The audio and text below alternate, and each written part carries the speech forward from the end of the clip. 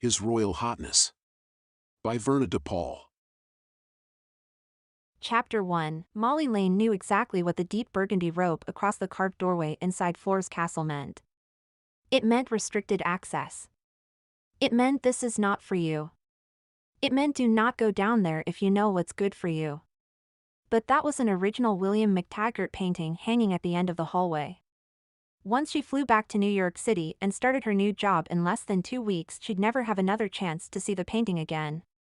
She glanced one last time at the group of iPhone-wielding, fanny pack-wearing, selfie-stick-armed tourists shuffling around the corner before quickly hopping over the deep burgundy rope.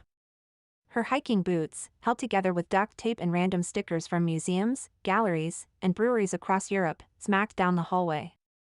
Every few steps, she craned her neck around the large hallway to make sure some armed and burly Scottish castle guard wasn't following her to lug her down to the dungeons.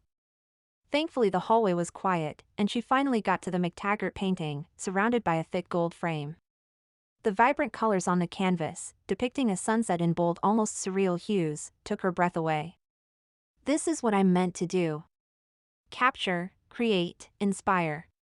But continuing with her art, her passion, wasn't meant to be. She wasn't William McTaggart. People didn't spend thousands of dollars on her paintings. If she only had herself to take care of, that would be just fine, but she needed money to help her father. Which was why, after this whirlwind trip was over, she was giving up her art and setting her mind to practical matters, which included a very practical corporate job. But that wasn't her yet. She fished through her sun-faded, mud-splattered, travel-worn backpack. Sticking a pencil stub between her teeth, she pulled out a bulging notebook stuffed with dried flowers and museum brochures and quick sketches on napkins and coasters. She fumbled for a clean page, passing memory after memory of her extraordinary art adventure through Europe. Paris, Barcelona, Prague, Amsterdam, Berlin. She'd seen oil and pencil and watercolor and clay and marble. Da Vinci and Brunelleschi, the Louvre and the National Gallery and the Prado. It was all captured in her notebook. When she returned to New York, she'd have it all with her. She'd keep it in the corner of her cubicle. She'd look through it on her lunch breaks or before she logged on in the mornings or right before she turned off the lights until the next day. Though, maybe she wouldn't. It would remind her of real art, real passion, real creativity. And she'd just be reminded that she was no longer any of those. Buried in her notebook, Molly was busy replicating the strokes McTaggart used to convey the setting sun's brilliance across choppy waters when she first heard the frantic clip-clopping of shoes on the marble floor. Those steps were approaching, and rapidly. She stuffed her notebook in her bag and, after one last glance at the painting to seal it in her mind, ran back toward the rope barrier. "There you are," a sharp, loud Scottish voice exclaimed. Just a few feet from the rope, Molly sheepishly turned and smiled at the man wearing a simple black suit and heading right for her. "I'm sorry," she started.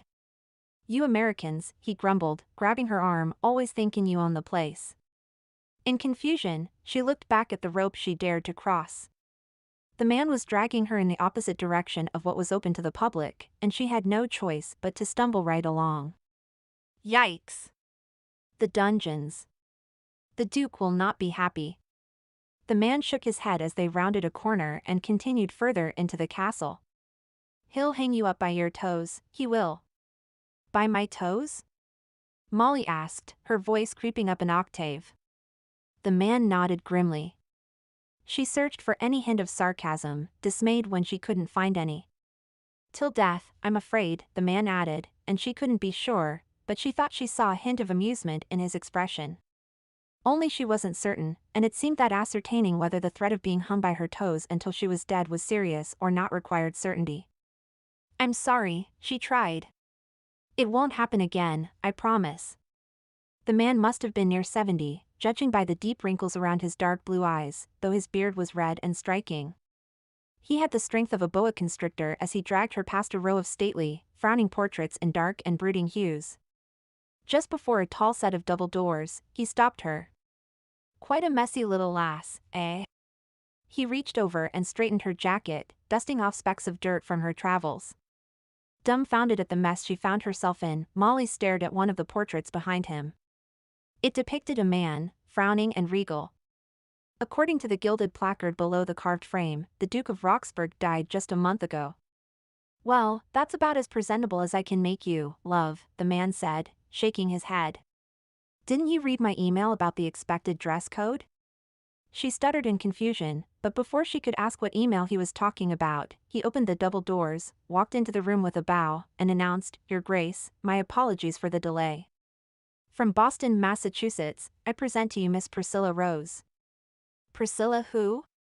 Molly backpedaled down the hall.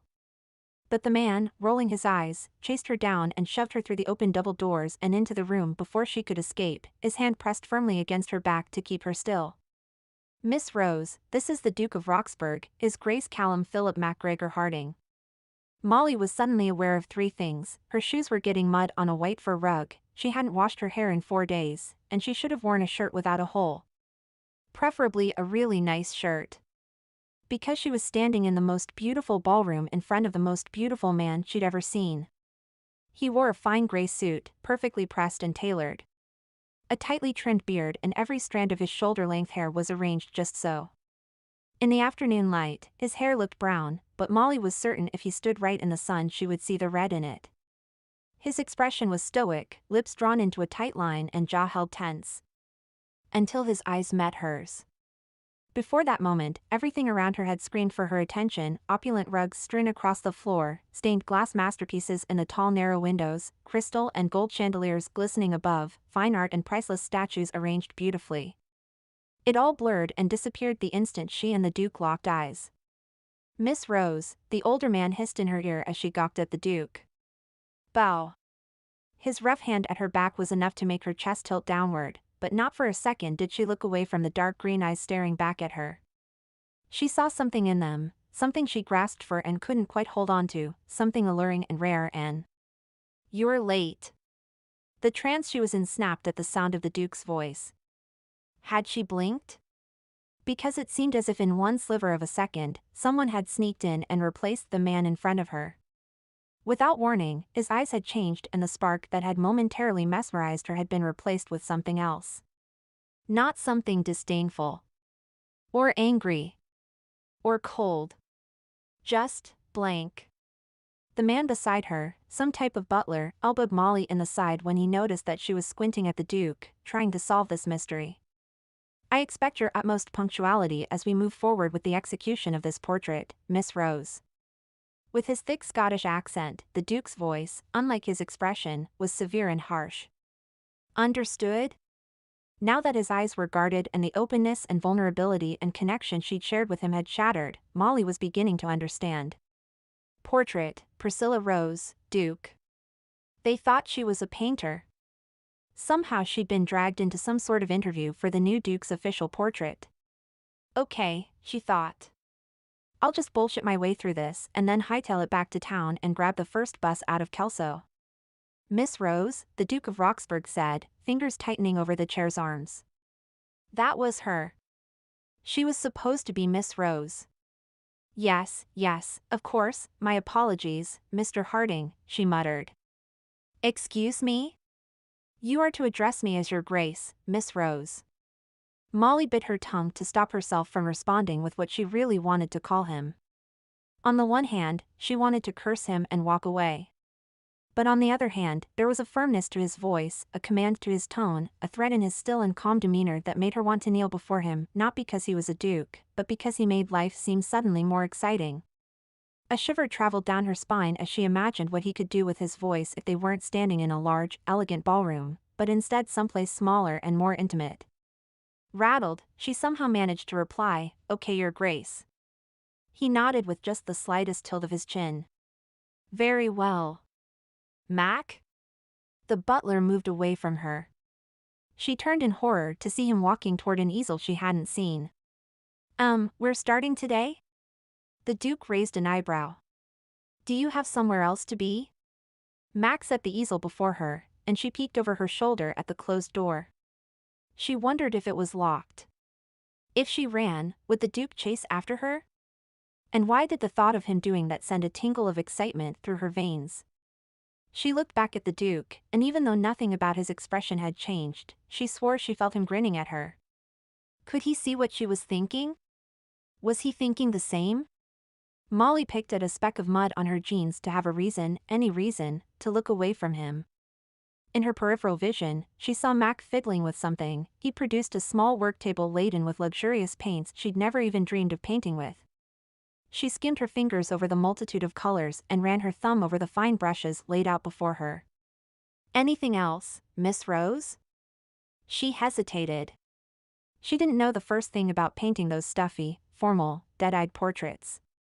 She painted wildflowers and saxophone players on the subway and light through a broken bottle rolling on the street and people dancing in their kitchens.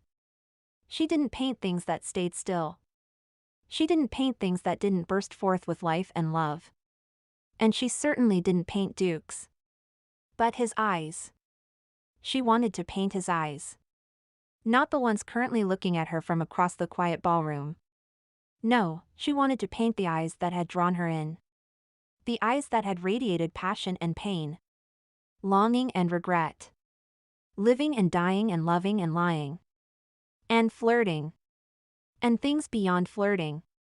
Because his eyes had vibrated with the energy of a man who knew what the words beyond flirting meant. And those eyes she could paint. Chapter 2. The American woman was wearing sticker-laden shoes and a dirty shirt, certainly not the outfit anyone should be wearing when meeting a duke. She had holes in her shirt and mud on her shoes and a backpack so tattered he was surprised it didn't burst open and scatter all over his fur rug. She certainly didn't look like a rich, famous, well-respected painter from the States. Her appearance screamed disrespect, just as she technically disrespected him when she'd looked straight into his eyes, not a hint of deference in their depths, and called him Mr. Harding. But Callum didn't care. She was beautiful. He was mesmerized by her curly, wild, shoulder-length blonde hair, freckles, and big blue eyes. 6 months ago, he wouldn't have stayed seated in his chair upon seeing her. Before his father grew sick and it was clear Callum would be Duke sooner rather than later, Callum would have pursued the lovely American. But as the new Duke of Roxburgh he couldn't. What makes you happiest in life, Your Grace? Upon hearing her question, he blinked in confusion. Having started painting, Miss Rose was half hidden behind the canvas on the easel, and every time she'd glanced over the canvas edge, he'd been startled all over again by his reaction to her, and he'd had to hold himself pin straight to not show it. This time she kept her gaze on him. "I'm sorry." Callum made sure his voice sounded strong and firm and controlled, despite how uncomfortable her question had made him. One side of her mouth tipped up, forming the slightest hint of a dimple. He wanted to kiss it. Happiness. "You know," she said, a hint of challenge in her voice. Smiles, laughter, warm and fuzzy feelings and all. What makes you happiest? Not being a duke, he thought automatically, but he mentally shook his head. He didn't know what it was about her that was making him feel so out of sorts, admitting so readily and so repeatedly, even to himself, how unhappy he was with the direction his life had taken. He needed to shut it down immediately. He cleared his throat and sat up taller in his chair. "That is not relevant or appropriate for the given situation, Miss Rose. Just tell me one little thing. A favorite childhood memory? Special road trip? Best friend? A great night out or something? I don't know, you're Scottish, so your favorite bagpipe song?" Surprised, Callum almost burst out laughing, but somehow managed to keep his composure. She pointed her paintbrush at him and exclaimed, "There." I saw a tiny, little smile. "I assure you, you did not," he murmured. "I saw something." "What was it? Remembering a best friend?" "Miss Rose, all you saw was a duke rapidly tiring of pestering, nonsensical, relentless questions. Please conduct yourself properly." Her paintbrush paused on the palette as she stared back at him. He saw it, how she wanted to tell him to go to hell, yet couldn't quite bring herself to do it. Knowing she was keeping as fierce a hold on her more passionate instincts fed his curiosity about her. The urge to have her, mark her, swept through him once more. His fingers clenched to stop his hand from reaching out for her. "Do it," he silently urged. "Yell at me, challenge me, unleash me from the restraints of my damn title and let me respond the way I want to respond to you. As a man, not a duke." Maybe she saw all that inside him, because her eyes widened and she ducked again behind the large canvas. One moment so bold. The other not. What an intriguing woman. He tried to remember everything he'd heard about her when his mother had selected her to paint his portrait. Graduate of Yale University.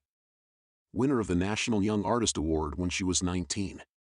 Owns her own studio in Boston. Traveled around the world to paint portraits of leaders from every major country. Well-respected, highly regarded, the pinnacle of professionalism. Shoot! Callum watched Miss Rose, the pinnacle of professionalism, bend down and swipe at a small drop of blue paint that quickly became a large smear on the white fur. "Don't rub at it, Miss Rose," Max said, stepping in. "Just leave it." At Mac's words, she seemed to travel the road from embarrassed to mortified, and Callum had to fight the urge to order Mac away. To tell Miss Rose to dump as much paint on the rug as she wanted.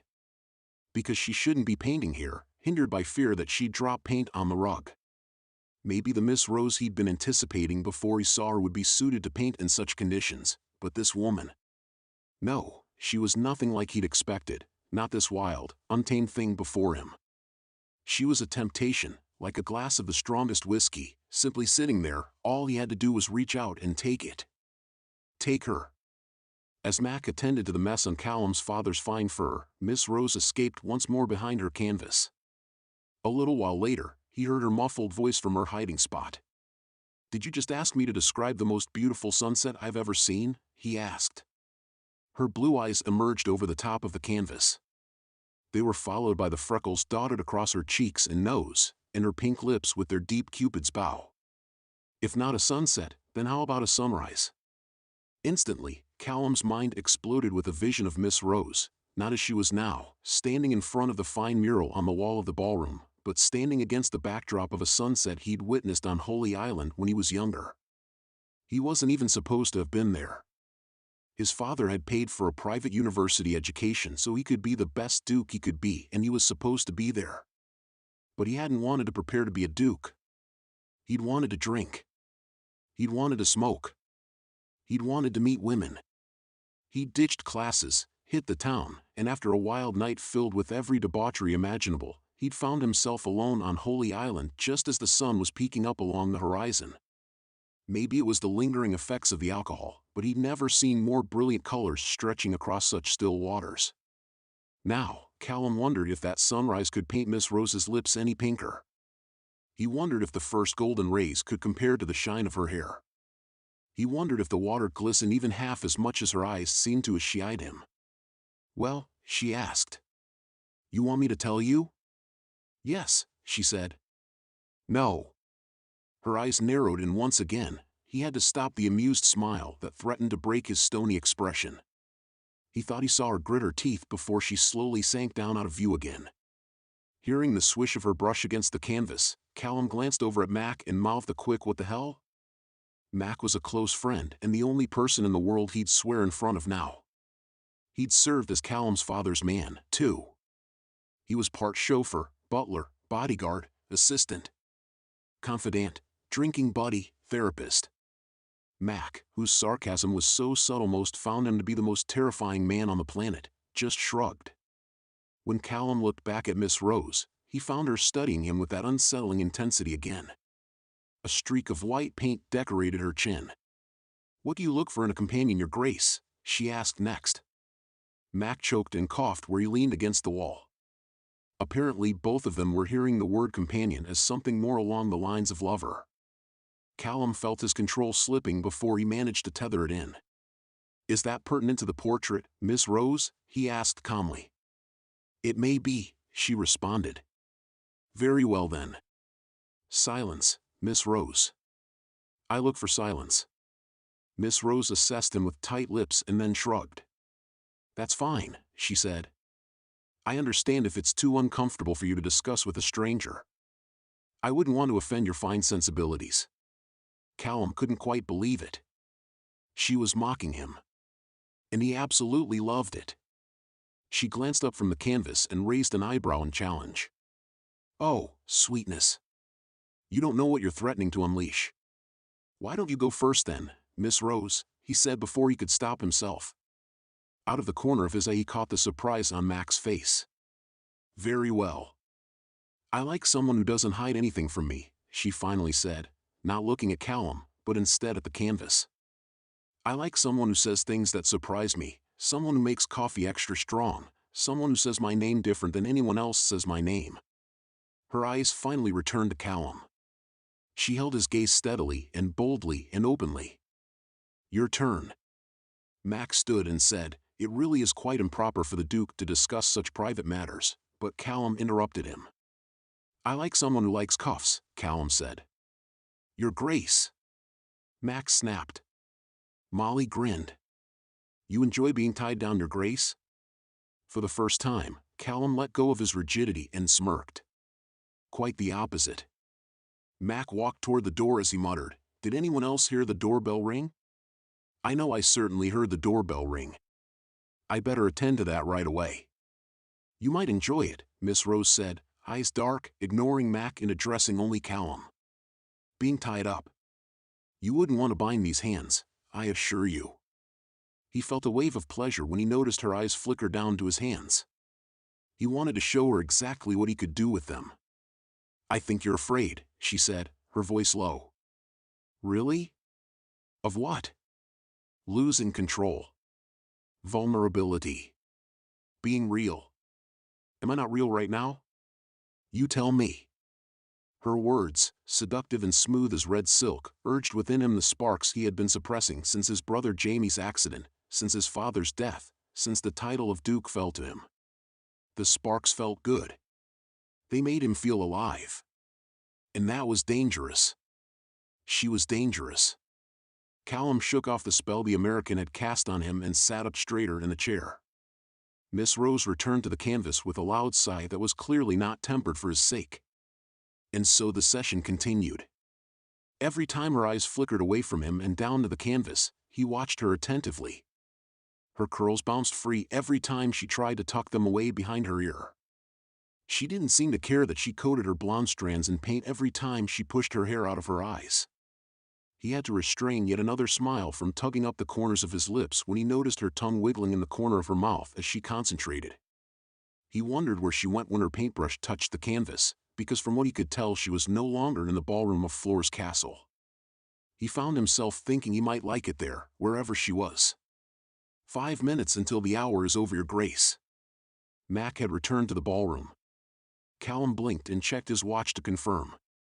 He couldn't believe it had been nearly an hour. We're done in 5 minutes? Miss Rose asked. For today, yes, Mac answered for him. Callum watched determination set the American's jaw. She put her hand on her hip, unaware her brush was going to drip more paint on the fur. What is your most cherished childhood memory? She asked. Which of your parents did you inherit those curls from? Was Callum's only response. He saw by her expression that he'd clearly taken her by surprise. Unfortunately, his gut twisted when he saw sadness shadow her expression. Inwardly, he cursed. He hadn't meant to hurt her.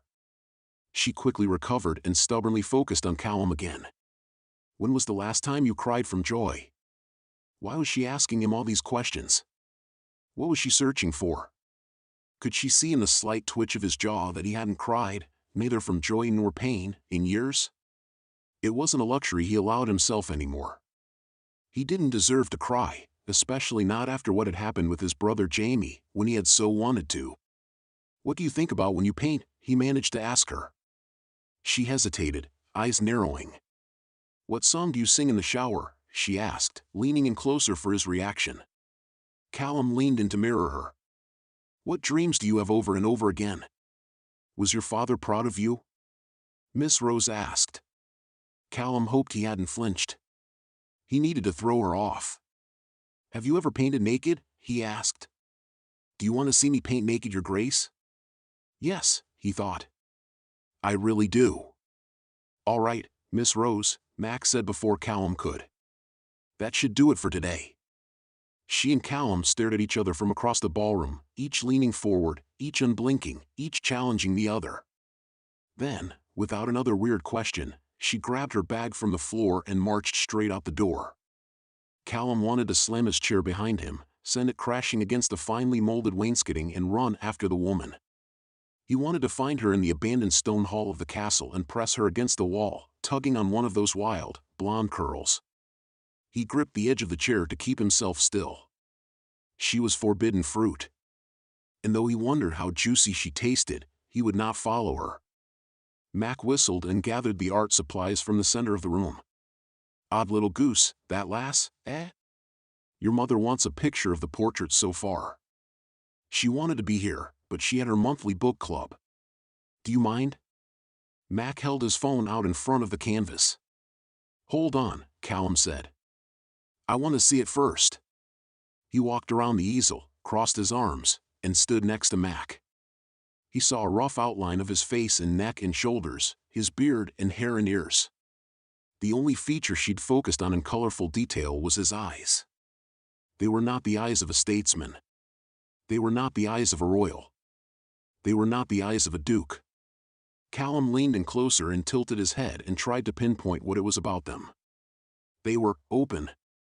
He saw a vulnerability he'd always wanted to hide, a sensitivity he'd always wanted to crush, a happiness he wasn't even sure he was capable of feeling anymore.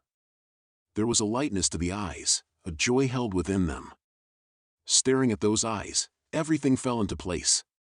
He understood why he was so surprised by the way this artist had looked. Why he was so uncomfortable by her decidedly personal questions. Why a renowned portrait painter created something as lively and bright and bold as those eyes. She wasn't a world-famous artist. She wasn't a professional. She wasn't a renowned portrait painter. He didn't know who she was or what she wanted or why she'd painted his eyes the way she had. But she was not who she was pretending to be. Well, Mac said, slowly, what do you think? I think I need to find Miss Rose. Chapter 3. As the churning gray sky spit tiny rain droplets down on her, Molly hurried down the dirt road leading from the castle to the small village of Kelso. She pulled her hood tighter over her hair, ducking her head and berating herself as her shoes crunched on the wet gravel. So stupid, she muttered. Why did you ask him those questions? But she knew why. She'd wanted to shock him. She'd wanted to see his eyes unguarded again. She wanted to see the wall torn down, the mask pulled away, the eyes of the Duke replaced with the eyes of the man she'd first seen. And what a man he appeared to be. Molly had seen the tension in the cords of his neck as he'd strained himself to stay in control. She'd wanted to paint them, to remember them, to touch them. He tried to appear cool and calm and collected, and to almost anyone else he would have, but Molly had sensed the restraint he was exerting.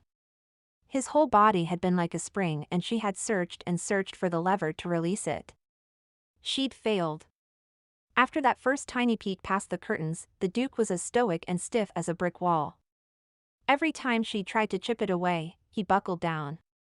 His lips drew tighter together, and his jaw grew tenser, and his fingers gripped the arm of his chair even more firmly. Really, he'd succeeded more in unraveling her than she had in unraveling him. She hoped he hadn't seen her attention slip toward his hands when he mentioned them. She'd known that's what he'd wanted and she'd tried to restrain herself, but her will hadn't been as strong as his, and now she was stuck with large hands roving over her. As she continued down the road, her eyes briefly fluttered closed and she could almost feel his hands on her. Where would he touch her first? All kinds of dreamy images. But that wasn't the only thing she imagined with him. He was so controlled. It intrigued her, the way he seemed to fight his baser nature. She wanted to know him and understand him even as she painted him. She wanted to talk to him and hear him laugh and listen to his stories. She had to fight the urge to turn around and find him. You're not Priscilla Rose, she reminded herself. You snuck somewhere you weren't supposed to and got caught. You need to get the hell out of here before they figure it out. Well, this wasn't the first time her heart had taken over the decision-making process.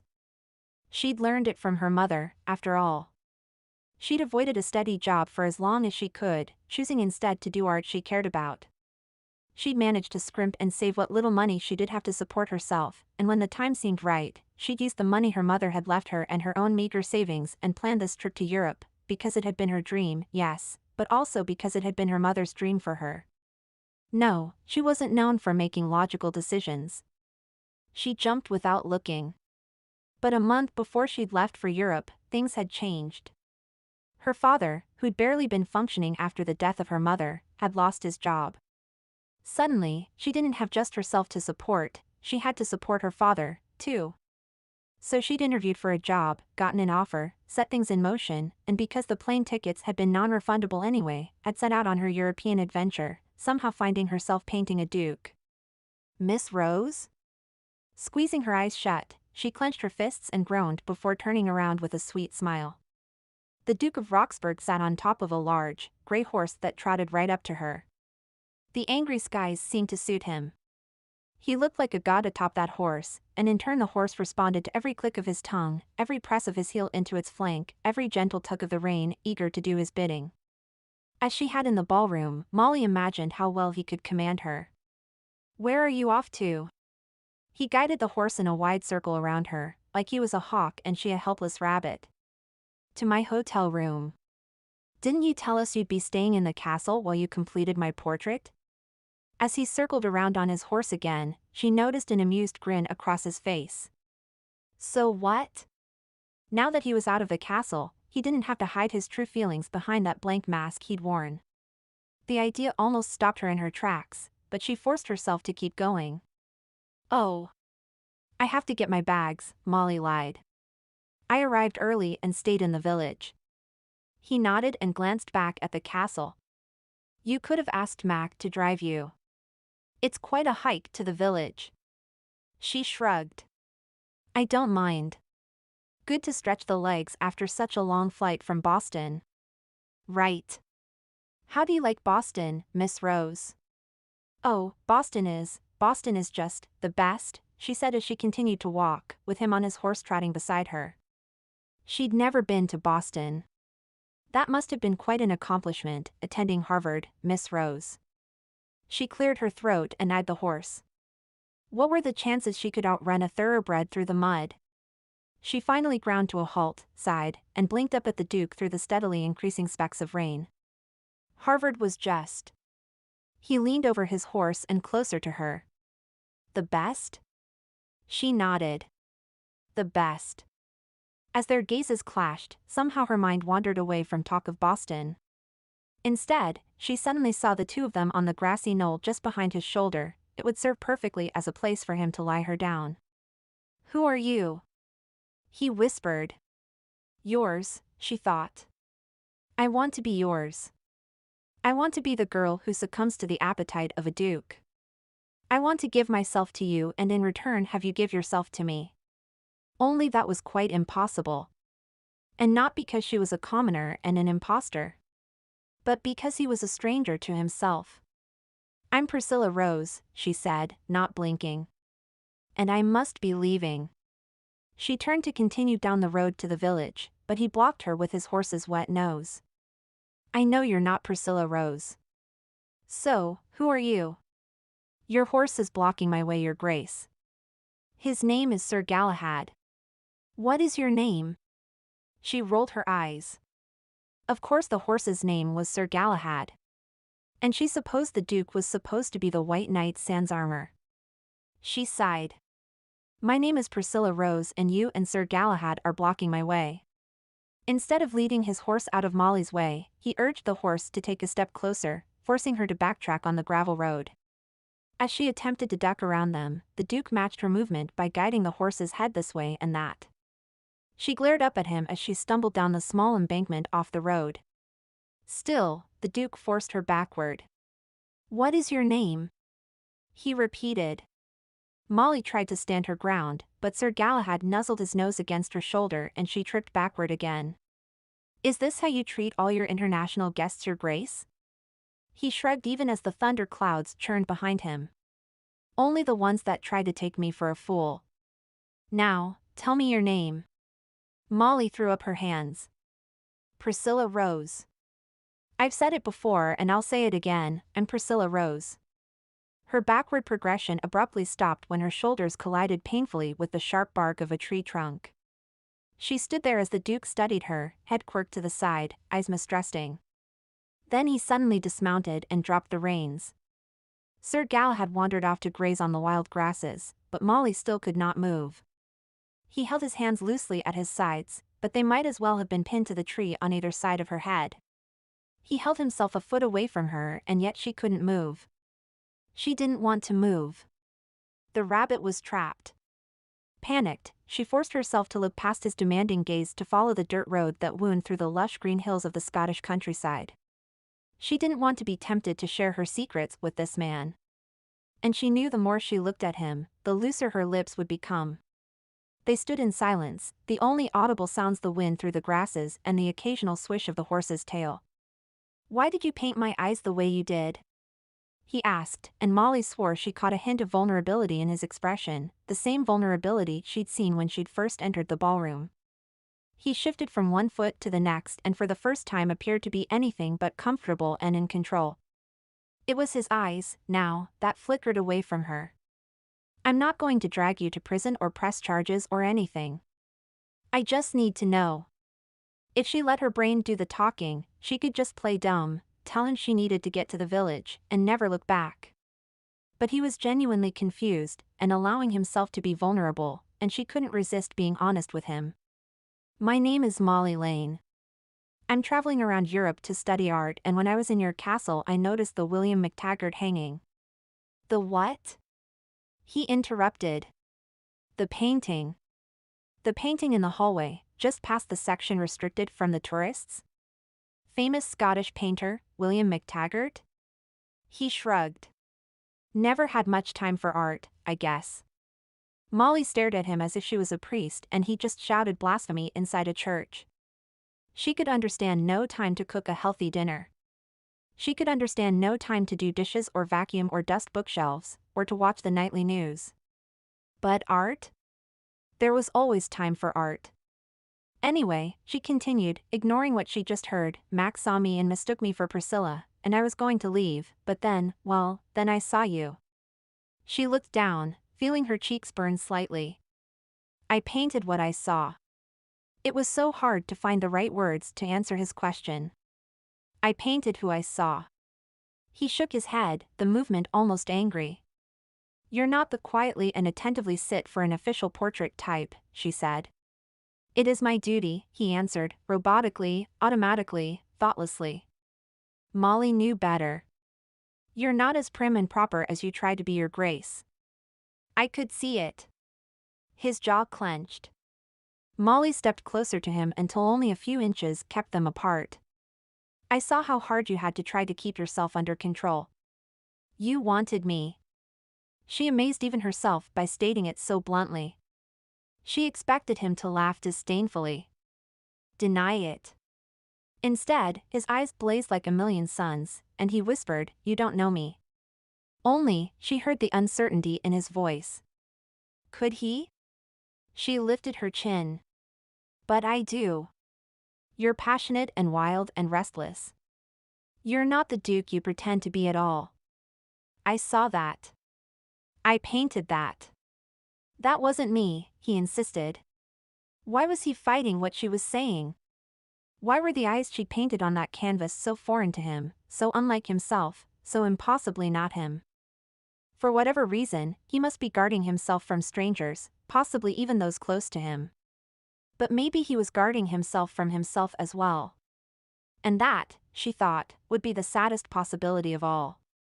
She tried to make what she wanted to say less insane than it sounded in her mind, but she kept fumbling for words.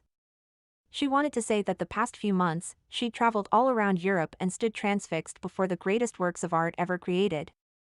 And she'd stood transfixed because the paint on the canvas, the clay molded on the stand, the watercolor streaked across the page, were each a part of that artist. To make art like that required opening yourself and pouring yourself into the art. Her mother, a talented and devoted artist herself before her death, had always told Molly she couldn't hide anything in art.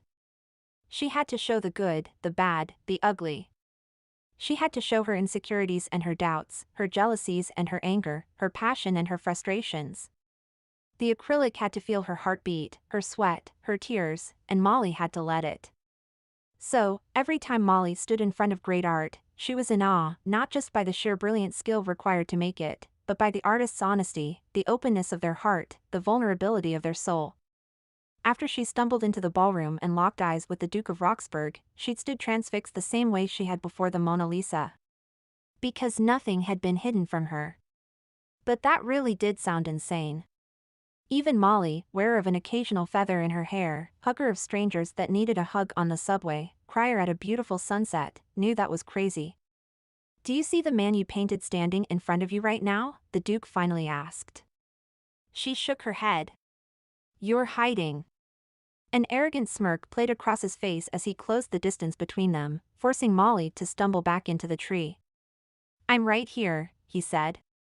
No, you're not, Molly insisted.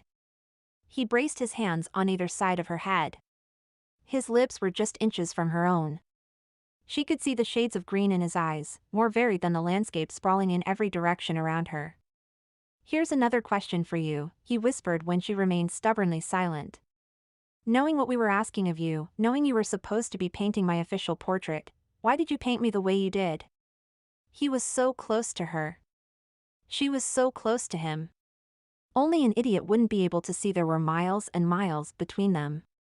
Just say I don't know, Molly. Do it and get away from him. Instead she said, I didn't have a choice. His eyes flared and his head lowered and she swore he was going to do it. He was going to kiss her. Then the steady drizzle from the darkening sky turned into a torrent of heavy, loud droplets. The sudden roar was deafening. And to her combined relief and dismay, the Duke stepped away from her. Chapter 4. The last thing Callum wanted was to cease his conversation with Molly. But getting caught in a torrential storm wasn't exactly the most appropriate time to argue. And there would never be an appropriate time for doing what he'd truly been about to do, which wasn't to continue their conversation, but rather kiss the hell out of her. It was as if the Scottish sky had frowned down upon the foolish behavior of its new duke and decided to douse him with a healthy splash of water to get his senses back. It was what he'd wanted since he'd first seen her. Every sentence that did not beg her to move closer was a hard-fought victory. Every movement of his hand that did not result in his fingers skimming under her thin t-shirt cost him more energy than running a full marathon.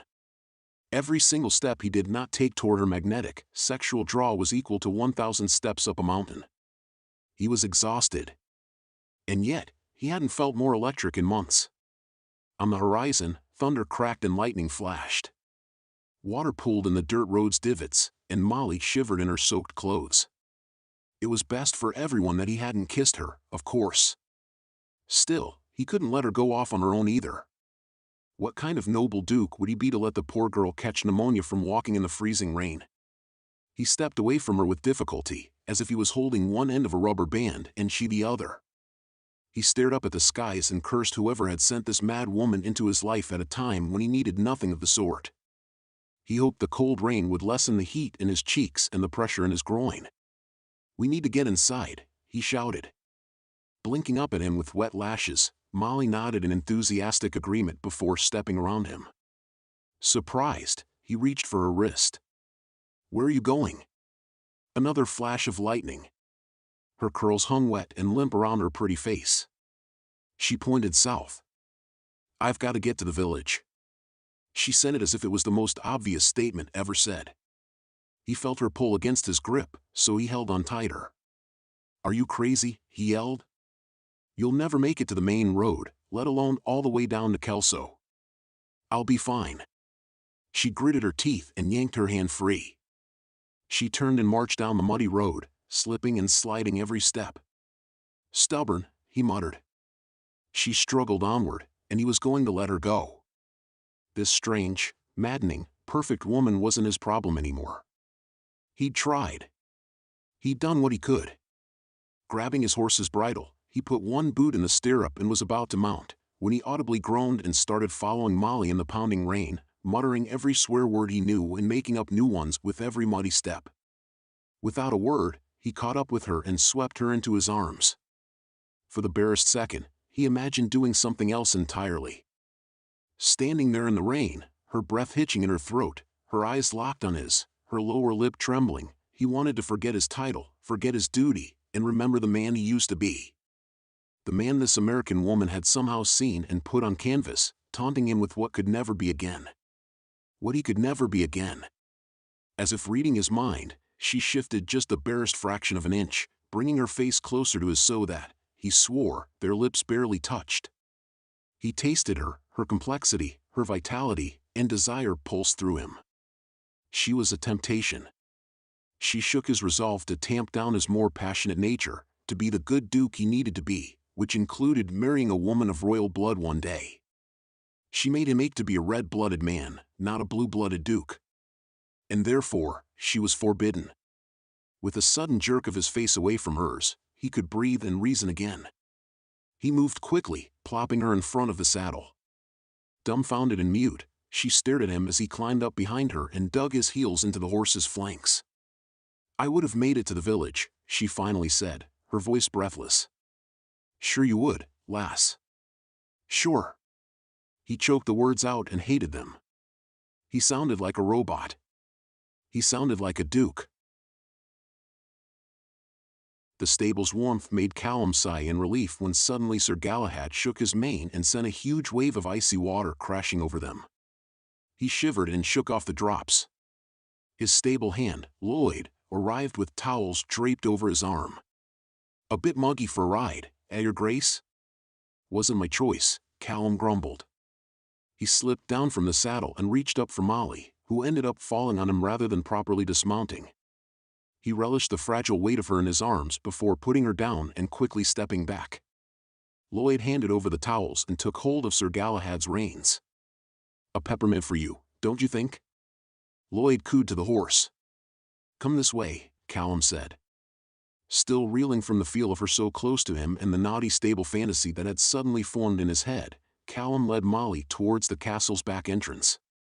They sprinted the short distance through the rain, and he politely held the door to the staff kitchen open for her to slip inside. "Your Grace," the three women in the kitchen greeted, barely looking up from the rolls of dough spread across the table. "How are you, ladies?" Even to his own ears, his voice sounded like an alien imitating what he thought a human should sound like. He wished he could be less awkward and more natural and charismatic, but he was so afraid that if he let his true self out, his natural impulsivity would run amok. All the staff had loved his father when he was duke, so he was acting just like his father had acted, strong and regal and firm. After a round of fines, Callum stood awkwardly in the kitchen next to Molly. She glanced at a large pot. "Is that split pea soup on the stove there?" she asked. "Very good nose, dear," one woman said with a smile he'd never managed to elicit from any of the kitchen staff after all this time. He believed her name was Barbara. "Fancy a bowl?" "We have to be going," Callum interrupted. "Happen to know where Mac is?" The women's chins returned to their chests and their hands to their dough. "Last seen him with the doorman," one of them, Tina he believed, answered. Callum strode right out of the kitchen. Out in the hallway, he didn't hear Molly's steps behind him, so he stopped and turned around. The hallway was empty.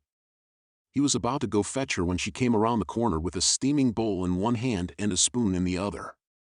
"I thought you wanted to get to the village?" he asked, grumpily watching her swallow a spoonful of soup. "I can't turn down food," she answered. "That's rude.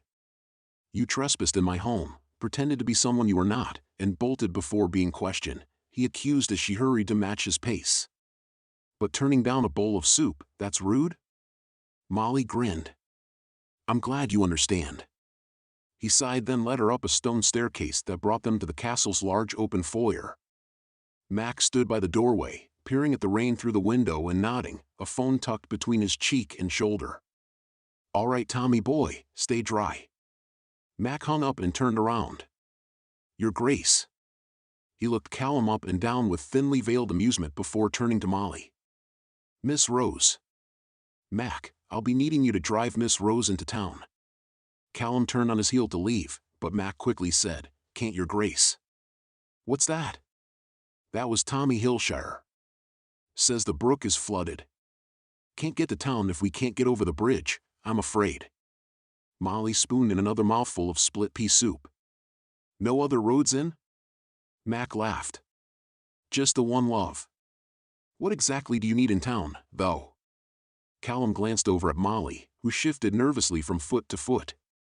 "Oh, well, I just wanted to see the sights." "The sights of Kelso?" "Yes?" Inside, Callum smirked at how she'd made the word a question. "In the pouring rain?" Mac continued mercilessly. "Sure," Molly said cheerfully. Mac crossed his arms and chuckled. "The only sight worth seeing in Kelso, love, is the pub, and we've got plenty of beer here." I've set up your room as you asked in your email. His Grace can show you where it is, Miss Rose. Callum shook his head at the same time Mac was starting to walk past them, presumably to leave them alone. Mac, I have the meeting with the town council. Cancelled, Your Grace, Mac said. They can't get to the castle because of the bridge. Callum then blocked his butler's path, noticing that Molly was watching in silent amusement. Can't you show her? He whispered. He didn't trust himself to be around her a moment longer. Within the span of a few hours, he'd come dangerously close to losing his control. She brought out every natural inclination he had to be extremely un-Duke worthy. He had to go cold turkey, just like had when he'd thrown out all his whiskey. The rain would let up in the morning. She'd leave and temptation would be gone. But he had to survive until the morning. Sorry, Your Grace, Mac said. I have things to attend to. Things? Callum challenged. Mac smiled and patted his arm. Things, Your Grace. He pushed Callum aside and strode from the foyer. Seems we can't get away from one another, she said. Indeed. He sighed. Follow me. He kept his gaze straight ahead as they climbed the grand staircase, even though her hair, bright and golden, beckoned him like a flame. Finally, outside the guest chamber Mac had prepared for Priscilla Rose, Callum stopped. Here you are, he said. Thanks. She handed over the empty soup bowl, and he automatically took it. He couldn't remember the last time someone had handed him a dirty dish. She pushed open the door and dropped her soggy bag on the floor. Do you know how to start the fire? He'd already turned to walk away when she asked the question. He was about to say he would fetch Mac to light the fire for her when he noticed she was holding her arms around her chest and a small quiver shook her petite frame. Every Scottish boy comes out of the womb knowing how to start a fire, he said, closing the door behind him, hoping he wasn't making a mistake. Molly laughed. Is that so? What else do they know? Callum liked the sound of her laugh. Well, there's hunting bears, of course. She giggled. Of course. And playing the bagpipe, as you mentioned earlier, and singing sad songs, and, the greatest power of all, charming women. Now why the hell had he gone and said that? Molly looked at him from across the room and said quite seriously, I don't doubt that. A silence fell between them until each of them eventually averted their gaze. Callum awkwardly looked around for someplace to set the soup bowl. As he set it on the mantel, it occurred to him that he hadn't lit a fire since he was a child camping with his father in the deep, dense forests of their land. Those had been rare occasions, when it was just the two of them. He'd cherished those quiet moments. Callum remembered looking over at his father seated on a fallen log and thinking he was a giant among men. It felt truer than ever now. His dad's footsteps were too big to fill. Callum grabbed the matches. After rearranging the firewood, he cupped his hand over the kindling and coaxed the tiny flames up. Soon, a fine blaze glowed in the stone fireplace. He rotated on his heel as he turned around to show Molly. She was facing away from him. She still wore her pants, but she'd shed everything on top and dropped them on the floor. He clearly saw the pale, smooth skin of her lower back as she struggled to put a sweater on. He sucked in a breath, and she looked at him over her shoulder, blushing. Her attempt to get the sweater on grew more desperate. I'm sorry. I thought it'd take you longer. I'm rather glad it didn't, he said, but he forced himself to turn away, giving her the privacy she needed, until he heard a muffled, darn it. Looking back, he saw Molly with her head trapped in one of the sleeves of her sweater. Her fingers clawed at the thick weave as she searched for the opening, but she didn't seem to realize the problem. May I help? He asked. His question stilled her frantic movements. She was still facing away from him, her body appropriately hidden from him except for her bare back and part of one shoulder. He almost bit his fist in agony at seeing even that much of her. Okay, she whispered. He approached her slowly, cautiously, every warning bell in his mind blaring to turn around. She stayed perfectly still, like a frightened fox caught in a snare, as he guided the sweater sleeve off her head. It left her hair a tousled mess. Gently, he helped tug it on. Molly's head emerged, hair stuck inside the neck of the sweater. She pulled it loose. For a moment, they both stood there, frozen, with her still facing away from him. This was exactly the type of situation he needed to avoid. He cleared his throat then said, "Good night, Molly." He headed toward the door but stopped when she spoke. "You could have acted on your attraction to me, but you didn't." "Not because I didn't want to," he thought.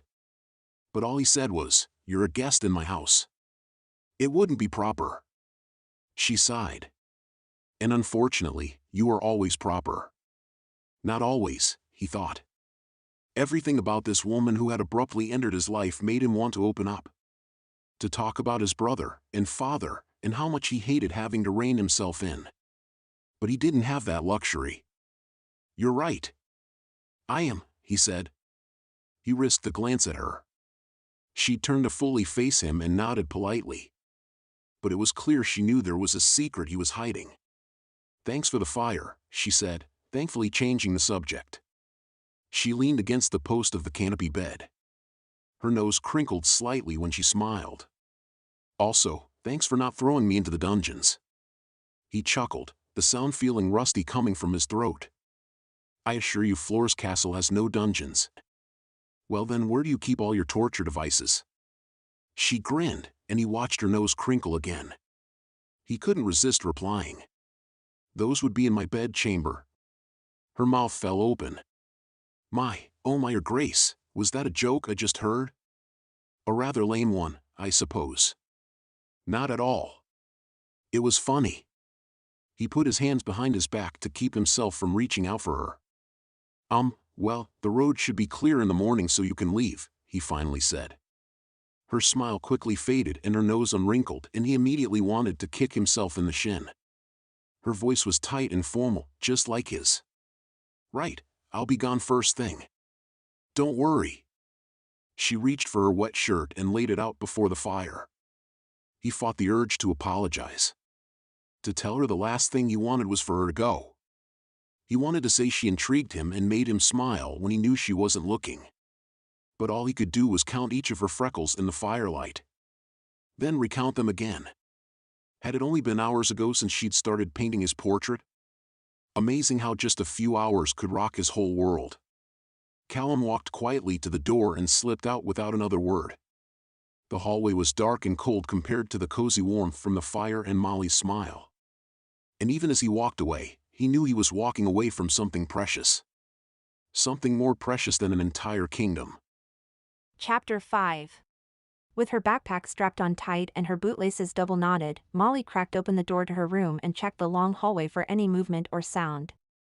Early dawn rays filtered through the tall windows at the end of the hall and lit up the burgundy runner covering the stone floor. Silence. Wincing at the door's groan as she eased it open further, she slipped outside and tiptoed along the rug. She kept reminding herself that she wasn't a prisoner, but she still preferred to escape the castle without being spotted. As she'd learned the day before, her lying capabilities ranked right up there with her algebra grade, D+, thank you very much, Mr. Lapson, and cooking skills, thanks for the bill from the fire department after her burnt lasagna set off the alarm. At the corner before the stone staircase, she pressed herself against the portrait of the 6th Duke of Roxburgh and slowly peeked down. A maid crossed the hallway below, and then it was quiet and empty. A sticker was peeling off her left shoe, because as she descended, each step made an echoing smack, smack, smack. One quick look both ways on the next level and then she jogged to the grand staircase leading to the castle's main foyer. She couldn't believe that for a minuscule moment the night before, she'd contemplated actually staying to paint the Duke's portrait, assuming he'd let her. It had been right after she'd wrestled her soaking t-shirt from her freezing chest, tossed it to the floor, and reached for her change of clothes. Right after she'd reached for her sweater and had trouble tucking it on. He'd helped her, opening up the possibilities to so much. But in the end, reality came crashing down when he made it clear that all he was really concerned with was when the weather would clear and she could leave. It was for the best, she reassured herself as she hopped down the grand staircase's last 2 steps and ran right to the large front doors. She had her father and her new job waiting for her, real adulting to do. Playing around with a handsome duke in make-believe land would have been fun a few years ago, but not anymore. She had to be responsible and realistic. She flung the front doors open and immediately yelped as she came face to face with the barrel of a shotgun and the glazed-over eyes of several pheasants. "Oh, you must be the American then." An older woman in a tweed blazer and tall leather riding boots pushed past Molly. She handed her gun and the dead fowl to a man in a dirty apron who'd suddenly appeared behind Molly and made her jump a second time. The woman pulled her working gloves off before extending her hand, palm down, toward Molly. Unsure if she was supposed to kneel or bow or kiss her hand, Molly awkwardly took hold of the woman's fingers and shook. The woman raised a severe eyebrow at her. "I am Joanna Harding, the Duke's mother," she said. "And you are Priscilla Rose from the States?" Yep." Molly glanced around the woman at the now closed front doors of the castle before forcing a smile for Joanna. "I guess that would be me." Joanna studied her for a tense moment. "You look different than your professional picture." "Less." Molly smiled weakly. "Less professional?" "Yes, I guess. I don't travel well." Well, we can walk together to the ballroom." She took Molly's arm in hers. "Callum should be waiting." Once again, Molly looked over her shoulder at the doors, thinking of the path to freedom that lay just beyond them. Then they turned a corner and the doors disappeared. Her escape route vanished just like that. Light through the ballroom's stained glass windows slipped into the hallway as they approached. Molly bit her lip. She was yet again about to come face to face with the Duke. "Oh, goody," she mumbled. "Speak clearly, child," Joanna corrected. "Okie dokie." She was about to come face to face with the man she wished hadn't been so proper last night. Is that what the Duke's mother desired to hear? Last night, she dreamed about him in intricate detail. Of course, the details had all been of her own imagining, but as an artist, she was pretty certain she'd be spot on in all the details. She could recount those descriptions quite clearly for Joanna, but Molly was pretty sure the Duke's mother wouldn't appreciate it, so she kept her mouth shut. She felt her cheeks warm as she heard the Duke's voice conversing lowly with Mac. "What was it you said, dear?" Joanna asked in exasperation. "I said, I'm honored." Molly felt the butterflies in her stomach as they neared the ballroom doors. "I'm honored to be here, painting the Duke's portrait." Joanna pierced her with a look. "That's what I thought you said." He wanted me, Molly thought. I knew it. He knew it. Mac probably knew it. Everyone knew it except maybe the Duke's mother, who wouldn't stop chattering. "We were so impressed, Miss Rose, that you studied art theory at Yale," Joanna said about halfway through the second portrait painting session. Molly peered above her canvas, glaring at the Duke of Roxburgh. Yale, not Harvard. But he didn't so much as smirk at the knowledge that she'd failed his little test so spectacularly. Because he wanted her, but he was doing everything he could do to hide that fact. He sat as stiff as a board in his chair across the ballroom as Molly painted. He couldn't quite control his fingers though, they drummed restlessly against his knee, pinky, ring finger, middle finger, pointer finger, again and again. It was driving her crazy. It was the only movement he would allow himself. He kept himself wholly from her, for reasons she had yet to free from his guarded heart, but in the drum of his fingers, Molly could see that he wanted more. His shoulders were as they should be, drawn back, straight, proper. His chin was held high, his hair arranged so every strand was in place, his feet flat and unmoving on the floor and not moving to sweep her into his arms and carry her away. As they should have been. Yes, everything about the Duke's appearance, demeanor, and body language was exactly how his mother, sitting along the wall, should have expected it to be. But his fingers could not be held still, they could not listen to the command of his self-control, they could not stop yearning to be closer and closer to her. Molly could feel it in the air. He wanted to shove aside the easel, point at the door and demand everyone leave, grip tightly the back of her neck and drag her close. But they wouldn't, those restless fingers. And that was what was driving Molly crazy. It didn't help that it was much harder than she'd thought it would be to play at being a world-famous artist again. Every time she moved her dirty hands to wipe them across her pants, she caught Joanna's curious glance and reached instead for the towel Mac provided. She held the palette carefully under her brush as she painted, to avoid dropping more paint on the white fur beneath her. Did any artist really paint over a white surface, let alone expensive white fur? That's what old drop cloths were for, at least in a studio. Then again, Molly was used to dragging her art supplies to Central Park and painting under a tree or squeezing into the broom closet she'd made into her studio or lugging a stool down the subway stairs and painting the passers-by. "Is that your tongue?" Joanna asked after Molly had finally focused on the canvas instead of how she held her shoulders or chin or paintbrush. "Oh, yes, sorry," she answered. So apparently professional artists weren't even supposed to be human enough to stick out their tongues when they concentrated. "Great. Just great. Professor Artullo sends you his highest regards," Joanna continued later. "Very impressive." "Thank you, ma'am," Molly said, studying the Duke's trimmed beard. Only 30 more minutes of this, and then she'd be able to disappear again. Done with the tension hanging between her and the Duke, who was thankfully oblivious to his mother as she flipped through her newspaper. She could also quit the game they were both silently playing. Every time Molly looked up she'd see the Duke's eyes dart away from her, and every time he caught her looking at him she'd do the same. It was like a charged game of tag, where no one could touch anyone and no one admitted they were actually playing. But the sound of the Duke's groan the night before, when she'd been wrestling with that infernal sweater, still made her knees weak. It had been a sound of such desire, yes, but also of such restraint. So powerful and raw and primal, and yet so reined in, held back, caged up. On a school trip to the Hoover Dam, Molly had wondered what it would be like to stand at the base of the dam's massive wall as the concrete split and then crumbled, as the waters flooded over her. She'd felt much the same then, the same shivers down her spine, the same heated rush through her veins, the same nervous, yet excited pounding of her heart, when she heard the groan from the Duke's seductive lips. To feel that power unleashed. To be powerless to its all-consuming strength. To drown in his no longer controllable passion. Molly's brush moved faster across the canvas as she reveled in the image. Her strokes became less refined, less precise, and increasingly more wild, more violent. Her hand moved no longer under her own will, but under the need and desire that made her fingertips tingle. She painted the Duke as she knew him truly to be, a force that not even the strongest wall of concrete nor the largest well of self-control could forever hold back. As the paint stained the canvas, she desired more than anything to be the first crack in the dam that echoed out for all to hear. "Miss Rose?" Dimly, Molly became aware of Joanna peering over the top of her glasses, her eyes glancing between Molly and her son. "Callum, darling, you're going for your school visit down in Kelso today, aren't you?"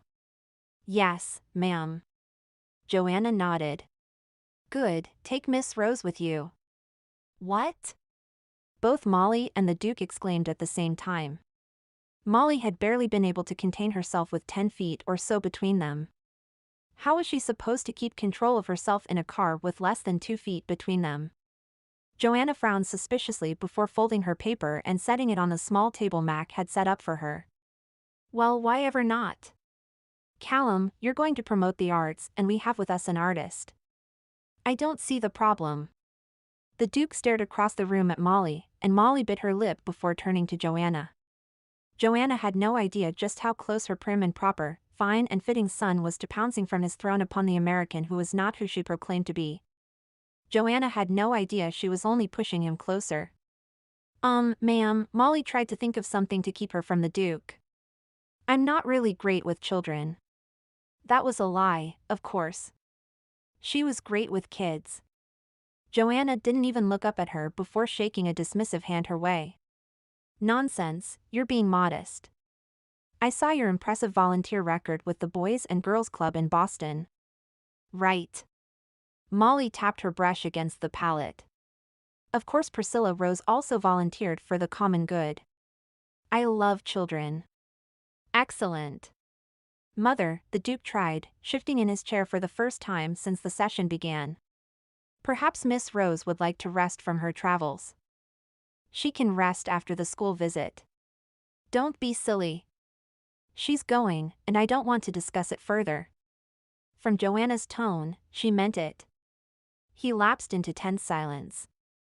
Molly returned to the portrait and resigned herself to one more afternoon with him before leaving. What could it hurt? As much as he wanted her, he had made it clear he wanted her gone, too.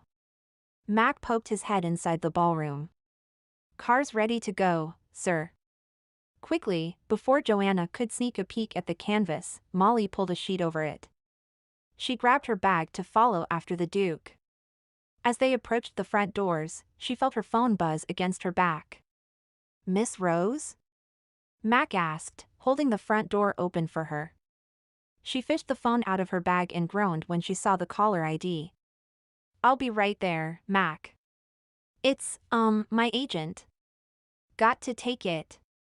Mac nodded, and she answered the call while ducking around the corner into the empty hall. "Hello? Molly, it's Joey." "Joey at Brooklyn Self-Storage on 19th and Elm?" Yeah, hi Joey." Oh, she knew what this call was about.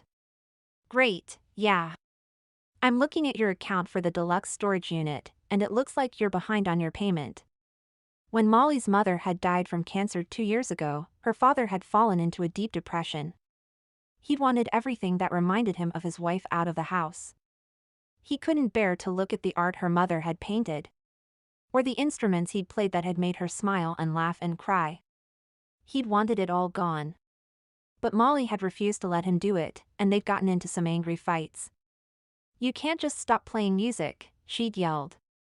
"That's not what Mom would have wanted." "Mom's not here, Molly," he'd yelled back just as loud. They'd both been breathing heavily with fists clenched and faces red. Her father had swiped his hand over his face and sighed. "She's not here," he'd whispered. Then she'd heard his bedroom door click shut, and it was the last argument they had about it. Just as he'd told her to do, she'd removed everything from their tiny apartment. Only she hadn't told him she'd rented a storage unit. She hadn't had any other choice. It now held all that was precious to them inside it, and someday she knew he'd want it back. Before she'd left for Europe, she'd mailed a check not only for the current month's rent, but for the subsequent months as well. Obviously she'd be gone and didn't want to take the risk of not sending the next payment in, and that way she'd have plenty of time to earn her first paycheck at her new job before she had to pay the next monthly installment. She told Joey exactly that. "I'm sorry," he replied. "I don't have any record of you having made those payments. But I made them. I mailed the check to you before I left. It must have gotten lost. I'm sorry to hear that, but I don't have the payments, and now you're 2 months behind. Per the terms and conditions of your plan, if you're behind on 2 months' rent, we can seize the contents of your storage unit and sell it at auction." "No!" Molly exclaimed, thinking of her parents' things going to strangers.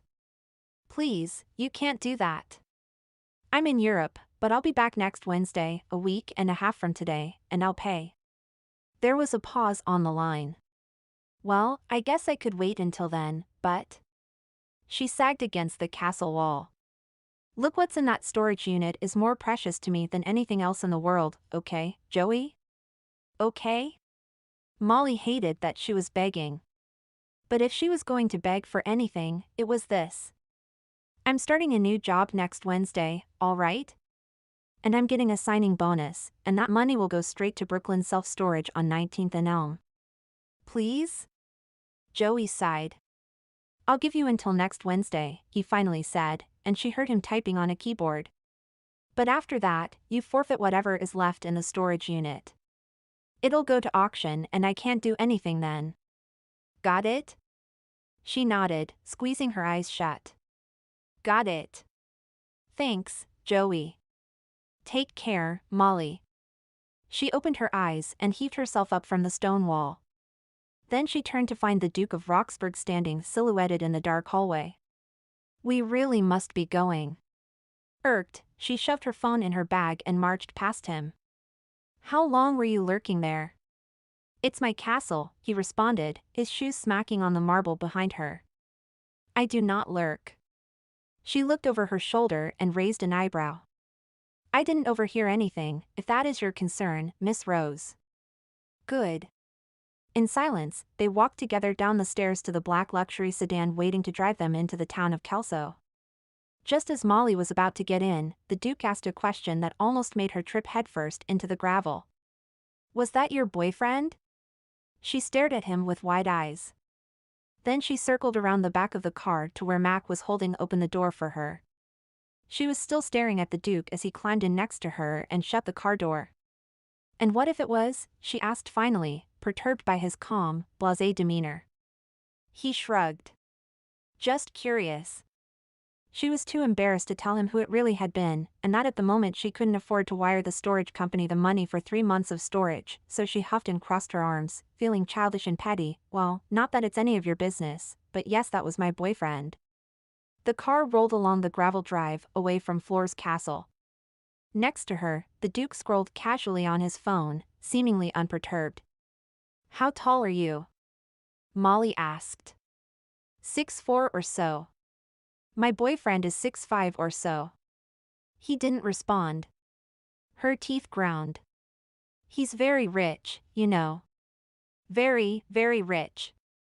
He turned to her and gave her a smile. Wonderful, Miss Rose. His attention returned to his phone, but Molly continued to frown at his perfect, handsome profile. What's above a duke? She asked. A prince, he said, not looking at her. My boyfriend is a prince, she said. He clicked off his phone and leaned his head back against the headrest before closing his eyes. I eagerly await my invitation for the wedding in the mail. Molly rolled her eyes and watched the emerald green hills roll by. She didn't want to date a prince. Hell, she didn't want to date a duke, either. Though it would be a refreshing change from the $150 scarf-wearing, Nietzsche-quoting, next Picasso men she dated in New York City. Really, she just wanted someone who was open. Someone who would strip everything away, all the pretense, the charades, the guards, and just be. Molly wanted someone who showed as much of their true self as the art she loved so much. She wanted a Michelangelo's David. Not a filtered to hell Instagram shot. She glanced over at the Duke. She thought she caught a glimpse of what she wanted in his eyes before. In the ballroom, on that first day. When he'd backed her into that tree. When he'd stared at her in front of the raging fire he'd built. But she'd been wrong. Every time, she'd been wrong. Chapter 6. At Kelso Primary School, Callum paced the small cafeteria's linoleum floors.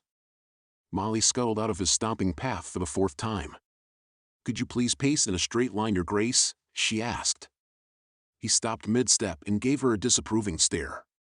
Not so much because of her cheeky comment, but because of the way she'd used his title. Of course, he'd told her to call him that, and it was the proper thing given she wasn't his family, close friend, or lover, but for some reason he wanted her to call him by his given name. Just once, he wanted to hear Callum slip from her lips, and not just when she was being sassy, like she'd been just now. He wanted to hear it from her lips in a whisper. In a moan. In a scream. That would be like music to his ears. Of course, he couldn't say that. He could barely admit it to himself. Ignoring her, he twisted on his heel and marched back the other way.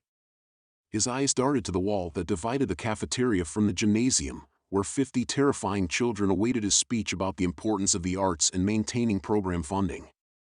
He was comfortable giving a speech at the finest clubs to the most serious and formally dressed men and women of state, but children made his brow sweat, his feet restless, and his stomach churn. He imagined their tiny fingers, their snotty noses, their curveball questions. You have no cards? Molly asked. He pulled a stack of numbered cards from his jacket pocket, making Molly nod and grin. He found her mischievous and playful grin infectious, but he kept his face stern and tight. In fact, he thought, he shouldn't refer to her as Molly, not even in his own thoughts. Molly had the wild, daring eyes and wet curls in the rain. Molly had dimples in the small of her back, skin soft and warm in the firelight. Molly wore a white fisherman sweater and looked gorgeous in it. Of course, Callum said, glancing around to make sure no one had heard his slip-up. No cards, and sure I'll say what I'm supposed to, Miss Rose. She stood on her tiptoes to sneak a peek at the fine letters printed across the cards, but Callum tucked them tightly to his chest. They're kids, Your Grace. She stuffed her hands into her pockets. Just speak from the heart. He scoffed, and she raised an eyebrow. They won't know the difference, he insisted. There was no hint of joking in her voice when she responded, they most certainly will. He wished she wouldn't say things like that. Things that forced him to stop and look at her more closely. Things that caused every thought to rush from his mind and leave only her words, spoken so softly, so sweetly, so purely, on loop until he could no longer forget them even if he tried. They were things no one else ever said to him, spoken in a manner no one else used around him. They were words that made him want to lay in bed with her. He could imagine himself listening to her in those magical, sacred, whispered words for hours. She intrigued him. Her persistence in knowing him intrigued him. Her mischievous grin and wild curls intrigued him. Her life intrigued him. Callum shouldn't have listened in on her conversation earlier on the phone, but he had, wanting to know more about her. Hence, he'd heard her difficulties with paying for a storage unit. He'd heard her promises to pay based on a new job.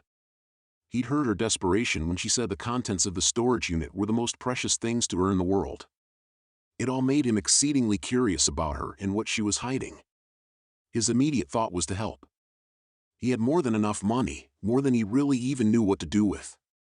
Gone were the days where he could spend it on expensive, boozy nights out or low-cut, designer dresses to rip off of whichever girl he was with that week, or private jet weekend getaways to Ibiza or the French Riviera or the Maltese Joanne Ann's. As such, he could pay for Miss Lane's storage unit instead. Surely it wouldn't cost much. But Callum feared he'd be willing to pay anything for her. As much as he tried to repress his feelings, he cared for her, even as he tried her patience. Paying, however, required admitting that he'd eavesdropped and, even worse, admitting the truth that he did indeed care. And so, to save her pride, and his own, he had pretended to have found her as she hung up the phone, pretended to have barely heard anything. Callum glanced over at her in the small cafeteria as she doodled in a notebook, its spine barely hanging on. What was it, he couldn't help thinking, that was most precious to her in the whole world? Just then, the prim and proper school administrator cracked open the side door to the gymnasium, interrupting Callum's thoughts. "We're ready for your grace," she whispered. Wiping his sweaty palms against his pants one last time, Callum, followed by Molly, headed right into the gymnasium. Immediately, he was aware of every pair of young eyes trained on him as if he was a field mouse being watched by a flock of hawks. He straightened his shoulders and adjusted his tie, clearing his throat when he reached the microphone. "Good afternoon, children of Kelso Primary School," he started. The silence was heavy and obvious. He cleared his throat again. One little boy sitting cross-legged in the front row turned and whispered to the girl next to him. They were going to revolt against him, Callum thought. They were going to band together and rush him, and he'd be powerless in their tiny, grimy hands. He gripped the podium.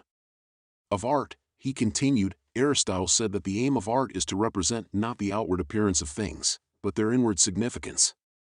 A few giggles traveled through the rows of seated children. Callum gripped the podium tighter and stared down at his note cards. "And so, children, art is therefore a way for us to study the inward significance of ourselves, our fellow man, and our society.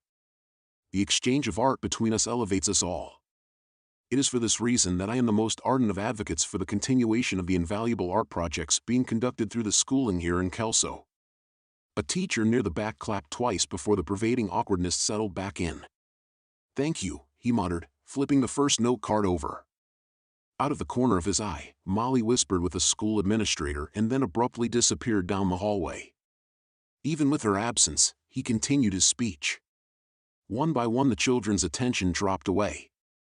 More and more, the teachers had to scold a student for talking or urge another to sit still. Callum also grew increasingly uncomfortable. His fingers fidgeted against the podium, his feet bounced, his mind kept drifting away from the printed note cards. He knew he looked the part of a duke. His suit was pressed and tailored to perfection. The pocket square on his breast pocket complemented his tie. Hair gelled neatly, beard trimmed, shoulders back. He spoke clearly and succinctly and professionally. Everything that was required of him, he did. But as was too often the case, he didn't feel like the commanding duke he should be, and that feeling was confirmed by how his current audience was responding to him. And according to the stack of note cards on the podium, he wasn't even a quarter of the way through. During a brief pause, he suddenly heard Molly's voice. "Hey, who wants to paint?" she shouted. Startled, he watched her bustle into the gymnasium, pushing a cart laden with buckets of paint and bundles of brushes tumbling off the edge. He saw a few kids timidly raise their hands. Molly tossed each of them a paintbrush and popped open cans of red, orange, and yellow. "Who else?" she asked, searching the gathered children. 5 or 6 more brave hands stretched into the air. "Great." Molly grinned. "One for you and, yup, you back there." The children sat in anticipatory silence as attentive eyes blinked up at her. Even Callum found himself leaning over the podium, eager to see exactly what she was going to do next. "Well, go on then," she said. The children either stared with confusion up at Molly or whispered in confusion to their neighbor. Callum shared their confusion. Finally, one child raised her hand and Molly pointed to her. "Yes? Ma'am, we don't have any paper. We only have the brushes and paint." Molly pretended to be surprised by this fact as she tapped her chin in thought. Callum couldn't stop himself from grinning. Her blonde curls swung as she twisted around and walked to the nearest wall. "What about right here?" she asked with a smile. Callum glanced at the school administrator, who looked appropriately nervous right back at him. What exactly was she doing? The children giggled amongst themselves. "What?" Molly asked, putting her hands on her hips. "What's so funny?" "We can't paint on the wall," the same girl who had asked the question answered. "We're not allowed." "Oh, yeah?" Molly challenged. The school administrator clasped her hand over her mouth, but it was too late. Molly grabbed a paintbrush, dipped it in a vibrant fuchsia, and streaked it right across the cinder block walls. "There are no boundaries to art," she said to the children. "All you need is what you already have, your imagination. You can create art anywhere and everywhere, with anything and everything." The children's eyes hesitantly sought out their teachers. Before Callum could convince himself otherwise, he leaned in closer to the microphone. "Go on then," he said. "Get after it." A duke's word was a duke's word, the teacher shrugged and nodded. In an uproar of excited cheers, the children flooded to the gymnasium walls. Within moments, splashes of orange and yellow and green and purple covered the drab gray concrete. To accept his berating with dignity, Callum looked nervously for the school administrator. Instead, he found the prim and proper woman wedged between two curly red-headed boys, a brush dripping blue paint onto her tweed skirt. To his surprise, he even spotted Mac hoisting a young girl up onto his shoulders to paint a bright yellow sun. "Your Grace?" Molly was suddenly right there, holding out a paintbrush and a bucket of pink paint. Callum shook his head and fumbled with restacking his note cards into a tidy pile. He knew she intended nothing inappropriate in the slightest as she stood there with paint-speckled hands and a grin. There was no seductive tilt to her hip or alluring quirk to her eyebrow and not even a dangerous flash in her eyes. Everything was casual, friendly, sweet. And yet Callum could think of nothing more, even see nothing more, than painting her. He could no longer see the scuffed floor of the gymnasium, nor the lines marking out the boundaries for basketball games. He couldn't see the gray concrete walls or the children or the teachers. He could see only Molly covered in color. "What are you waiting for?" He laughed nervously when he suddenly realized those words had come not from the Molly in his fantasy, but the Molly standing right in front of him, in a school gymnasium full of children. "What are you waiting for?" she asked again, quirking her head to the side and giving him an amused look. Callum shook his head and hoped when he spoke he didn't betray where his mind had been. "I think it quite for the best," he said slowly, "that I do not." She grabbed Callum's hand before he could stop her and wrapped his fingers around the paintbrush. He couldn't help but notice the warmth of her hand around his or the cold from its absence. She started to walk away, leaving him frozen from her touch. Callum stared up at the ceiling and cursed the world. He was trying to keep her at a distance, he really was. Every ounce of his self-control was employed in not giving in to her charms. But he felt everything in the universe was conspiring against him. What chance did he stand against the universe? Molly glanced at him over her shoulder. "If you don't hurry up, I'll have to assume it's because you're fantasizing about me." She whispered the last word, likely not wanting any of the kids to hear her, but Callum heard her just fine. Callum made a play of groaning and trudging after her, but he secretly feared just how easy it would be for him to follow those bright blue eyes and that eager, adventurous grin. And now all he could think about was painting her body. "How do I do this?" he asked her when they stood together at an open spot along the wall, attempting to focus on something, anything other than how the bristles of the paintbrush would move over her body. He watched a boy next to him add whiskers to what was most likely, but not definitely, a cat. How do I do this? He asked her again. How do you breathe? Callum wasn't sure he heard her. What? Molly created a spiral on the shell of a snail and then smiled up at him, shaking her head. Stop thinking, Your Grace, she said. Stop thinking? What an absurd thing to say. He stood petrified in front of a blank expanse of gray cinderblock, paintbrush held in his grip. What if he made an incorrect stroke? What if he needed to erase? He glanced around the room for a bucket of soap and water, but found only vibrant color seeping onto the floor. Abruptly, Molly smeared a blob of red paint across the empty section of wall right in front of him. There, she said. Now you can't ruin it. She returned to her multicolored snail and didn't pay him any further attention. Staring at the red paint dripping down the wall, he took his brush and swept it across. There. He'd done it. He'd started. Tentatively, he checked either side to see if anyone was watching or judging or critiquing, which was something he was used to as the new and untested Duke. But the children were smiling and laughing at their own works. Teachers were running around with paper towels. Molly was delicately adding round circles to the tops of the snail's antenna. And so, Callum returned his brush to the wall and painted the other side of a bird's wing. Maybe no one else would know what it was. He was no artist. But it was his. And he was standing next to Molly for at least a few more minutes. So while it wasn't the same as painting her body, he still found himself smiling nonetheless. Maybe he could make it through without giving into his wilder side. Or maybe the beast was just biding its time. Chapter 7. After the school visit, Molly climbed back into the black sedan. Her hand accidentally bumped the Duke's, resting on the seat. He pulled his hand away as if severely burned and apologized, diverting his eyes from her face. She'd bumped into strangers in intimate subway scenarios who showed her more of a reaction than the Duke. She laughed curiously, then leaned her head against the window to admire the beautiful countryside scrolling by beneath the gathering afternoon clouds. Did she scare him? Was it improper to touch a Duke's hand? Had she transgressed some unspoken international treaty, throwing Scotland and the United States into the early stages of World War III?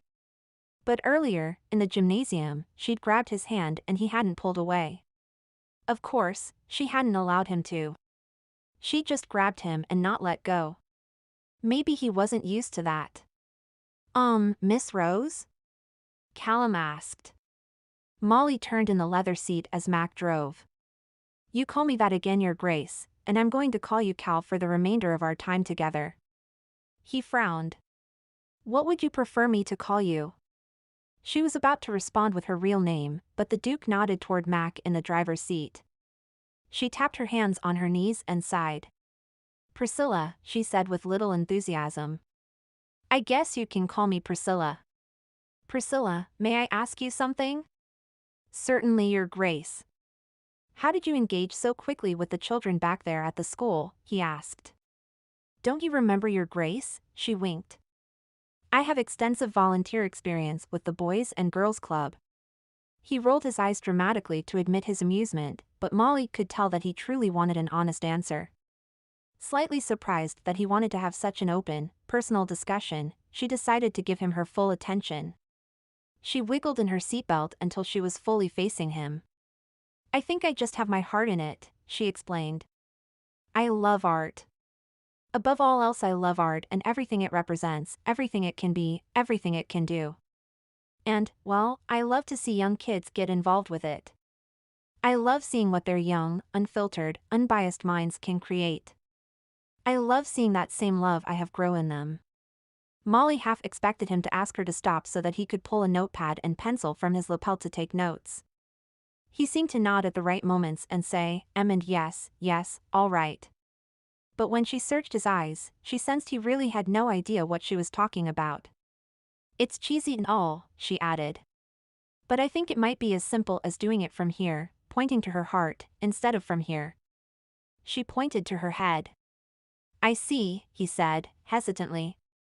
Molly was quite certain he didn't, but she realized that she wanted him to.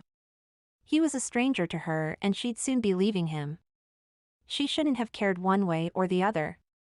She should have been thinking about returning to the castle, grabbing her bag, and finding the cheapest flight back to the States. She should have been thinking about her new job. About her father. But seated next to him, in the tight confines of the car, she found herself caring. She wanted him to understand what it meant to act from the heart, to love doing something for the sake of the thing itself. She smiled. Or you could just have a drink every once in a while, she said with a laugh. That always helps loosen things up. When this brought a knowing grin to the Duke's face, Molly felt like she'd won a small victory. But then he sighed and shook his head. As of last month, since taking on the title of Duke from my father, I've committed to not having a lick of alcohol. If Molly had been the one driving instead of Mac, she would have slammed on the brakes right then and there. So she wasn't the only vice he was abstaining from, she thought. This was a new piece of the puzzle for Molly, but the full picture was still far from clear. The most obvious question was still far from being answered. Why? Not a drop? She asked. None. Just the hard stuff, you mean? The whole kit and caboodle. Wine? He laughed. No tequila? He stuck out his tongue, playful in a way she hadn't seen before and that she liked a whole lot. I can't say that I miss the unique charms of tequila, Miss Rose. Priscilla, Molly insisted, still gawking at the Duke. Surely not whiskey? No whiskey. Beer? No beer. She clapped her hands together and exclaimed, Well, Your Grace, we have solved your dilemma, now haven't we? Without giving him time to answer, she leaned forward and grabbed the driver's seat. Mac, to a bar, any bar, ASAP, she said. Miss Rowe, Priscilla, I don't think that will do anyone any good. The Duke shook his head when Mac looked back at him in the rearview mirror. Mac, Molly implored the burly Scottish man, you know he needs it. I know you do. First round's on me. She'd just have to find some cheap flight back home, a flight which was feeling further and further away as she bounced in her seat. Come on, Mac. He drummed his fingers on the steering wheel and checked back again with the Duke. A pint wouldn't hurt Your Grace. And we havena been very hospitable hosts, now have we, sir? We've nae shown Miss Rose anything of our great Kelso. The Duke crossed his arms. And you suggest of all the fine cultural sites, exquisite places of art and music, historical treasures, and kilometer after kilometer of stunning forest, valley, and lake, that we take Miss Rose to the Badger? It's just a pint, Your Grace, Mac said, with what Molly could only describe as puppy dog eyes. Just one pint then, the Duke relented grumpily. Molly settled back into her seat with a mischievous grin. She knew what both Mac and the Duke knew as well, it's never just one pint. Just outside Kelso, the Badger was the town's favorite pub. She'd already figured that out before she'd met the Duke. Nestled into a grassy hill, as Molly stepped from the car into the muddy lot, she thought the Badger would one day be part of the hill. Vines grew up its face and sides, and grass and weeds covered half the roof. By the way the Duke trudged behind Mac and Molly with his hands in his pockets, it appeared like he was being dragged to the dentist. She chuckled to herself. Inside, the Badger was dim and stuffy, but Molly loved the cozy intimacy. The rosy-faced bartender started pouring drafts the second they walked in the door. Your Grace, he said, sliding a sloshing pint across the bar top to him, it's quite the honor to serve you. We miss your father here at the Badger. Thank you, Gregory. The Duke stared into the foam. Big shoes to fill. Not too big that you won't fill them, Your Grace, Gregory replied. Molly noticed how stiffly the Duke stood against the bar, how flat his hands rested on the polished wood, how tight his jaw clenched. She watched him tap his glass against Gregory's glass, then take a sip of beer before he nodded to her. Gregory, this is Miss Priscilla Rose.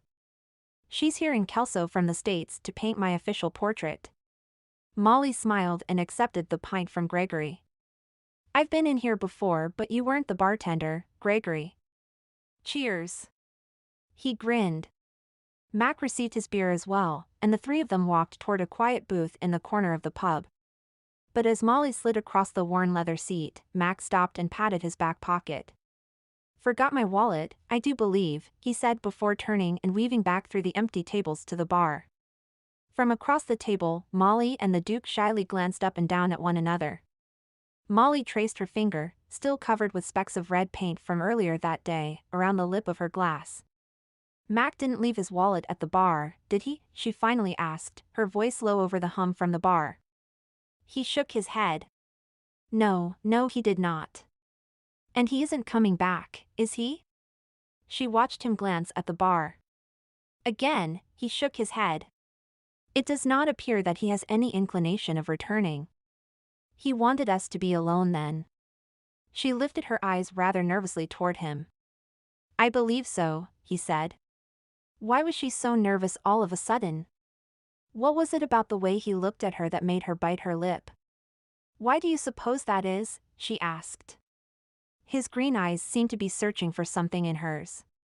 Molly realized she had no idea what he'd say.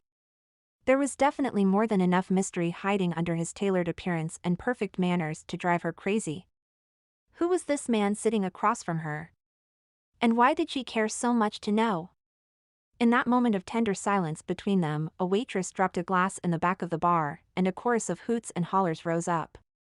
Molly watched the Duke's demeanor fall back into his uptight, perfectly presentable Your Grace as he sipped his beer. I haven't the slightest idea, he finally answered. Molly frowned. She'd had him and then lost him. She leaned back in the booth, grabbed her beer, and threw it back, not stopping until she'd chugged it all. As she slammed the glass on the table, she found the Duke's startled eyes assessing her. Good Lord, he mumbled. As she climbed out of the booth, she pointed to his glass. You do the same, Your Grace, she commanded. I'm going to get us another round. After that second round, however, he remained stiff as a board in the booth. But at least he'd loosened his tie. 3 rounds in, and he draped himself in the booth's corner, one hand on the back of the cushion, one wrapped around his pint. 4 rounds in, and his suit jacket was tossed haphazardly onto the seat next to him, and Molly noticed his starched white shirt tail poking out from the back of his pants as he went to fetch the next round. 5 rounds in and his shirt sleeves were rolled up, his elbows were on the table, and he was leaning towards Molly as they played quarters. The last coin they had between them rolled off the table and disappeared on the floor of the now crowded pub, making them both burst out laughing. Molly took the interlude to sip her own beer, and when she looked over at the Duke, he'd leaned in closer. Can I tell you something, Molly? She wasn't sure if he'd used her name because it was too loud in the pub for anyone to hear or because he was too drunk to remember she was supposed to be Priscilla Rose. And she also didn't know if it was her own buzz or the heat in the pub getting to her, but she very much liked the way her name sounded on the Duke's lips. Yeah, she said, hoping she wasn't slurring. Tell me. He nodded and glanced around, although they were secluded in their booth and no one was giving them even a curious glance. He blocked each side of his face with his hands and leaned closer. It was my fault, he said. Molly's eyes bounced between his, trying to focus despite the fogginess starting to gather in her head. What was your fault? She asked, unclear if she'd missed something. A sadness so all-consuming Molly had only seen it once before on another's face shadowed his features. Jamie. Molly waited again and yet it was all he would say, so she asked, Who is Jamie? The Duke shook his head, only managing to half shake away the heaviness of the sadness she had just witnessed. I have to be this way, he said. I know you see someone else, or the potential for someone else, and I'm grateful for that, I really am. But I must be this way. Molly frowned, cursing the way the alcohol had made her thoughts sluggish. He was finally opening up to her, telling her something revealing about himself, but she couldn't figure out what he was saying. I want to be the guy who can grab you from this booth, throw you over my shoulder, and lay you down on the bar, the guy who does not give a damn who is watching. Molly was stunned to hear those words tumble so freely from his mouth, but he wasn't finished. I want to be the guy who is wild with you, he continued with a voice rough as gravel, low as the smallest whisper. And yet Molly heard every single word. I want to be the guy who is open with you, vulnerable with you. I want to be the guy who knows you and I want to be the guy you know. I mean really, really know. The one you call by his given name. Not Duke. Not Your Grace. Callum. I want to be that guy. It's his title, she realized, recalling how he'd said he'd given up drinking when he'd become Duke. It was all about his title. What some would say was an enviable pedigree and privilege was actually a massive weight on his shoulders. And she feared he alone was the one who placed it there. What was it that prevented him from being who she knew him to be? Was it this Jamie he'd mentioned? You have no idea how much I want that, Molly, he added. Molly waited as he paused to take a drink and stared distantly at a spill of beer on the table. She didn't know what else to do. His words stirred such a desire in her that she was having a hard time even sitting still. But I can't. His eyes met hers for the briefest moment, only to fall again to the swirls on the polished wood table. Molly wanted to wrap her fingers around his wrists and rub her thumbs in comforting circles across his skin. But she wrapped her fingers instead around her pint glass. Everything he said he wanted, she wanted, too. She wanted all of that more than she'd expected to. She wanted to know him. And she wanted him to know her. But for some reason, she couldn't have it, and only he knew the reason. Your Grace, she began, frowning when a live band took the small stage, causing a lot of cheering. An accordion's wail on top of the noisy bar made it almost impossible to hear. He blinked, straightened, and cleared his throat, obviously trying to gather his wits about him. Damn it, Molly thought, even as she climbed up onto the booth seat and perched on her knees so she could reach him across the table. She hugged him to her, feeling the warmth of his cheek against her own. His beard tickled her chin, and he lifted his hand to rest it against the side of her face, inadvertently dulling the screech of bagpipes. All around them was chaos and noise and bustling, but within their embrace, it all faded away.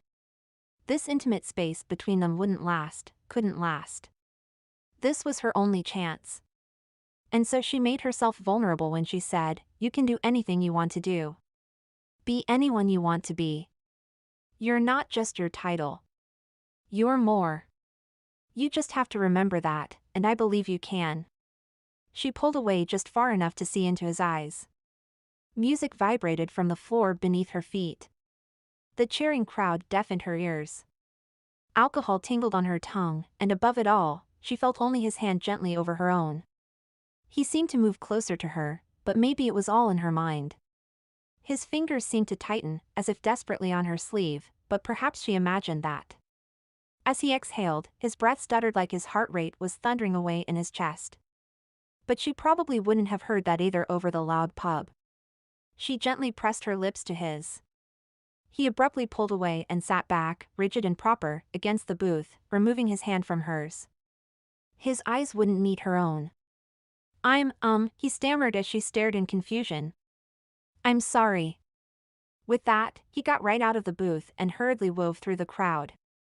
Alone, she watched until he disappeared somewhere in the busy pub. The shock started to wear off after he'd startled her, along with the comfort of her warm, fuzzy buzz, leaving her with the horror of the situation. She'd made a play for a man who wanted her to call him Callum, but who was your Grace? Royalty. A duke. She dragged her hands through her hair and thumped her palm against her forehead. Stupid, so stupid. What had she been thinking? Well, of course she knew what she'd been thinking. She'd thought that he felt the same way. He'd been opening up to her. He'd admitted he wanted her. Nope. She'd been wrong.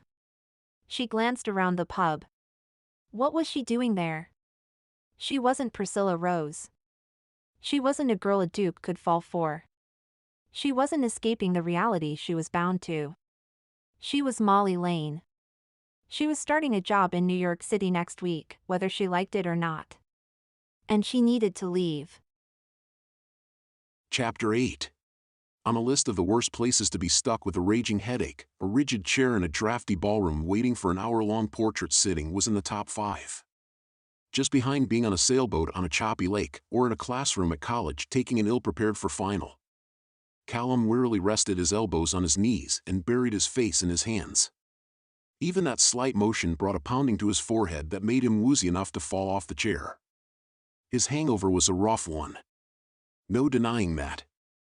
But it wasn't the only source of his pain that drizzly gray morning. None of her referrals mentioned problems with tardiness. His mother checked her watch, pacing from side to side along the windows. For heaven's sake, it's 33 minutes past. Where is she?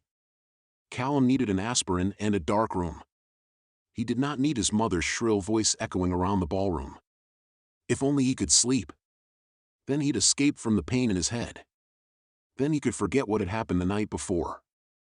"Callum, dear?" He blinked open a bleary eye and looked over at his mother, standing with a stern expression and crossed arms. "Well," she said, raising an eyebrow. "Well, what?" His mother huffed and rolled her eyes.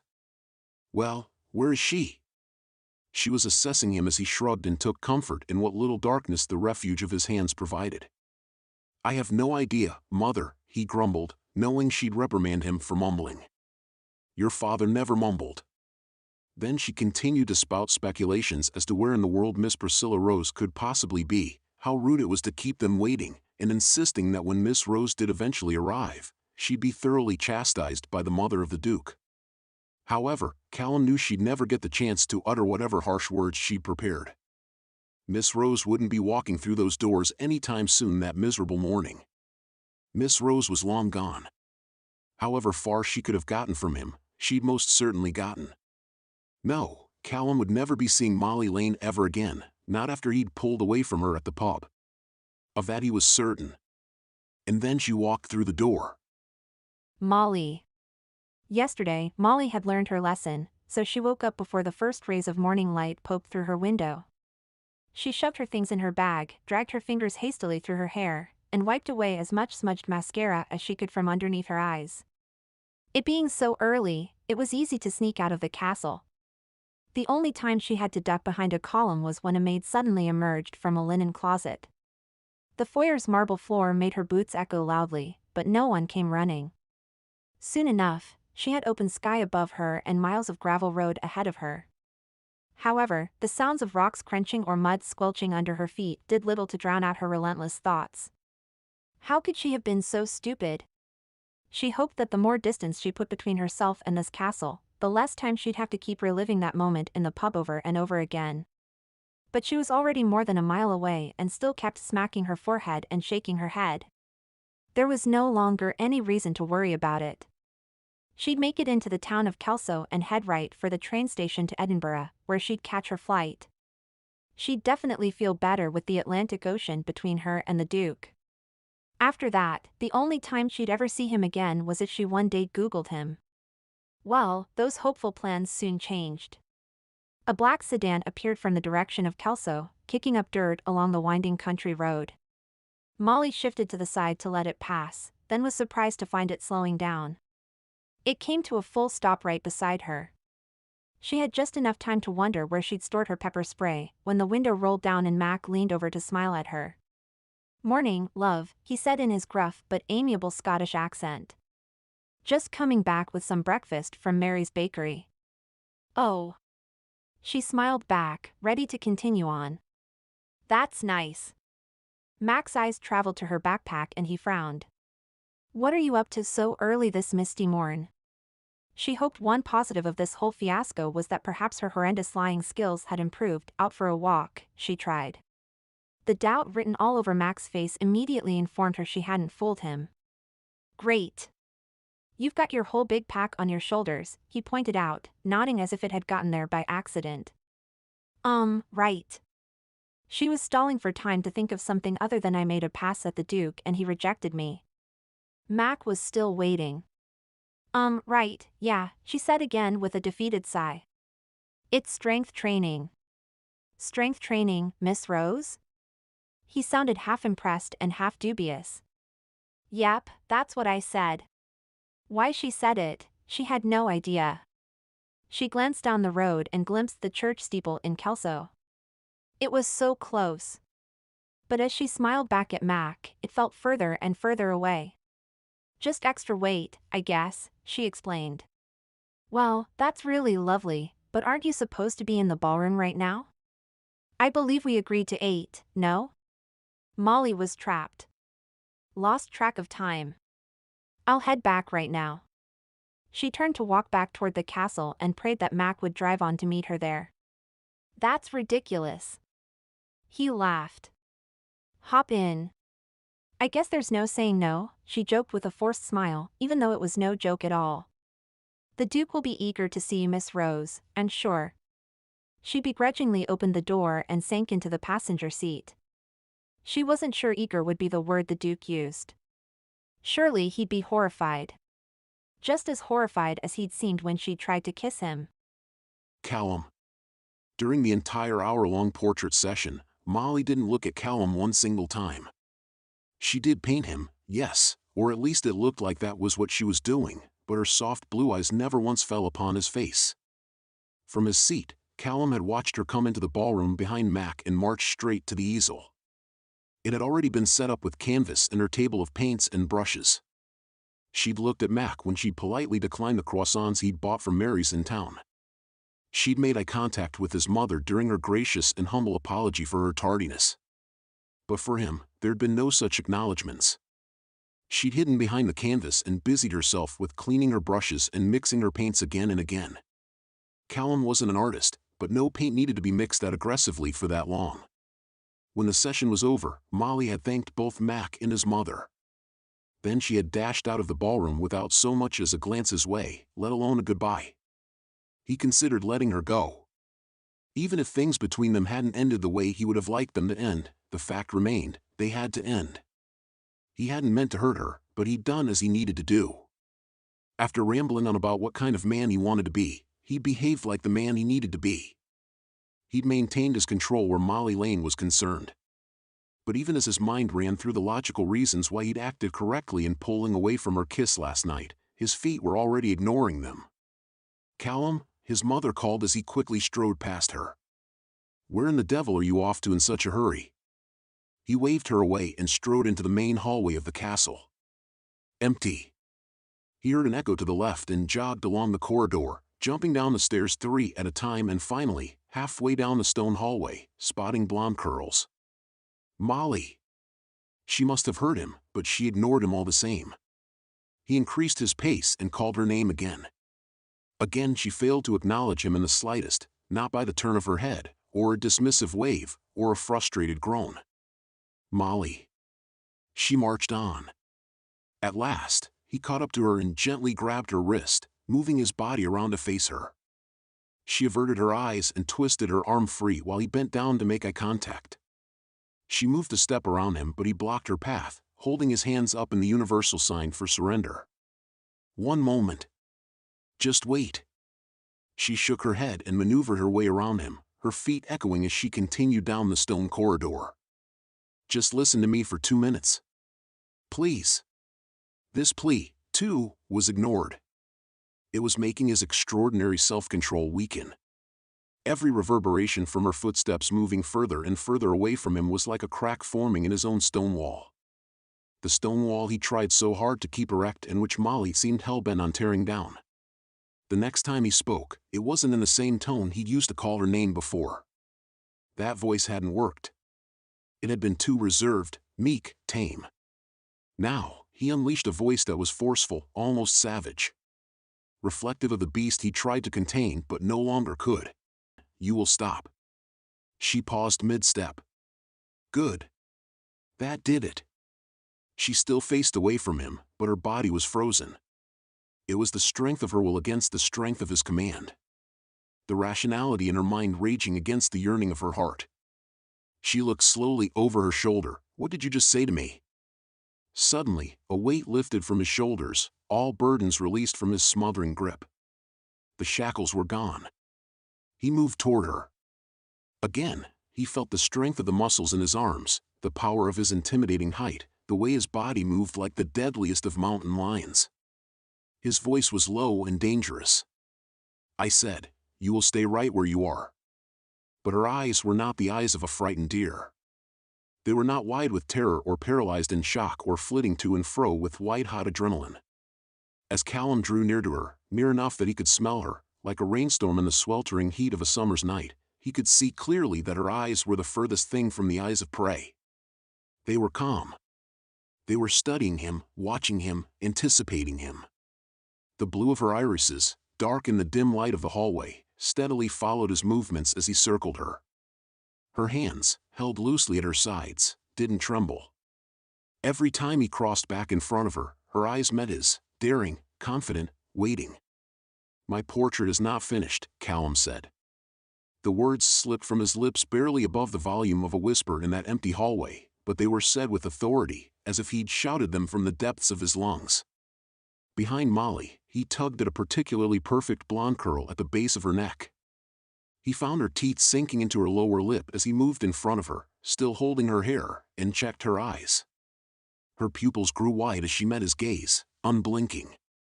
"Were you intending to leave me unfinished?" he asked, giving an extra tug to her hair. She smacked his hand away and stared right into his eyes. "I am not your artist, Your Grace. Have you forgotten that?" There was a challenge to the way she stood, the way she questioned him. He looked her up and down, from head to toe, and held his hands behind his back as he continued again to walk around her. "I am the Duke of this castle." He leaned closer to whisper into her ear. "I decide who my artist is and is not. And when the real Priscilla Rose comes knocking on your door?" Molly raised an eyebrow as he passed in front of her again. "What then, Your Grace?"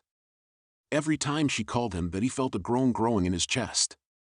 Because he hated it, but he also loved it.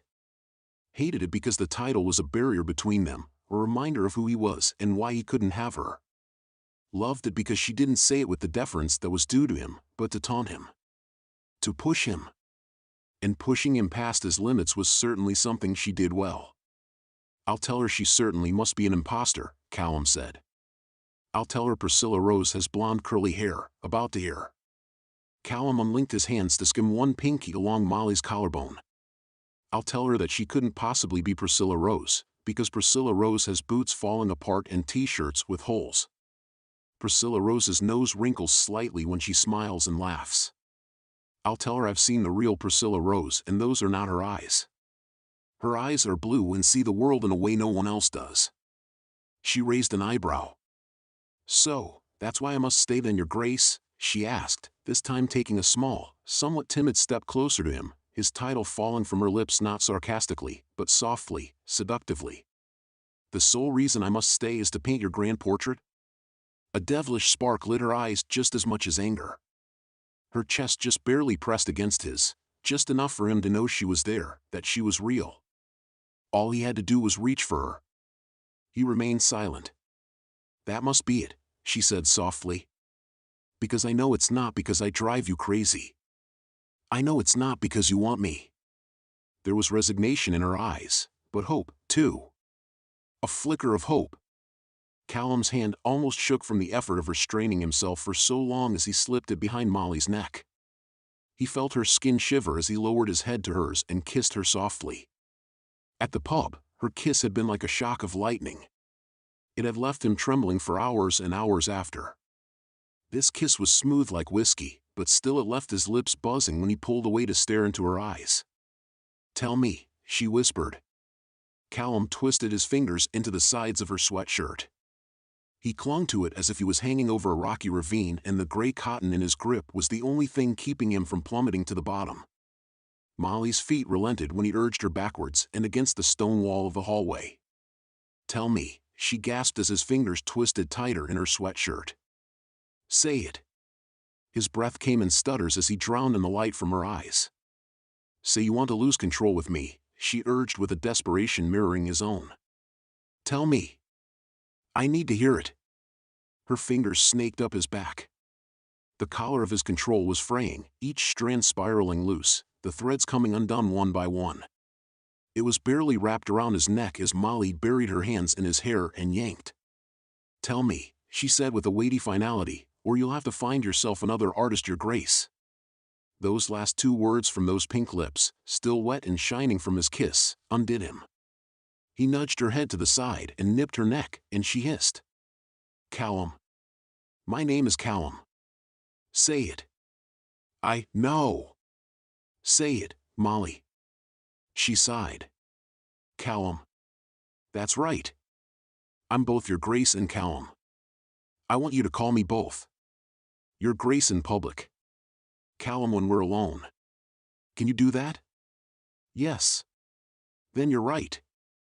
I do want to lose control with you," he said. "I don't want to hold myself back."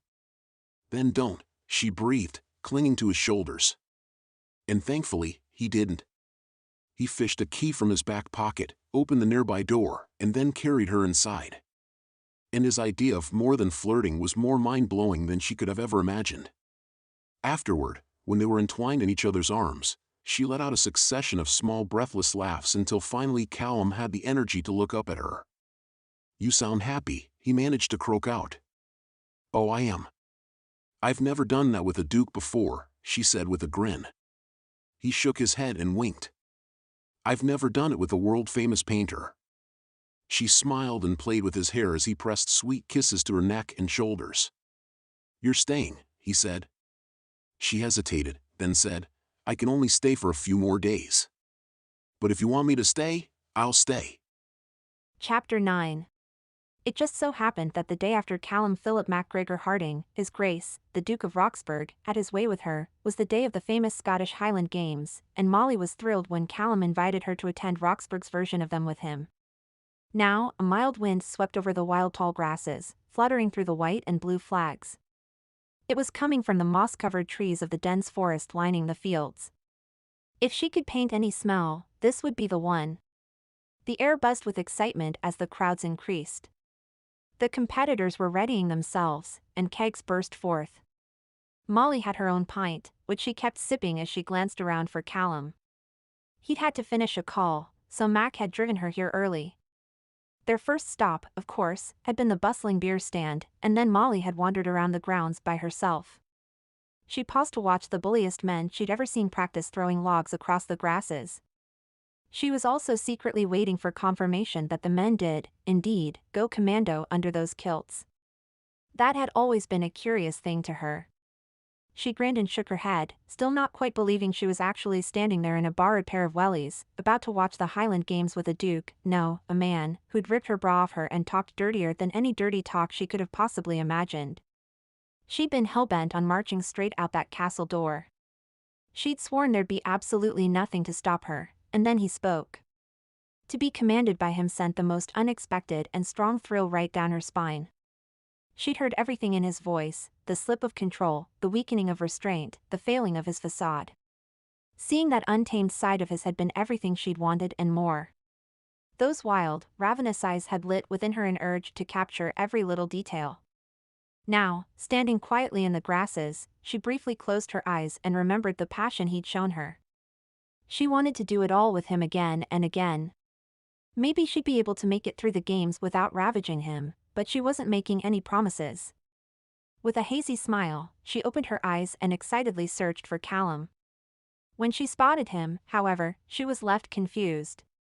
Bare-chested and burly men parted on either side of him. They were wearing nothing but kilts, high socks, and scowls, holding in each of their hands overflowing pints. The ruckus of foul-worded taunts and unrepeatable insults faded away. Emerging from this rough-and-tumble crowd was Callum, still in his well-tailored suit. With a stern face, he walked right toward Molly. Only when he was standing right in front of her, away from gamesmen who returned to their cheer and their drinking, did he allow himself a small, sweet smile. She saw in his eyes the same rush of excitement at seeing her that she felt at seeing him, but it was contained and reserved. Once more, he showed only the part of him that was polished and refined. But Molly didn't want a pearl. She wanted a diamond in the rough. "Apologies for being late, Miss Rose," he said with a slight bow of his head. "Shall we sit?" She nodded, and Callum guided her with a hand on her back in the opposite direction of the main audience stands. With slight disappointment, Molly looked at the cheering crowds waving their blue and white ribbons, thinking how fun it would be at the center of all that energy. "The family has a private stand," Callum explained. They arrived at a tent that housed chairs and a table set up with refreshments and drinks. As they sat in their seats, Molly was well aware of how quiet it was. "Your mother will be here soon," Mac said just before he left the tent. "Off to make sure everything's all right with security." The crowds hollered as the next contestant in the shot put stood in the ring. Molly tapped her fingers on the arm of her chair and glanced over at Callum. "Waiting for the tie-tying contest?" she asked casually. He kept his attention on the games as the contestants spun round and round before releasing the heavy ball from his shoulder. "No," he answered. "My event is the tossing of persistent, nosy Americans." She raised an eyebrow. What happened to log tossing? He still didn't look at her. "Scarcity of trees. Plenty of persistent, nosy Americans." Her laugh made her choke, and she crossed her arms with mock indignation. Lots of persistent, nosy Americans, eh? Like the one made you lose control last night? That was what finally tore his eyes from the competition, and he checked around the empty tent. He leaned over. Rest assured, Molly, he whispered, you are the first. There was a flash in his eyes, and she knew he remembered it just as she did. So where was that man who'd pinned her against the wall and had his way with her? You should be out there, she said. His brow furrowed and his jaw tightened, so she knew she was pushing buttons. But hell, she was a persistent, nosy American. It was her job. The people want to see you out there, not hiding away in here. I'm not hiding. Well, that was a lie. She suspected Callum knew it was too. Those walls around him were building up again. Brick by brick. A new tactic was clearly required. She lowered her voice and walked her fingers across his thigh. You know, I wouldn't mind seeing you out there in a kilt. He grabbed her hand and placed it back into her lap and made some comment about the next competitor, pointing the man out without looking over at her. Molly crossed her arms and huffed petulantly. Then, without telling him why, she stood and marched straight out of the tent. Where are you going? He shouted. She knew he'd call after her and waved a dismissive hand back at him. If you're not going to compete, I will. Once again, she really had no plan. She didn't know if she could even name all the games, let alone compete in any of them. But she was going to bring out Callum's true nature one way or the other, even if she had to piss him off to do it. As she stepped onto the far corner of the mowed field, a firm hand was suddenly on her wrist. Smiling falsely at the crowd, Callum turned his green eyes down to her. What do you think you're doing, Miss Rose? He hissed. She stood as tall as she could and lifted her chin up at him. One of us is going to go out there with a kilt on and compete, she challenged. Either me or you. Who will it be? He gave a frustrated groan and moved to pull her back toward the privacy of the tent. But she slipped her hand loose and continued along the edge of the field. A few spectators stared at her. Again, Callum caught up with her, maneuvering around her to block their view. Get back to the tent. She couldn't help but grin. His tone briefly showed a hint of the man she was looking for, the man he should be, the man he was. A single strand of his styled hair hung over one eye. She wanted nothing more than to mess it up even more. Stop grinning and get back to the tent, he commanded. Molly shook her head. No. Callum looked surprised. No? I'm looking for a discus. He rolled his eyes. Do you know where they are? She asked, dodging to the side to step around him. He blocked her path and pointed over her shoulder, gritting his teeth. Get your ass back to the tent. Molly pointed a finger straight into his chest. Get your ass into a kilt. Suddenly, he grabbed her and tossed her over his shoulder, making her yelp as he walked back to the tent. She pounded her fists on his back even as she noted the raised eyebrows and open mouths of some of the spectators and competitors. She squirmed against him as he continued past the chairs and around to the side. He plopped her down and she promptly fell right on her ass in the mud. It was quiet behind the tent, but Molly shoved herself to her feet and fully intended to change that. Before she could say a word, Callum, pacing angrily back and forth, glared at her and beat her to it. You are insufferable, do you know that? You push and push. Nobody asked you to come here and push. She was just as angry. You asked me to stay. Here, with you. Maybe it's because you need someone to push you. I need someone who obeys me, he shot back. Well, that's not me. Oh yeah? That wasn't true last night. Last night, I was under the lure of our mutual passion. Now, in the clear light of day, I'm different. Even I can't predict what I'll do. He dragged his fingers through his hair and paced. Back and forth. Back and forth. Yes, I know how different you are. All this started with you not obeying anything, anyone.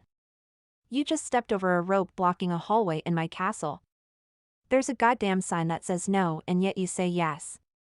She started to explain that sometimes there were good reasons to do such things, but he interrupted her. I make it clear that you are to leave the castle before someone discovers that you aren't who you say you are. What do you do? Show up in the ballroom the very next morning. Hey, that was your mother's fall. But Callum was in no mood for logic and reason. I tell you I can't be that guy with you, I tell you there can't be anything between us, that it's quite impossible, and what do? You try to kiss me. You liked it, she dared to say. That stopped his determined steps for just a moment, but then he continued pacing just as angrily as before. I told you to sit in your chair and just watch the games like you're supposed to. That's all I asked of you, to sit in a chair, and you still couldn't listen to me. I told you to walk back to the tent and you made me come stalking after you. There was less anger in his voice, replaced by something quieter and more dangerous. Something that made her wet. Do you listen to anyone? Or is it just me that you disobey? Just you. She smiled saucily. He squinted his eyes at her in suspicion. Deservedly so, she thought as she casually strolled closer to him. He was a rattlesnake rattling his tail, and she was seemingly oblivious to his warnings. His voice darkened. You made me throw you over my shoulder and march you back with your ass in the air for everyone to see. The cheering of the crowd sounded like a soft hum in the distance. So far away, much further than 100 feet. She moved closer and closer, watching Callum's stern eyes flash with glimpses of his hidden lust. The games faded and the soft blowing wind disappeared. It was just the two of them, so close. Her slow, seductive whisper filled the whole space between them. You liked it. He started to lower his head to kiss her, but she placed her hands on his chest, digging in her nails, making him hiss while his lips grazed against hers. She teasingly moved her lips away, making him work for it. She knew he wanted it. He wanted her. She had him. She ghosted her lips against his, but she didn't kiss him. Instead she whispered, "Your suit is dirty." She slid her hands right down his chest, leaving two smeared, muddy handprints dragging all the way down the front of his jacket and shirt. She winked and turned, saying over her shoulder, "Best go get yourself a kilt, your grace." Chapter 10. Callum struggled to be rational. To stop from doing exactly what Molly wanted him to do. Only, she was right. His suit was dirty. He'd call Mac. That's what he'd do. He'd call Mac and ask him to fetch him a new suit or something clean to wear. Then he'd take off the kilt he'd bought from a local vendor. But an aggressive knock on the bathroom door reminded Callum that at that point, he had no hopes of changing her mind. "Let's go, princess," Molly shouted. "Those logs aren't going to throw themselves." Rolling his eyes and tucking his hair behind his ear, Callum sighed and pushed open the bathroom door. He shoved the muddy bundle of his suit into Molly's arms and marched right past her. Behind him, she whistled, and he couldn't help but grin. Checking around him, he flipped up the back of his kilt and gave her a quick show. She laughed. "Hot damn." As he headed along the field's edge towards Mac, Callum noticed a few curious looks from spectators. Whispers traveled through the crowd. No one expected to see him on the Highland Games field. And yet there he was, dressed in a kilt, heading for the line of competitors awaiting their turn. "Your Grace." Mac gave a nod of his head. "I've added you to the list for the log toss. The Master of Games is more than pleased to have your participation." Callum patted him on the shoulder as he turned to walk along with him. "Sir?" Stretching out his arm across his chest, Callum looked over at Mac, who clearly wanted to ask him something. "Sir, might I ask who has caused you to change your mind regarding participating in the games?" A knowing smile was on Mac's face. "As far as I was aware, you decided quite firmly against it." Callum didn't like that Mac obviously knew it wasn't what changed his mind, but who? When he remained silent, Mac's smile grew wider. "I see our guest has had a rather," he paused and searched for the right word. "A rather transformative effect on your Grace." Callum shook his head and swung out his arms to stretch his muscles. "She's a pain in the ass is what she is. I feel you are quite the same for our strange Miss Lane." "Yes, well..." Callum froze mid-step and turned slowly to face Mac. As his heart rate spiked, he leaned in to whisper, "You mean Miss Rose?" Mac winked and clapped his young friend on the shoulder. Thank God no one was listening, Callum thought, in shock. He could well imagine the look on his mother's face if she discovered some nobody artist from Brooklyn was painting her precious son. He dragged Mac away from the crowd. "How long have you known?" Mac chuckled. "No need to worry, lad.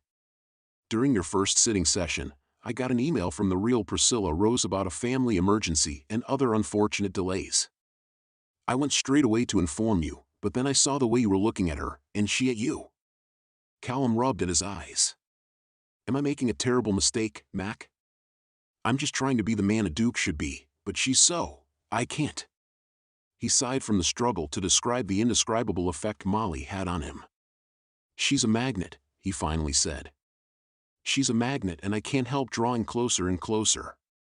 Just then the master of games announced Callum's name over the speakers. It was his turn at the log toss. Mac smiled and nodded towards the field. "Go on then, lad. You'll figure it out. I'm delaying the real Priscilla Rose for as long as I can." As Callum's name again sounded from the loudspeakers positioned high above the stands, he ran out onto the field where other competitors waited, surprised at the volume and enthusiasm of cheering from the main stands. When he'd taken on this position after his father's death, he presented himself before them.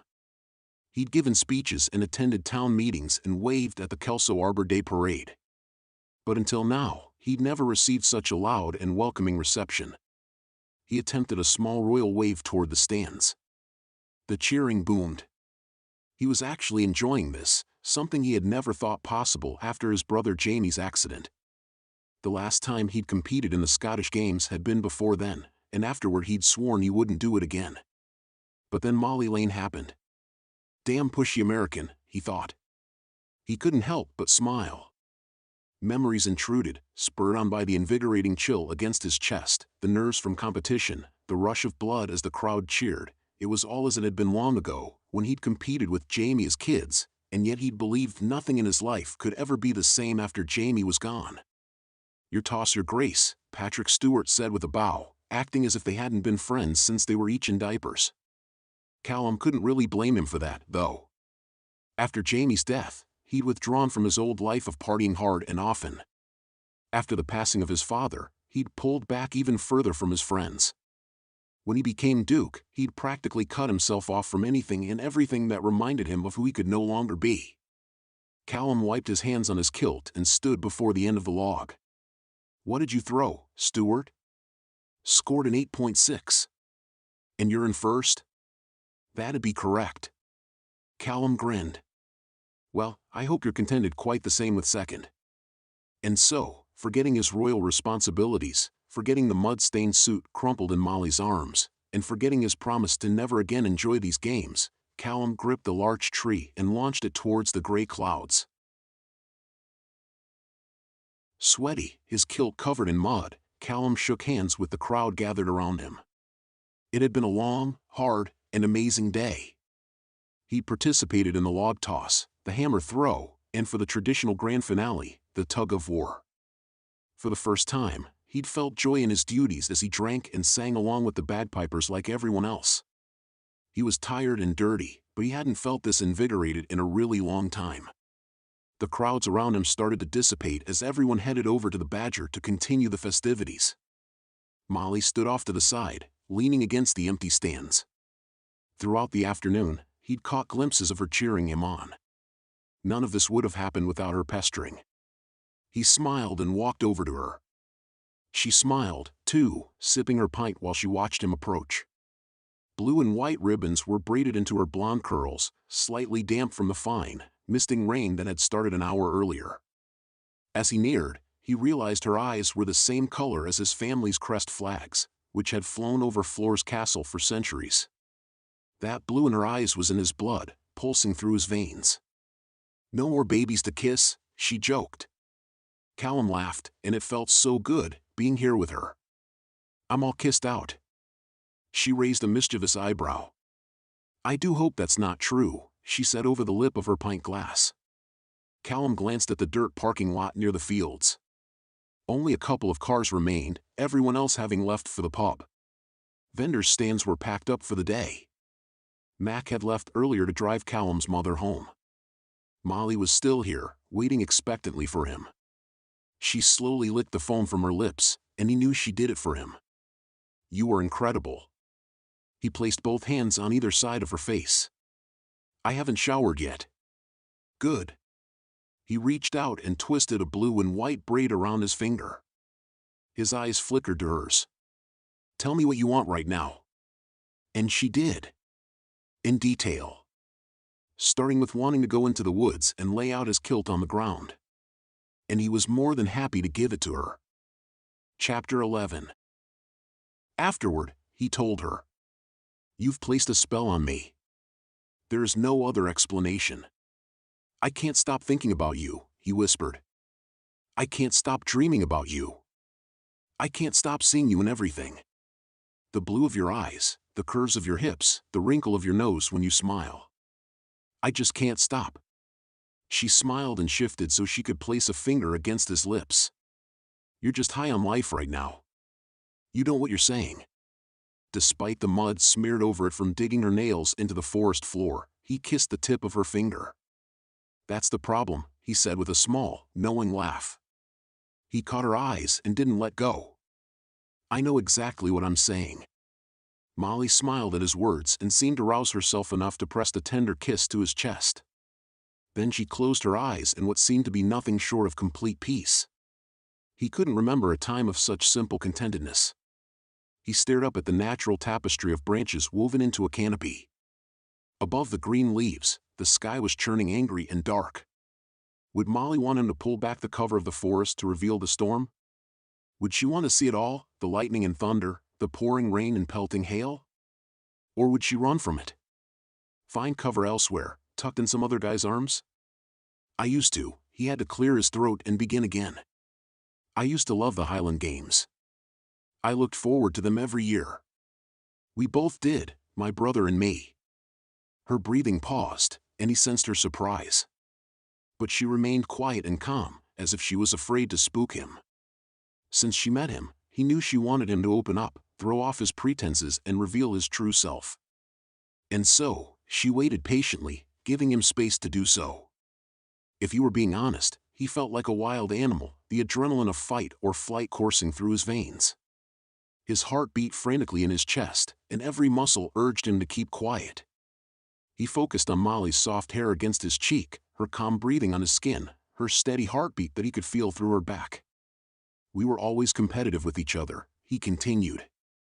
He selected each and every one of his words after careful consideration. "Ever since we were kids, we loved the games. We'd run along the side of the field as our father competed. We'd practice log tosses with firewood we stole from the ballroom, despite how our mother yelled about the soot on our clothes." He felt her lips move against his chest and knew she was smiling. He found himself with a smile on his face too. "Being out there with him on that field were some of the happiest moments of my life," he admitted. He didn't fear he wouldn't find that happiness again. One couldn't fear what one knew with the utmost certainty. It was a fact. And he'd accepted it. "Jamie was a couple of years older than me, and I thought he was untouchable, unbreakable, the strongest and bravest." Molly's smile was fading. Surely she could sense what was coming. He only wished he'd known it was coming, back then. Maybe it wouldn't have shattered him. Jamie was to be Duke. He had the responsibility of that inevitable future. He always had that weight on his shoulders, because he knew it would be him to take over. And he was ready. Every quality you desired in a leader, Jamie had. Every quality I'm lacking. Molly rubbed her palm in soothing circles against his chest, but she didn't interrupt. He wished she would. If she'd said no, "That's not true, or you're a wonderful Duke. Come now, don't say that," he could have stopped.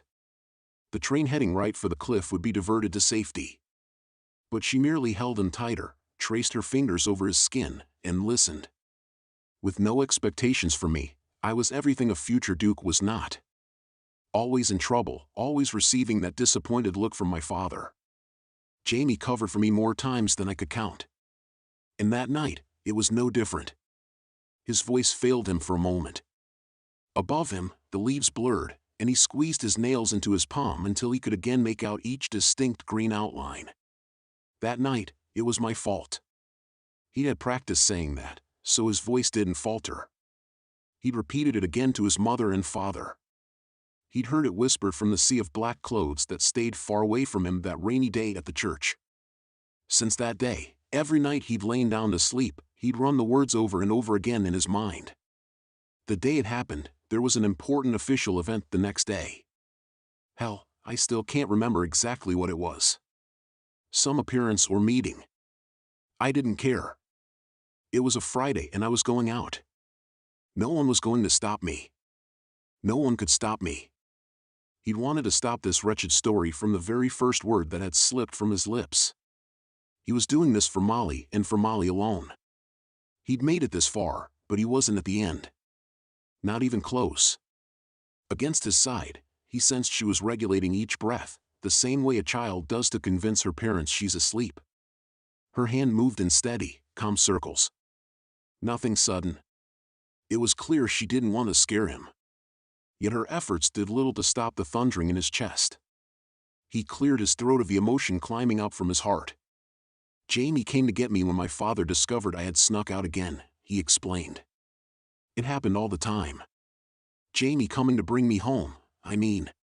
He'd smack me on the back of the head for being stupid, shake his head, roll his eyes. But he was never really mad. He knew I couldn't help myself. He remembered all those times in the pub. Way past buzzed. In those moments, he'd open up to his brother. His fears. His dreams. His failures. It happened all the time. But that night was different. Jamie came into the Badger as he always did, and I insisted on just one more beer. I didn't want to go. Just one, I said. You can stay for just one. Maybe if I'd left when he asked me to. His voice trailed off. Molly moved a little, and he looked down to find her eyes watching him. It seemed she was trying to lend him strength, and that her only intention was to help. But seeing her eyes, he pulled back. This was a mistake. Those pure, innocent eyes wouldn't understand. She'd see him for who he was, not for what she believed him to be. It would all be ruined. The bricks he'd yanked down from his wall needed to be set again in place.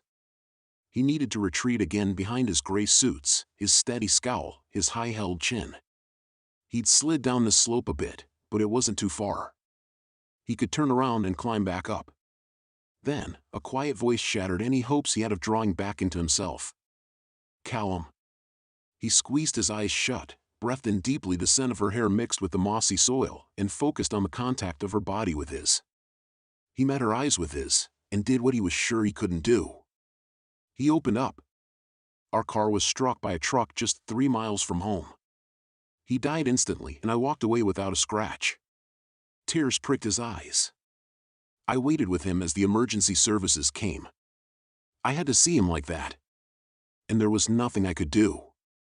He closed his eyes once again and scraped his hands over them, willing back the tears he'd felt forming. It's okay to cry, Molly said. It's okay to show what you're feeling. He didn't open his eyes. He didn't give in to her words and let his tears fall. He couldn't, for he feared once he did they'd never stop. Instead, he simply pulled Molly in tighter and he felt her tears on his chest. She said nothing, but she held him and cried for him and didn't run. She didn't run. After his brother's death, Callum had committed to being Jamie. He'd been determined to be the kind of man his brother had been, to be the kind of leader Jamie should have gotten the chance to be. He had given up his own personality and everything that went along with it, even his passion for life. He had let himself go. But in those quiet moments, he realized Molly wasn't holding a fake Jamie, an imitation Jamie, a ghost of Jamie. Molly was holding Callum. She wrapped him up in her touch and was unwilling to let go of his passion for life. She was holding him. After some time, she pointed up above them. Look, a cardinal. Like you painted at the school. Amidst the greens and browns, the bird was like a bold flash of red. Up on a high branch, it looked entirely out of place, and yet, with its breast puffed up and wings comfortably at its side, it also looked exactly at home. Callum smiled and glanced over at Molly, who was watching the cardinal. He hadn't realized she could see what he'd actually been painting that day, that she could make out the cardinal in the mess of red strokes on that gray wall. No one could have made out a wing from a beak from a tail. But she had. She saw it. She saw him. Chapter 12. Molly knew who she was painting. It had taken time and poking and prodding, and it had also taken more of herself than she'd wanted to give, but she'd found those eyes once again. She'd found Callum's heart. In the forest, every time he'd paused, she'd wanted to beg him to stop. It had been abundantly clear what he was saying was causing him pain, and she'd wanted nothing more than to not cause him pain. But he'd continued, and she'd felt his pain with him. And at the end, as they'd lain together, she'd heard his heart beating in his chest and known it was the real him. His real heart. Walking out of the forest took them 10 times longer than walking into the forest, because every few steps they couldn't stop themselves from drawing each other into a kiss or touching each other's neck, waist, or cheek or studying each other's eyes to make sure they hadn't forgotten what they looked like. They met Mac outside and tried to keep to themselves in the back seat of the sedan on the way back to Floor's castle, but failed in every possible way. Flirtatious giggles weren't muted. Quick kisses intended for only the brief moments before Mac looked in his rearview mirror went on and on. "Did you sleep well, Miss Rose?" Shaken from her dreamy memories of the night before, Molly nervously glanced up from the canvas she'd been working on. Joanna, Callum's mother, was staring at her. "I'm sorry," she smiled. "I was concentrating." "What did you say?" "Your sleep, Mississippi, was it restful?" "Oh, yes," she answered politely, refusing to look at Callum as he sat in his normal spot across from her in the ballroom. If his mother's question elicited even the smallest smirk from him, Molly would blush immediately. A brief flash in his extraordinary green eyes would certainly make her ears burn bright red. If she didn't want to give away her dirty thoughts about Joanna's son, she couldn't even get a glimpse of his broad shoulders or his large hands held innocently in his lap. "I'm glad to hear it," Joanna responded. "The hailstorm was quite loud in my bedroom. And oh, how the winds howled." "Those winds can be positively screaming, mother dear," Callum said casually, with a mischievous grin toward Molly. His words made her cough and hide her crimson cheeks in her arm. She knew exactly what he was talking about, how she'd reacted to the things he'd done to her last night. "The winds didn't bother me," Molly somehow managed to choke out. "Really? But perhaps the cold is getting to you. You sound as if you might be catching something, Miss Rose." "I'll have someone fetch us tea," Joanna said. "Tea will soothe the throat." "She does sound a tad hoarse," Callum added. "Something in her throat, no doubt." Oh yes, she knew exactly what he was referring to. Her screaming his name. Around the side of the canvas, Molly shot him a warning glare. He blew her a kiss when his mother wasn't looking. "Carla?" Joanna called. She walked to the door of the ballroom and leaned out. "Carla?" No answer. Grumbling, Joanna threw her hands into the air in frustration. "I suppose I shall have to go run after the tea myself," she announced as she marched out into the hall. "Nothing wrong with getting things done yourself, Mother," Callum called after her before turning to Molly. "Isn't that right, Miss Rose? You definitely got things done for yourself last night." She most certainly had. Twice, at his urging. Impatiently, she glanced over her shoulder at the empty doorway as sharp-heeled footsteps echoed from down the hallway. Waiting until they faded, she ran on her tiptoes to Callum and leaped onto his lap. He grabbed the back of her head and lowered her lips to his as if they contained the last drop of water on earth. She covered her mouth to stifle her moan, while he tilted her neck to prey on the skin just below her ear. Her fingers clung to his shoulders, her knuckles white. "I can't stand this," she whispered, breathing in his intoxicating cologne. "Let's go." "Where will we go?" he asked, alternating between sweet kisses and tiny nips. "Anywhere." He tucked her curls behind her ears and seemed to study every freckle on her cheeks and the bridge of her nose. Then he twirled a curl on his finger, his eyes blazing and delighted, as if he had spun strands of pure gold. "Together," he whispered back. Molly smiled as his eyes again met hers. "Together." But an echo snuck into the ballroom. They each froze. "She's coming back," Callum warned, eyes excited as he nipped at her bottom lip once more. He grinned. "Anywhere," he reminded her. Molly kissed his forehead. "Together." Climbing off his lap while he hastily smoothed his hair, Molly stood next to him and held her chin as she studied him with a professional gaze. Joanna returned to the ballroom, followed by a staff member pushing a cart carrying a teapot and cups. "Yeah, like that," Molly said, nodding and trying not to smile when Callum's eyes darted mischievously up at her. "Hold your chin just like that." Before she returned to her easel, Callum brushed his fingers against hers. It was the softest of touches, like a feather brushing skin, but it sent such a jolt to every nerve up and down her whole body. Like a jagged strike of lightning hitting her in that Scottish field. For a second, she was worried that Joanna had noticed this subtle interaction and put the pieces together. However, Joanna had eyes for only one thing, and it wasn't their fiery chemistry. "I don't understand." She was standing in front of Callum's half-finished portrait, and she didn't look pleased. Not at all. After risking a glance back at Callum, Molly saw her own worry in Callum's expression before she hurried to Joanna's side. "It's not finished, ma'am," Molly started.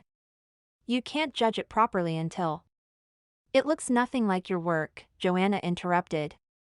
Molly tried to grab the sheet to drape it back over the canvas, but Joanna pushed her hands away. She shook her head as she continued to stare at the portrait.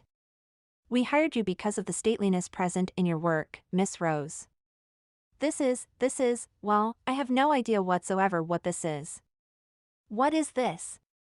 She turned to Molly with such condescension in her scowl that Molly felt punished like a naughty child. "It's not finished," was all she could say, accompanied by a lame shrug. She glanced toward the double doors, preparing her swift exit. Surprised, she found Callum standing firmly by her side.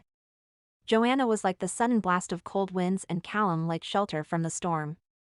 "Mother," he said, his tone firm and commanding, "we need to allow Miss Rose to finish her work before we start adding our own petty critiques." Molly watched the shock play across Joanna's face. Callum didn't speak to his mother in such a manner. Or at least hadn't in some time, Molly guessed. But in front of her darkening eyes, he held firm. "Petty critiques?" Joanna repeated, her voice shrill and harsh. "Did you say petty critiques, Callum Phillip? Have you seen this mess?" She wildly pointed to the eyes Molly had so lovingly painted. Molly wanted to defend herself. She wanted to say that her style showed Callum with more life and humanity than the stiff, regal, lifeless style Joanna wanted. She painted with love, just as her mother had taught her. It was the only way she knew how. But more than that, she wanted to defend Callum. More specifically, the way she saw Callum, and the way she wanted him to see himself. Molly had always thought there was something distant about Joanna's interaction with her son.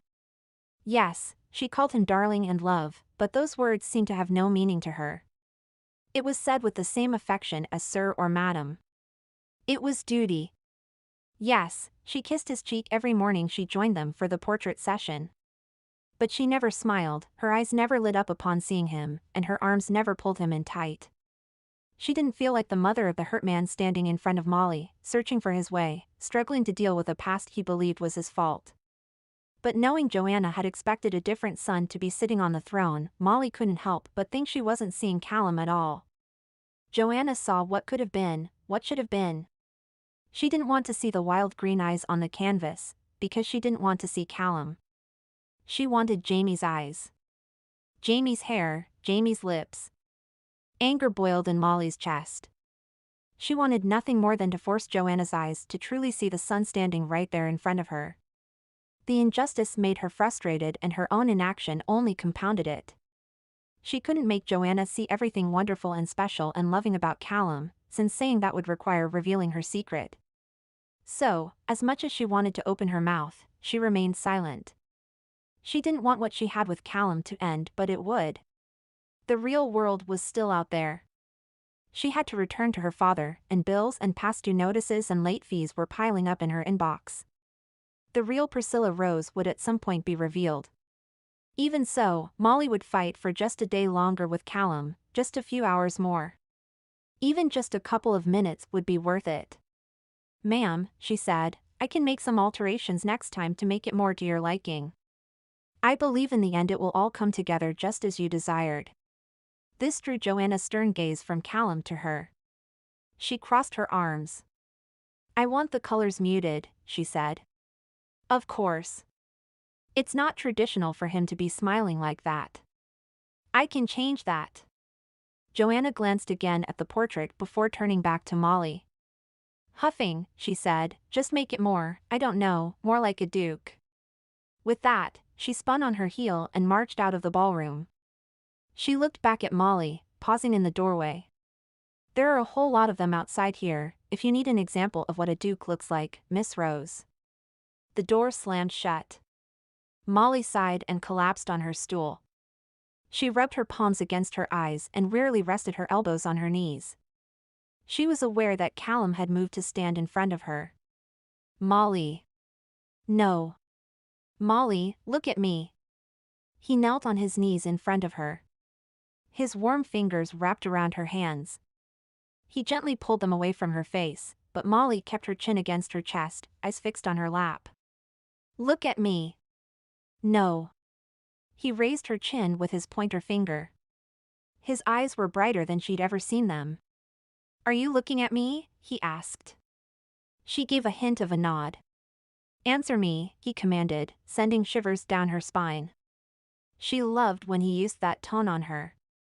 Are you looking at me? Yes. Are you listening to me? Yes, Your Grace. With an intensity she'd never heard from him, he said, Molly Lane, don't you change a thing about that painting. Are you commanding me, Your Grace? If that's what it will take, then yes, I am. Slowly, Molly smiled. I'm finding out more and more that I like it when you're a little bossy. But only under the right circumstance. Callum laughed. And is this such a circumstance? She bit her lip then nodded. Yes, she whispered. So right that this is the kind of circumstance that I will never forget. Years from now, I'll remember and it will make me smile, and I hope it will for you, too. Chapter 13. Later, Callum was lying next to Molly when his phone started blowing up. With a frustrated groan, he leaned over the edge of the mattress and groped along the rug for his pants. He caught his phone just before it slipped back to the floor and swiped it open. Everything all right? Molly asked. Callum silenced his phone and tossed it back into the haphazard pile of clothes piled up where they had fallen. He smiled at Molly, who looked at him over her shoulder. After the morning portrait session, they went right back to his room and had their own special brand of fun. The whole time, Callum tried to push away the memory of Molly discussing a future where they would no longer be together. Afterward, he'd called up a tray of coffee, fruits, and pastries. Neither of them had reached for their clothes. He hadn't even seen Molly's eyes search out a t-shirt or underwear. The thought of covering himself up hadn't even crossed his mind, except for when he'd been forced to put on a robe to take the tray from the maid who'd brought it up. They'd lain together sipping coffee, feeding each other strawberries. Few words had been exchanged, but each touch said more than any number of words ever could. He'd brush her hair from her shoulder and press a line of kisses from her neck all the way down to her delicate pinky. She'd run her foot along his leg with the softest touch and wait only long enough for his goosebumps to disappear before doing it again. Now, when she shifted and crawled off the bed, Callum thought the silent intimacy had ended, but Molly just searched her backpack and returned with a stuffed notebook and a pencil between her teeth. She grinned and climbed onto her stomach before starting to sketch. Callum settled back into the pillows with a contented sigh and massaged her feet as he watched her.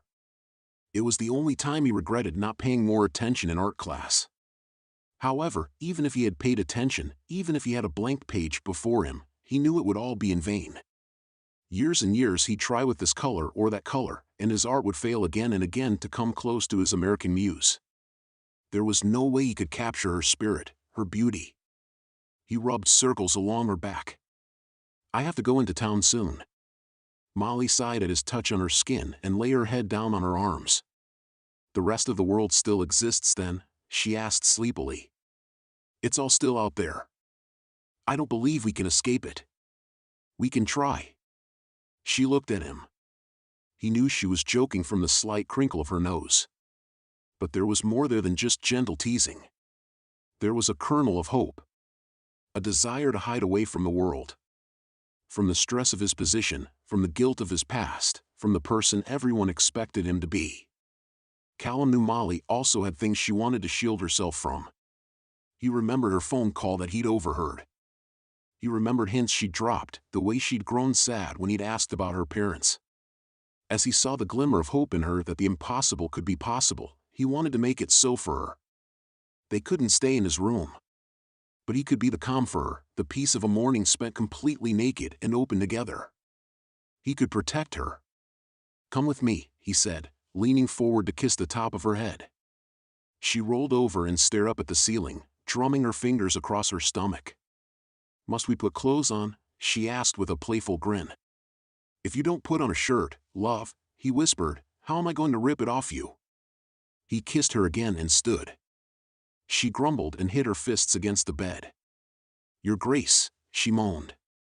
"Can't we take a little more time together?" "I am going to take my time with you. Later. But only if you come with me now. Deal?" She thought about it, then popped out of bed. "Okay, you've convinced me. But I'm going to hold you to your word. Lots and lots of time together later. Enough time to do lots and lots of my favorite things." He laughed. "Since they're my favorite things, too, you won't get any argument from me." Their first stop was an appearance at a local high school track and field meet with the rival school. As Callum met the athletes and cheered in the stands with the students, he felt more at ease than he'd ever felt in his official capacity as Duke. His tie no longer seemed tight around his throat, his wool slacks didn't seem scratchy, his shoes weren't pinching his toes. He laughed and shouted and felt alive. Molly was by his side the whole time. Next stop was the city council building in the center of Kelso. Before Molly, those things felt like being on stage. He was just a stringless puppet there to perform. Everyone expected him to hold himself like Jamie, nod his head like Jamie, shake hands like Jamie. Stiffly and properly, he greeted the council as they walked into the conference room. Immediately, Molly tugged at his side. "You're in your head again, Your Grace. Be Callum. I kind of like that guy." Her reminder lifted a huge weight from his shoulders. He loosened up, and the meeting passed with more success than he'd had since taking on the title of Duke of Roxburgh. Back in the black sedan, he held Molly's hand as Mac drove through the old streets of Kelso. "Just one more stop," he said with a smile. They pulled into the entrance to St. Mary's Hospital, and Callum offered his hand to Molly to help her out of the car. He frowned when he saw her flinch at the sight of the hospital lobby. "Molly?" She flashed what was clearly a forced smile and took his hand in hers, which he found to be surprisingly clammy and cold. "Are you feeling okay?" he asked. He guided her off to the side, his arm around her shoulders. She shook free with another forced smile and added a forced laugh. "Why wouldn't I be?" She stepped past him towards the sliding doors of the hospital entrance. "You sure?" He caught up after a couple strides and tried to look in her eyes. "You look pale." She rolled her eyes and pointed towards the cloudy sky. "Yeah, I haven't seen the sun in weeks." She said nothing more as she followed Mac inside and continued to avoid eye contact with Callum. Still, he noticed her tug nervously at the sleeve of her sweatshirt and kick scuffs on the yellow linoleum floor. Callum tried to keep an eye on her, but was soon distracted by the hospital president walking towards them. "Your Grace," she said with a warm smile. "We are so happy to see you here again. If you'd like to come this way, a lot of kids are eager to meet you." "Of course." He bowed his head and the hospital president turned toward the bank of elevators. He glanced back at Molly, who followed without lifting her eyes from the floor. Hospitals were no one's favorite place to visit, but this seemed more than just a natural aversion. From his experience with Molly at the school, he thought she might enjoy the children. But as he greeted them, talked with them, and showed them the gifts he'd brought, Molly was absent. She just lingered in the doorway or leaned against the wall just outside the room. She never talked with any of the kids. Her eyes twitched and her fingers fidgeted. When Callum finished racing toy RV cars with an adorable little boy, he realized just how over his hour-long visit he'd gone. Mac approached with his coat, but Molly was nowhere in sight. Callum frowned. "Where is?" "Third door on the left," Mac answered, with a nod down the hallway. Hurrying his step, Callum slipped into a room lit with gray light from the open windows. It was some sort of art room for children. Small tables and chairs were laid out with crayons and scissors and sparkly glue. Molly sat cross-legged on the floor in front of a miniature red plastic easel. She dipped her paintbrush into a cup of water and swirled it into a pot of yellow paint before adding another ray to the sun she was painting. He walked toward her and grabbed the tiny chair. She finally noticed him and wore again a forced smile as she set down her paintbrush. "Ready to go?" she asked. She wiped her hands on her knees and was about to stand up when he placed a hand on her shoulder to hold her still, comically lowering his huge frame into the child's chair he'd grabbed. He could feel her watching him as he stared down at his hands. "I broke my wrist when I was 9, but I was out of the hospital in just a few hours. Royal privileges or something. You can still see the scar," he added, pointing to the spot for her to see. She glanced at it, then returned immediately to his face. "My high school buddy got pneumonia one winter and spent a week in the hospital." His eyes traveled to the son Molly had painted. "I visited him a couple times after school, but I never stayed more than an hour or so." "It's getting late," Molly said. She closed the lid of the watercolor set and dunked the paintbrush in the cup of water. But Callum placed his hand over hers. "My father's heart attack was so severe he died before he even made it to the hospital." And he felt his fingers tighten around her small wrist. "When Jamie," the words were still not there. He cleared his throat. It was all so fast. Molly's voice was thick when she spoke again. "I think we should go." "Molly," he said, crawling down from his chair to join her on the floor. "I know some people have had to be in hospitals much longer than I've had to be. And all I want to say is that I'm sorry." Tears were forming in her eyes as he caressed his thumb over her hands. His voice was barely above a whisper. "And if you want to tell me about what happened to you, maybe your parents, I want to listen." His eyes dropped to the floor. "Just like you listened to me." She pulled her hands away. Callum feared he'd pushed too far, but she merely wiped at her eyes and placed her hands quickly back into his own cocooned hands. "My father won't talk about her at all," she began, "and it's destroying him. But I know why he doesn't want to. I know all too well." She sniffed. His heart broke at the red rimming her eyes and the tears clinging to her eyelashes. "Because it hurts," she said, fresh tears falling down her cheeks. As Callum held her hands and longed to hold more of her, she shared with him the story of her mother's cancer. In many ways, it was the opposite of his brother's death. It was long, it was painful, it was anticipated months in advance. And yet, the way it wrenched apart Molly's heart was exactly the same. "My father shut down after her death." The light outside started to fade, but Callum had no intentions of leaving. He was already tired. "I know that. I doubt he slept at all that last month. He wanted every last second with her. He'd wait by her bed, awake while she slept, just in case she woke up for a few minutes here and there throughout the night." She wiped her nose against her shoulder, unable or unwilling to let go of Callum's hands. But he just shut down. She was the light of his world, and that light was one day just gone. "I sometimes can't remember that my father was once happy. I forget that he used to laugh. I couldn't tell you what that sounded like.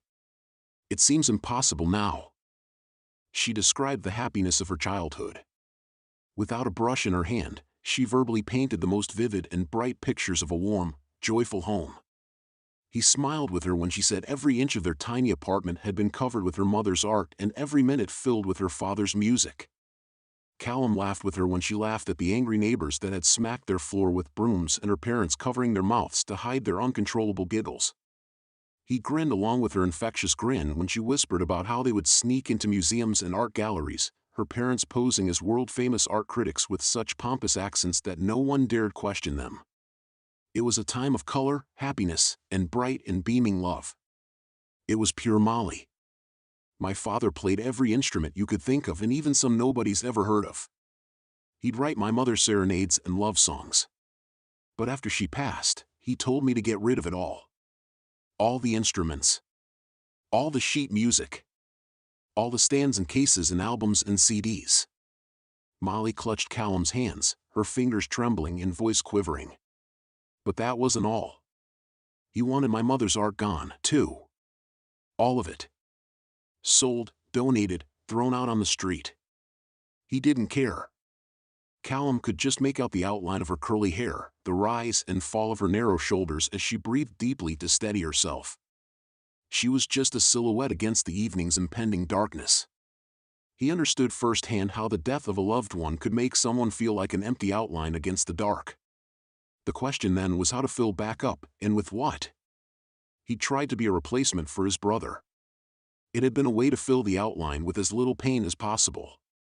"I'm trying so hard not to be like that," Molly finally said. "I don't want to close myself off. My mother certainly wouldn't have wanted that. I want to continue to love and to see with wide, innocent eyes and to feel everything in the world. The good and the bad." A dying ray from the setting sun, just a single ray, broke through the heavy cloud cover on the horizon and set a glow to Molly's golden hair, as if by magic. "All my father knows is that the art and instruments are out of the apartment where he's holed himself up in his grief. He doesn't know I'm keeping it all in a Brooklyn storage unit for when he's ready. I have to believe one day he'll be ready. I just have to." Reaching out blindly, Callum trailed his hand along Molly's face until his thumb caught a hot tear. "Until then I just keep painting, I guess," she said. "Flowers or sunshine or sketches of famous paintings in my notebook. And me," he added. He caught the glimpse of her smile as the ray of light flashed through the windows. "Yes, you," she said. "And you." Chapter 14. Molly couldn't lie to herself any longer. She also couldn't convince herself, no matter how hard she tried, that her relationship with Callum was a fun fantasy to be simply forgotten with the rise of the morning sun. It was an unavoidable fact, she was falling for Callum. Sighing with a happy smile, she rolled over and instead of her arm falling onto a warm, broad chest, it fell instead on cold sheets. Craning her neck, she searched the empty bedroom. The bathroom door was open but the light inside was off. Her stomach grumbled, and she hoped that Callum had left to bring hot breakfast up from the kitchen. She slipped from under the sheets, and her bare feet hurried across the cold stone to her backpack. Time to grab her notebook and sketch. Callum's face was fresh in her memory, illuminated in the moonlight. He'd fallen asleep and she'd lain there admiring his handsome, softened features until her own eyelids could no longer remain open. She was about to put every detail to paper, but a sudden buzz distracted her. Buzz. What buzzed? For a second, she had no idea. Then she literally smacked her forehead. Her phone. Her phone buzzed. In this Scottish bliss with Callum, she'd ignored her one link to the world of reality back home, her phone, clinging to 4% battery. Molly squinted at the dimmed screen. Missed calls. Unopened emails from those at her new job. Ugh. Every word felt like a fierce pinch reminding her that this was real life. Of course real life, would catch up. The image of Callum's face in the moonlight broke, and she didn't have time to put the pieces back together. "We look forward to seeing you Wednesday morning. Please report to HR at 8 a.m. for your badge picture and some necessary paperwork. Please remember for Wednesday to bring 2 forms of identification with you. Driver's license and passport should work fine. Once you provide a voided check for the account of your choice on Wednesday, we can set up direct deposit for you. It should only take 1 or 2 pay periods. We so look forward to you joining the team and can't wait to see you Wednesday. Wednesday. Wednesday. Wednesday. Shit, Molly muttered, tossing her phone like a hot coal into her backpack and burying her face in her hands. She'd made herself believe Wednesday didn't exist. She must have. Today was Friday, and she supposed she'd told herself tomorrow was Saturday and then Sunday and after that? What, another Sunday? Was Sunday to be followed by Sunday and after that Sunday yet another Sunday? She stomped her feet against the stones. How could I have been so stupid, she moaned into her palms, rocking back and forth. She looked around the room in surprise, as if she hadn't been in it for the past few days. This was the bed of a duke. The sheets, the pillows, the scent of sweat, they were all his. The pants crumpled on the floor by her foot were the pants she had tugged off a duke. Her boots were flung into the corner. Not even all the boot stickers could keep the left one's sole from flopping when she walked. Those were hers. The notebooks stuffed with memories of her mother, her father, her travels, her hopes and dreams, were hers. And that goddamn phone with its missed phone calls and ignored emails from her new Manhattan job, that was hers. That was her life. Panic coursed through her fingers and all the way to her toes. She stood up and suddenly needed to move. Pacing the room, she dragged her fingers through her hair and tried to figure out what to do. She had to speak to Callum and tell him. But tell him what? She must leave, but couldn't possibly leave? Tell him she wanted to stay? Does he even want that? She wailed, realizing that was her greatest fear, that no, he didn't. Flopping down on the bed in a huff, she covered her eyes with her arms and groaned aloud. Just then the bedroom door opened, and Callum came in with a large box under one arm and a bag of takeout in the other. His eyes lit up when he saw her. She was about to tell him that she needed to speak to him, but he leaned down to kiss her and the softness of his lips was so unbelievable, she got lost in his kiss. "Good morning," he whispered. Sitting up and touching her own lips as if she could still feel his, she wondered what she was supposed to say to him. She needed to tell him about Wednesday.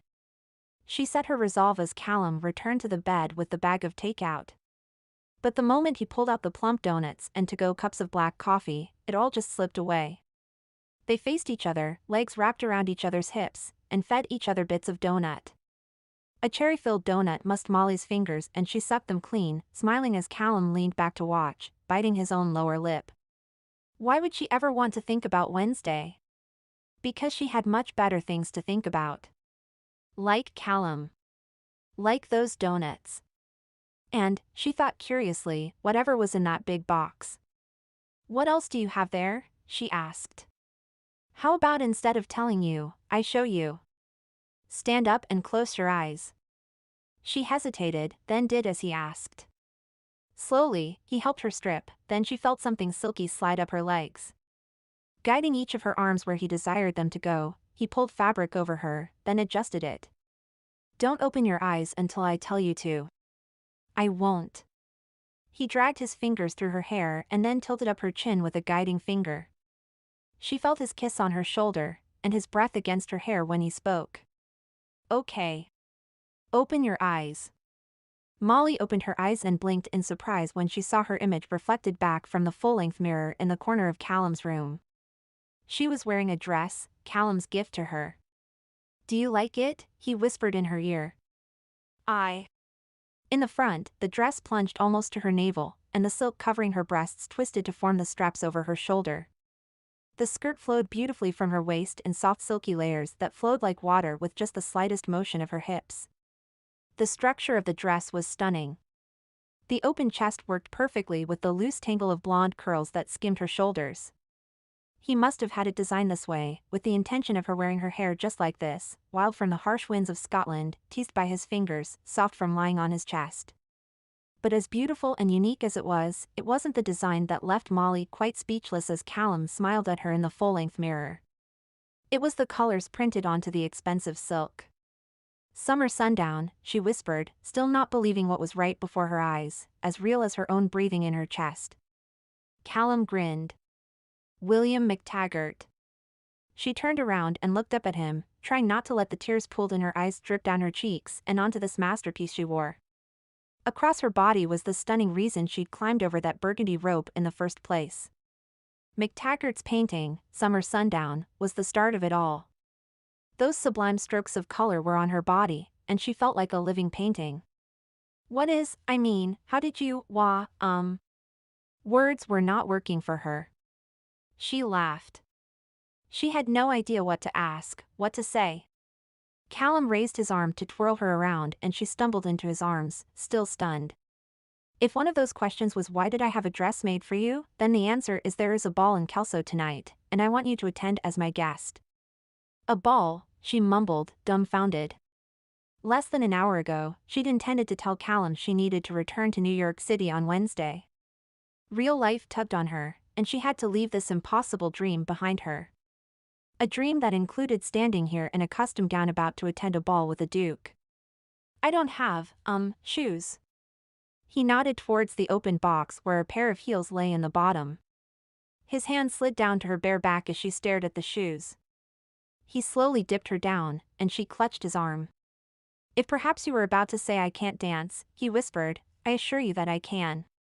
He twirled her about the room as effortlessly as a ballerina in a jewelry box. But, he went on, if you were worried about what I might do to this pretty dress after the night has ended, well, I don't have a single reassurance for you. The dark flash in Callum's eyes as he trailed his finger down the plunging neckline awoke Molly from her trance. This Duke was no Prince Charming. He wasn't the cartoon hero in a children's movie who arrived on his white stallion to save the helpless princess. There was no glass shoe he'd slip onto her foot. He swore like a sailor and looked at her like a hunter and touched her like a sculptor and listened to her like a priest and commanded her like a general. No, the Duke of Roxburgh was no Prince Charming. He was real. Everything about the past few days might be the thing of fairy tales or movies. But Callum was real. Imperfect and flawed and reckless and real. In her dress, Molly stepped closer to Callum and hooked her own finger in the front of his pants. I suppose that's just a risk I'll have to take, Your Grace. Chapter 15. Cut in a slit up to her hip, Molly's silk dress parted, and the expanse of flawless skin on her leg under the flash of cameras made him want to get on his knees right then and there, pressing his lips reverently to her flesh. Miss Rose, he smiled, getting lost in the way her blue eyes seemed even bluer now that they were rimmed in dark smoky liner. Welcome to Hartfield Manor. Thank you, Your Grace. With her arm on his, he guided her past the saluting guards at the door. Inside, gold chandeliers glistened above a high-room bookend with massive stone fireplaces whose flames burned high and merry. In the corner, a small orchestra played as the people of Kelso gathered to dance in the middle of a wide wooden floor. It wasn't the most glamorous ballroom in the world, let alone Scotland, but with Molly beside him, it would be the happiest. A server walked by with a tray of champagne glasses, but Molly shook her head as Callum moved to grab two. No, he asked, raising an eyebrow. She grinned. Where's the scotch? You're a glutton for punishment, he said with a smile, spotting the bar along a far wall. She leaned in close. As long as you're the one to mete out the punishment, Your Grace. He held her arm tight and bent his head toward hers. If you're not careful, he warned, I'll drag you out of here over my shoulder. She blocked his path. With her eyes on his, she jutted her chin defiantly. Is that a threat or a promise, Your Grace? You are my guest, he responded with a small bow. Which would you prefer, Miss Rose? Before Molly could answer, his mother called for him. He winked down at Molly before turning around. Joanna seemed to glide forward in her black gown to kiss his cheek. Callum, darling. Her eyes fell on Molly and widened in surprise. Miss Rose, that is quite a look. Her gaze swept over the deep décolletage and silk skirt, a subtle frown of disapproval crossing her face. Just then, however, a gentleman from the town council stepped in to ask Joanna for a dance. She acquiesced and disappeared into the crowd of swirling men and women without another word. Molly watched her leave until she was twirling away on the opposite side of the room. You should have defended your design, she nudged Callum. It's a masterpiece. He guided her to the bar and asked the bartender for his favorite brand of scotch. It's a masterpiece because you're in it. She blushed as she accepted one of the glasses from him, unable to hide the pleasure she felt at his words. They started walking along the edge of the ballroom, watching couples and pairs join together for a waltz. You're more than what she sees you as, you know, Molly said. Now it was Callum's turn to roll his eyes.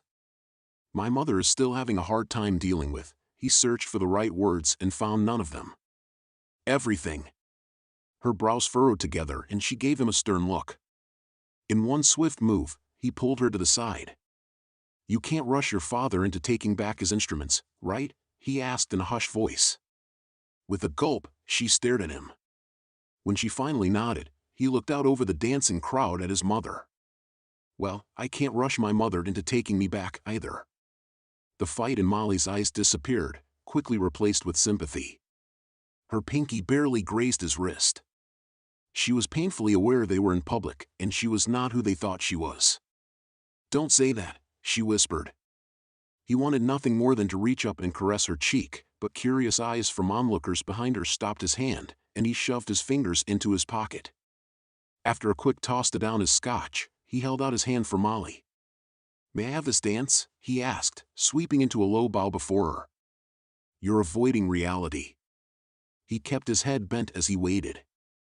From his periphery he could see Molly sigh and gulp down her scotch. "To avoiding reality," she toasted. Then she took his hand. Everything around Callum swirled into color and noise and heat. He forgot about everyone else and had no idea who else had come to the ball that night. He couldn't name names even if he tried. The only thing in focus was Molly, and the only thing he felt was the silk of her dress as he spun her around and around and around. At last, it came time for the final dance. She curtsied, and when she looked up through her thick eyelashes he saw lust darkening her eyes. The last song meant the end of a magical evening together, but in a way he was glad. There'd been no kisses, no caresses, no nips or grabs between them. He certainly recognized the strain of her holding back, because he felt it himself. Every cell in his body yearned for her. Each restrained moment was a supreme effort. By the end of the last dance, he felt utterly exhausted and yet totally exhilarated. But they weren't alone. Not yet. Callum still had to smile and shake hands and bid farewell to guests before he could watch that dress finally puddle to the floor. When they made their way towards the main entrance, he could practically smell the desire wafting off Molly in waves. But before they could reach the guards escorting everyone out, Callum stopped mid-step, his hand still on hers. Confused, Molly looked towards the line of cars pulling in to pick up their passengers. "Are we going back to the castle?" she asked. He shook his head. "I have a promise to uphold," he said. A light of recognition burned in her blue eyes, fiery and hungry. After one quick darting glance around to make sure no one was looking, he picked her up and threw her over his shoulder. She giggled and squirmed. "Where are you taking me?" she demanded. "Wherever I want." The arrangements were already made. The earlier suggestion had been planted in his mind, and Callum was a man who made the things he wanted happen. Especially when he wanted her as badly as he did. So, earlier that night, when Molly had excused herself to use the restroom, he'd secretly spoken with Mac. "You know," he'd said, bumping shoulders with his friend, "you work too hard, Mac." The gruff old man had frowned up at him, his red eyebrow knitting together. "Never have you said a truer thing, lad." Callum had nodded. "You deserve a night off." "A night off? Ain't no such thing." He'd shaken his head disbelievingly. "I don't suppose you'd like to go see Georgette down at the Badger tonight," Callum had urged.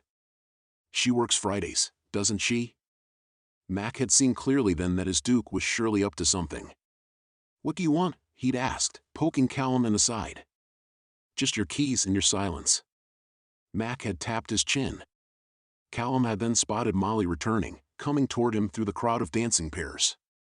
He'd held out his hand to his old friend. "Do we have a deal?" Mac had groaned. "Have fun, lad." Callum had taken the keys and parked the car in the back of the manor where no one would spot he and Molly leaving together. Now, with one hand around Molly, Callum popped open the passenger door, plopping Molly down from his shoulder into the passenger's seat, buckling her in with a wink. "I always deliver, love," he said before making his way around to the driver's side. Molly huffed next to him. He shifted the car into gear and, instead of pulling into the traffic leaving the manor, took a narrow gravel road leading up a hill. "Aren't you going to tell me where we're going?" she asked. "No. I am not." Headlights illuminated the curving road ahead as they twisted round and round, higher and higher up the hill. "How about now?" she asked, placing her hand on his leg. Without looking at her, he grinned and kept his eyes focused on the road. "Don't make me tie you up." He undid his bow tie with one hand and let it hang loose around his neck. "How do you know that isn't what I want?" His eyes shot to hers, and the sly smile she sent him had his heart hammering. They made it to their destination but got distracted for a while. The distraction resulted in her dress being ripped. She assured him it was worth it. Chapter 16. Molly sat cross-legged on the hood of the car, watching Callum fold her ruined dress. With the silky fabric crumpled in his hands, he sent a sheepish grin her way. She laughed as he made an attempt to brush some of the dust from the straps, only to find the massive rip he'd made to get at her chest. "Might need a stitch or two," he muttered, assessing the damage. Molly shook her head. "It's perfect." Their eyes met. There was nothing awkward between them as they enjoyed their inaudible language. Callum finally smiled and draped the dress over his arm, jerking his head towards the trunk. "Got a few blankets and things, if you'd like to stay a little," he said. She nodded, and he smiled again. She heard him stop first by the passenger door, and then the lights from the headlamps went out beneath her feet. It took a few moments of blinking in the new darkness, but when her vision adjusted, she climbed off the car and walked in odd silence towards the edge of the hill. Down below, illuminated in the warm glow of old street lamps and tiny strings of lights, lay the scenic town of Kelso. If she didn't know better, she'd think it was a little model train town. The lit streets ran all the way down to the coast. If she closed her eyes, she thought she'd hear the crash of waves along the sandy shore. A warm breeze wafted over her. She breathed in the hint of salt and the piney scents from fields and forests. Callum laid a blanket on her shoulders, and she smiled up at him. He grabbed one corner, stretched it over his wide back, and squeezed next to her to share the warmth. Together they stood and admired the view. Standing up on that hill, with the twinkling, smiling world below, she imagined this might be the closest thing she'd ever felt to being a queen. The strong arm of a royal wrapped around her, holding her tight, certainly didn't hurt. "Molly," Callum suddenly said, in an excited tone that surprised her. He grabbed her hands and stared down into her eyes. "I want to paint something for you." She grinned and stood on tiptoes to give him a tender kiss on the cheek. "Sure," she said, adjusting the blanket on her bare shoulder. "Maybe we'll paint together." Her hands started to pull from his to grab the slipping corner of the blanket, but he tugged her back, so that she was standing in front of him. "No, you're the artist, Molly." "I know that." "No, I want to paint for you, but..." She waited, searching his face as he tried to find the words. Finally, he muttered, "Here," and walked her over to the front of the car. Again, he sat on the ground next to the bumper and nodded for her to do the same. She was simultaneously amused and confused, but unable to stop smiling as she watched him breathe deeply and close his eyes. "She has curly hair," he started. She noticed his eyes moving beneath his eyelids, as if he were actually seeing something. It was the kind of curly hair I suppose one could pull on and it would always spring right back into place. A grin she knew so well tugged at the corner of his lips. I have to admit the thought of tugging them myself did cross my mind. Smiling, she cuddled up next to him, just far enough away that she could still see his lips move in the moonlight's cool glow. Pale pink t-shirt, thin as the wing of a butterfly. An ill-fitting jacket falling off one shoulder. Black jeans. Torn. He paused and frowned. Torn around the knees, in fact. I remember that because it blew my mind that a woman would wear jeans with holes in the knees to meet a duke. Molly smacked him playfully on the chest. Her shoes were covered in stickers from more places than I could count. Different shapes, different colors, even different languages. She'd traveled. He peeked one eye open and gazed down at her. Everyone who sees this painting will feel the uncontrollable jealousy from all the men around the world who had had the luck of laying eyes on her. Anyone who sees this painting will have wished with such passion that he'd walked each step with her so that she didn't have to go it alone. He will feel the undying need to place his own sticker on her petite worn boots. Got it? Molly smiled and nodded, feeling a warmth in her chest and on her arm as he squeezed her tighter. Good, he said, closing both eyes. Now her face. This part here is the hard part, because if I painted it the way it is in my mind, no one would ever believe she's real. They'd say I was painting a fantasy, I was inventing perfection, or I was delusional. But I've seen her. I've seen this woman. They'd call me a liar. But I'm going to give it a try. He looked like he was building up his courage before diving off a cliff. The freckles on her cheeks were so perfect, not because of their perfection, but because of their imperfection. No one could have placed them quite the way they were on her face, no matter how long they tried. He smiled. Her eyes were precious stones, her lips were feathery pink clouds amidst a most vibrant sunset. It was a face that was impossible and yet alive with rosy cheeks and a curious quirk of her eyebrow. He was silent for a long time after that. Molly watched his lips the whole time, trying not to hold her breath as she waited for him. She wanted to see what he was seeing. It was her, but it was not the Molly she saw in the mirror. How was it that he saw her? That was what her heart desired to see. Shaking himself as if he'd forgotten where he was for a moment, Callum opened his eyes and brushed his finger along her cheek. She could almost see his lips moving, as if he were counting how many freckles dotted her nose. "We haven't talked at all about the backdrop," he said next, closing his eyes yet again and drumming his fingers along her arm. It was the same way Molly drummed her fingers when deciding what color to select for a canvas. The backdrop of this painting is an open door to a large ballroom. The walls on either side of the door are lined with mirrors. And in the mirror on the right side, just visible in the reflection, is a man who is staring at this woman. There is surprise on his face and intrigue in his eyes. It was then that Callum opened his eyes. Watching his lips move was magical. But if his lips were magical, his eyes were fire, all-consuming and impossible to look away from. "When you look at this painting," he whispered, "you see the man in the reflection is trying to hide it, but he wants her. He wants the woman in the painting." She held his face in her hands and felt her heart beating against his. "You paint beautifully," she smiled. "Absolutely beautifully." Their lips found their way to each other and it was soft and sweet. "It's the moment I first saw you," he explained. "The moment I expected someone so different from you to walk through that door. The moment I knew I was in terrible, terrible trouble. And I was. But the best kind of trouble possible. It brought us here. And I don't want it to stop. I was thinking you could come with me for a 3-day road trip through my lands. We'd leave on Wednesday. The country is beautiful, and I really think you'd." "Wednesday?" Molly interrupted.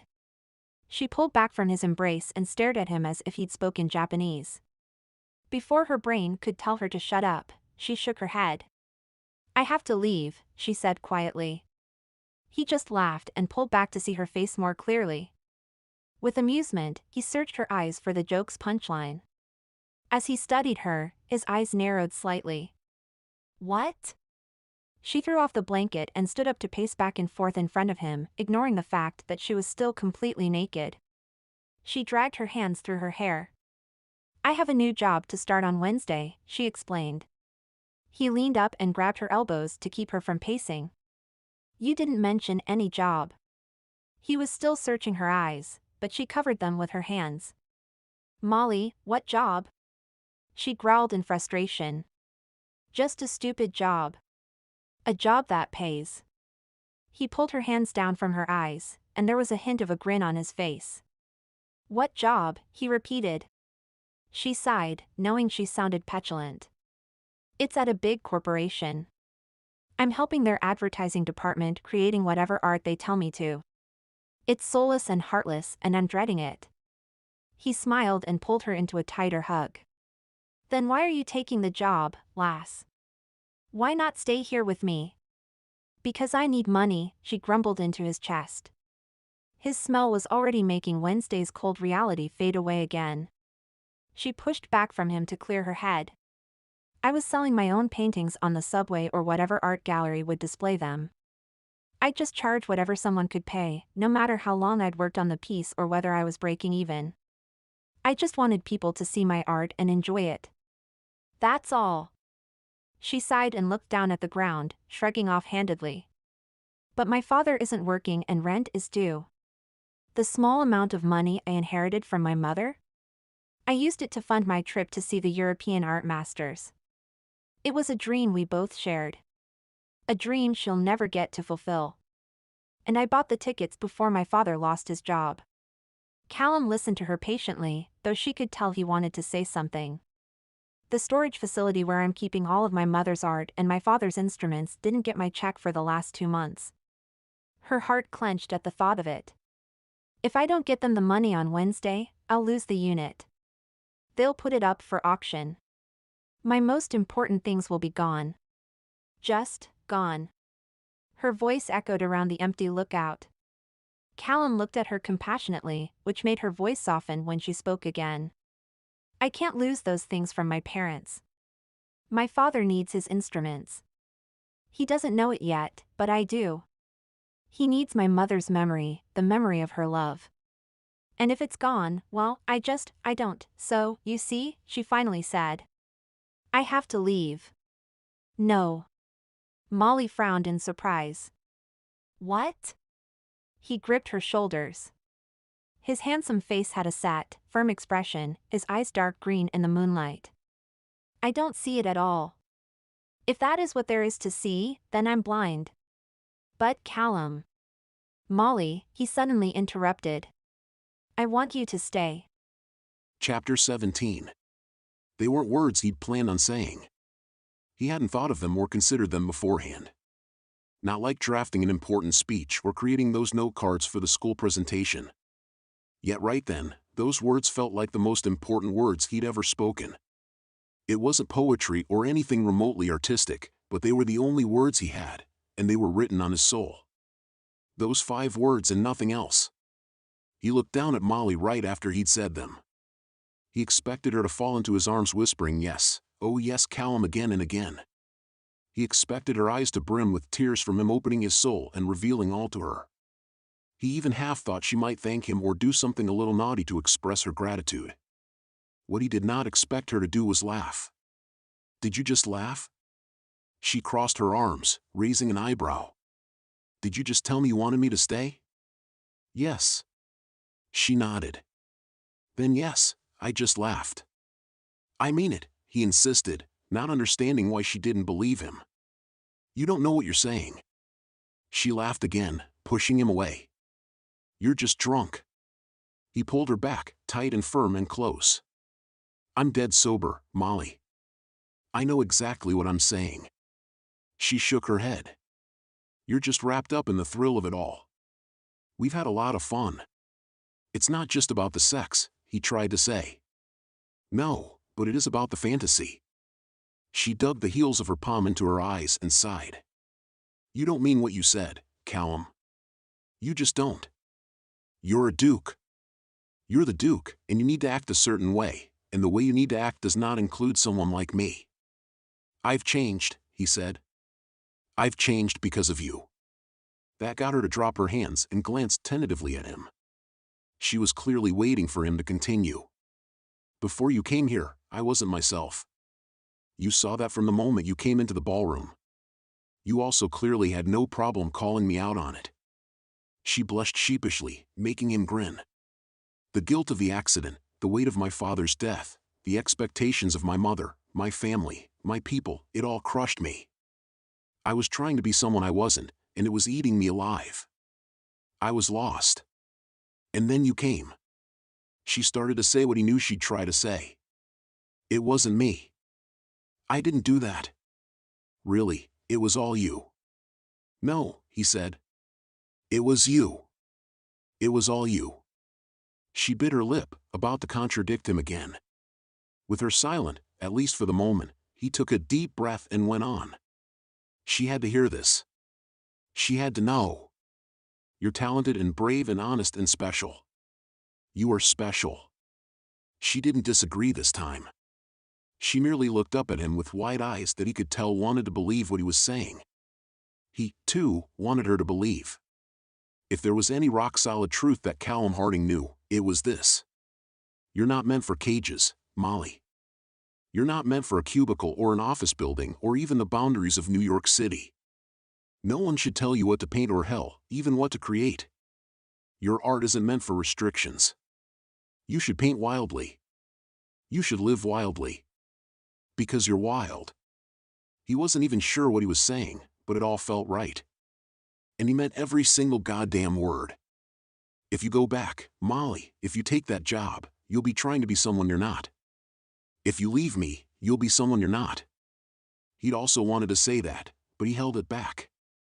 Even though he believed it. Together, they inspired and challenged each other. They pushed each other, daring to be more and more themselves. Believe me, I know what it's like to be someone you're not. You saw what happened to me. You saw the duties, the bars like those of a jail. I never want to see those bars on you. It would destroy me. Her freckles seemed to twinkle like stars and her hair moved like ripples over the lake outside Floor's castle. Tracing her lips would be like tracing the gentle roll of the hills in the distance. She was so beautiful tonight. Everything about her, he realized, was like Kelso. If she left, he'd be cursed. He'd never stop seeing her everywhere. And so, Molly, he said with a smile, you just can't leave. His smile was wide and open and warm. A smile encouraging her to believe him. To trust him. She was also starting to smile, but it was different. Her smile twitched at the corners and threatened to fall from a cloud of doubt and hesitation. Something was missing. I want to believe you, she said, staring down at the gravel. You have no idea how badly I want to believe you. He could sense what was coming next. Let's just wait until tomorrow, all right? She slipped her hand into his. Sometimes we think we've changed and it's harder than we think. He pondered her cryptic words. She didn't believe that he had changed, did she? Was she worried this was temporary? An act? Couldn't she see he never wanted to go back to the way he was when she'd found him? As he was thinking of how to prove this to her, she shivered. I'm a little cold. He wrapped his arm around her shoulder and walked her back to the car. He handed her the dress and she slipped it back on, ripped and muddied as it was. Then, as he was helping her into his jacket to keep her warm, he reassured her again. You'll see. Molly glanced at him over her shoulders, and her eyes met his. One way or another, he insisted. You'll see. Chapter 18. Did you make the necessary changes I requested, Miss Rose? Sweeping her paintbrush across the canvas, Molly just didn't feel like looking up at Joanna or answering her question. Gray clouds and pattering rain against the stained glass windows drenched the ballroom in dim light. At least in his portrait, Callum was bathed in the warmth of a bright afternoon sun. She mixed red into the brown hues on her palette to paint his hair. She knew, just knew, that if she ever saw his hair on a truly sunny day, it'd catch red like embers. Thanks to Scotland's gloomy summer weather, she hadn't seen it yet. But she knew.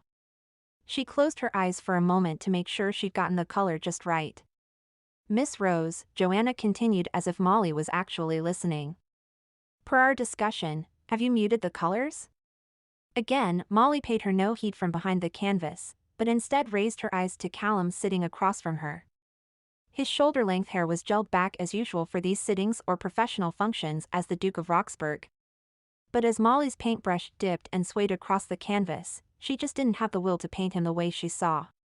In a few days, she'd be sitting in an office and, just like Joanna, the boss would be telling her exactly what colors to use and what subject to illustrate. Today was Saturday. Wednesday was fast approaching.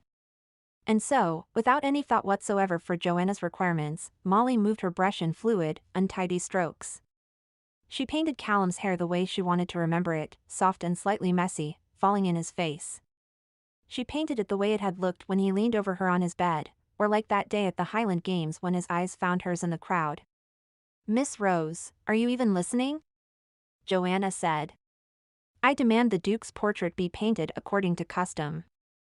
Do you hear? While painting Callum's hair with those fluid swaths of red and brown, her thoughts drifted to last night.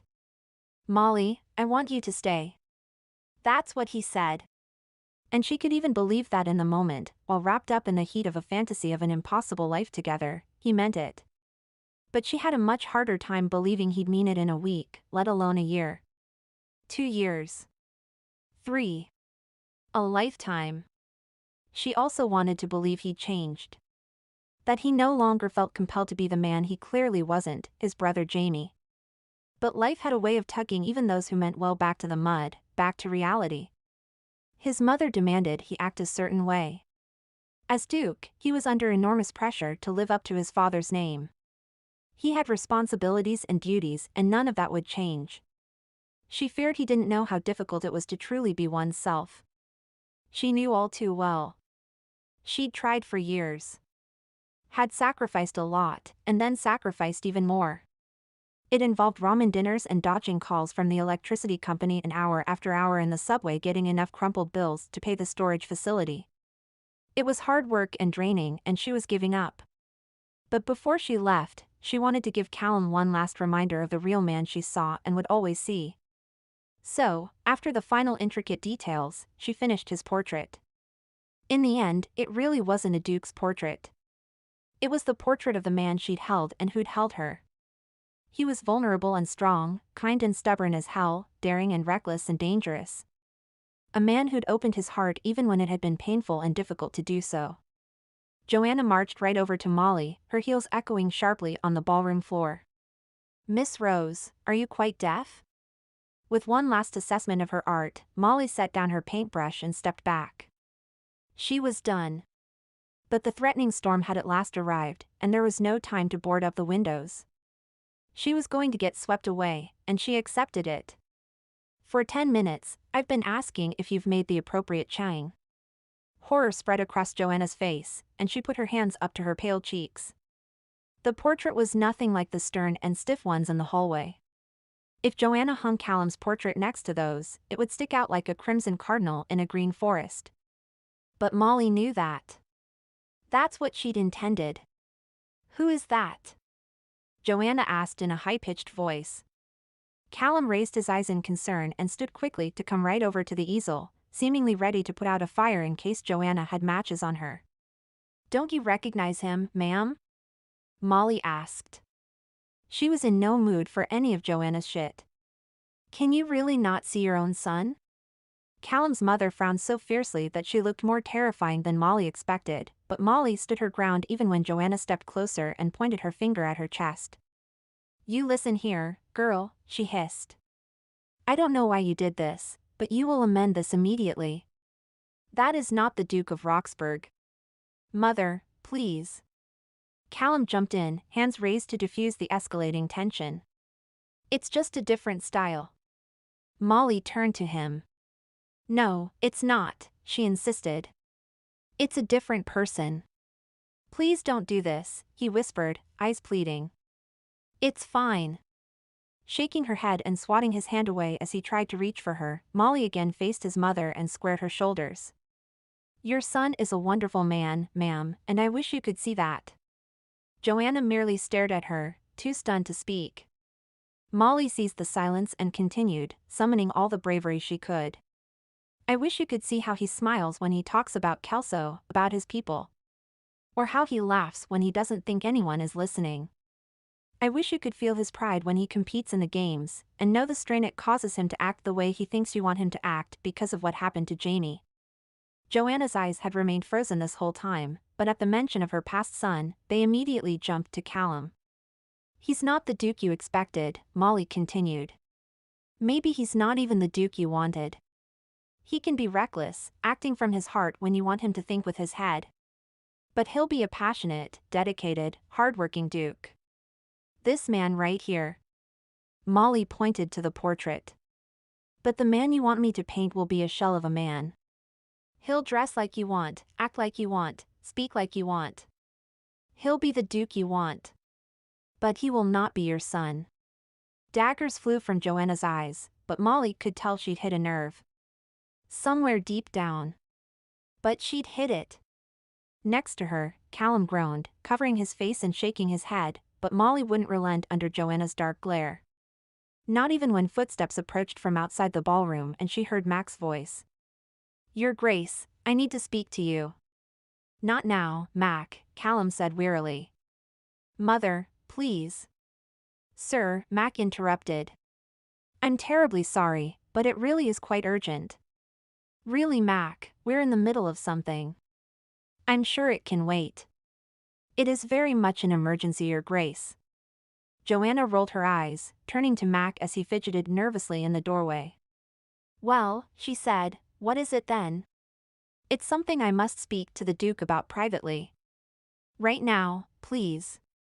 Molly looked at Callum and his eyes met hers. Then he sighed and moved towards the door. "Really, Mac, I do hope this is important, because..." A woman briskly brushed past Mac, who made a pretty good attempt at trying to stop her, and strode right into the ballroom. At first glance, she looked startlingly like Molly. The commotion of her arrival forced Molly to step back, stumbling into the easel. Arms crossed, Joanna assessed the newcomer with suspicion. Who in God's name are you? She demanded. She should have asked Molly, who knew exactly who this woman was. The woman straightened her sodden raincoat and lifted her chin. Why, I'm Priscilla Rose, of course. Chapter 19. One look at the real Priscilla Rose and Callum knew she was everything he'd expected to see so many days ago. The real Miss Rose bore a passing resemblance to Molly, with creamy skin, a small frame, and blonde hair almost the exact same shade. Yet she wore a crisp white shirt and basic black slacks under her trench coat, not a pink t-shirt or holes in the knees of her pants. No stickers on her simple black heels. A nice but plain leather purse hung from her shoulder, not a backpack that had a sketchbook featuring drawings both wondrous and beautiful. Miss Rose's hair was smoothed down, every strand locked in a tight ponytail at the base of her neck. Nothing like Molly's soft blonde curls that swayed like the soft Scottish grasses. Yes, it came as no surprise whatsoever when the woman answered his mother's question and quite curtly revealed her identity. Standing behind the newcomer, Mac mouthed sorry and tugged worriedly at his bristly red beard. Such a convenient time for Callum to remember Mac's missed calls earlier that morning. He mentally kicked himself. He'd known Molly's true identity would come out sooner or later. He just hadn't expected sooner to mean right at that moment. You are Priscilla Rose?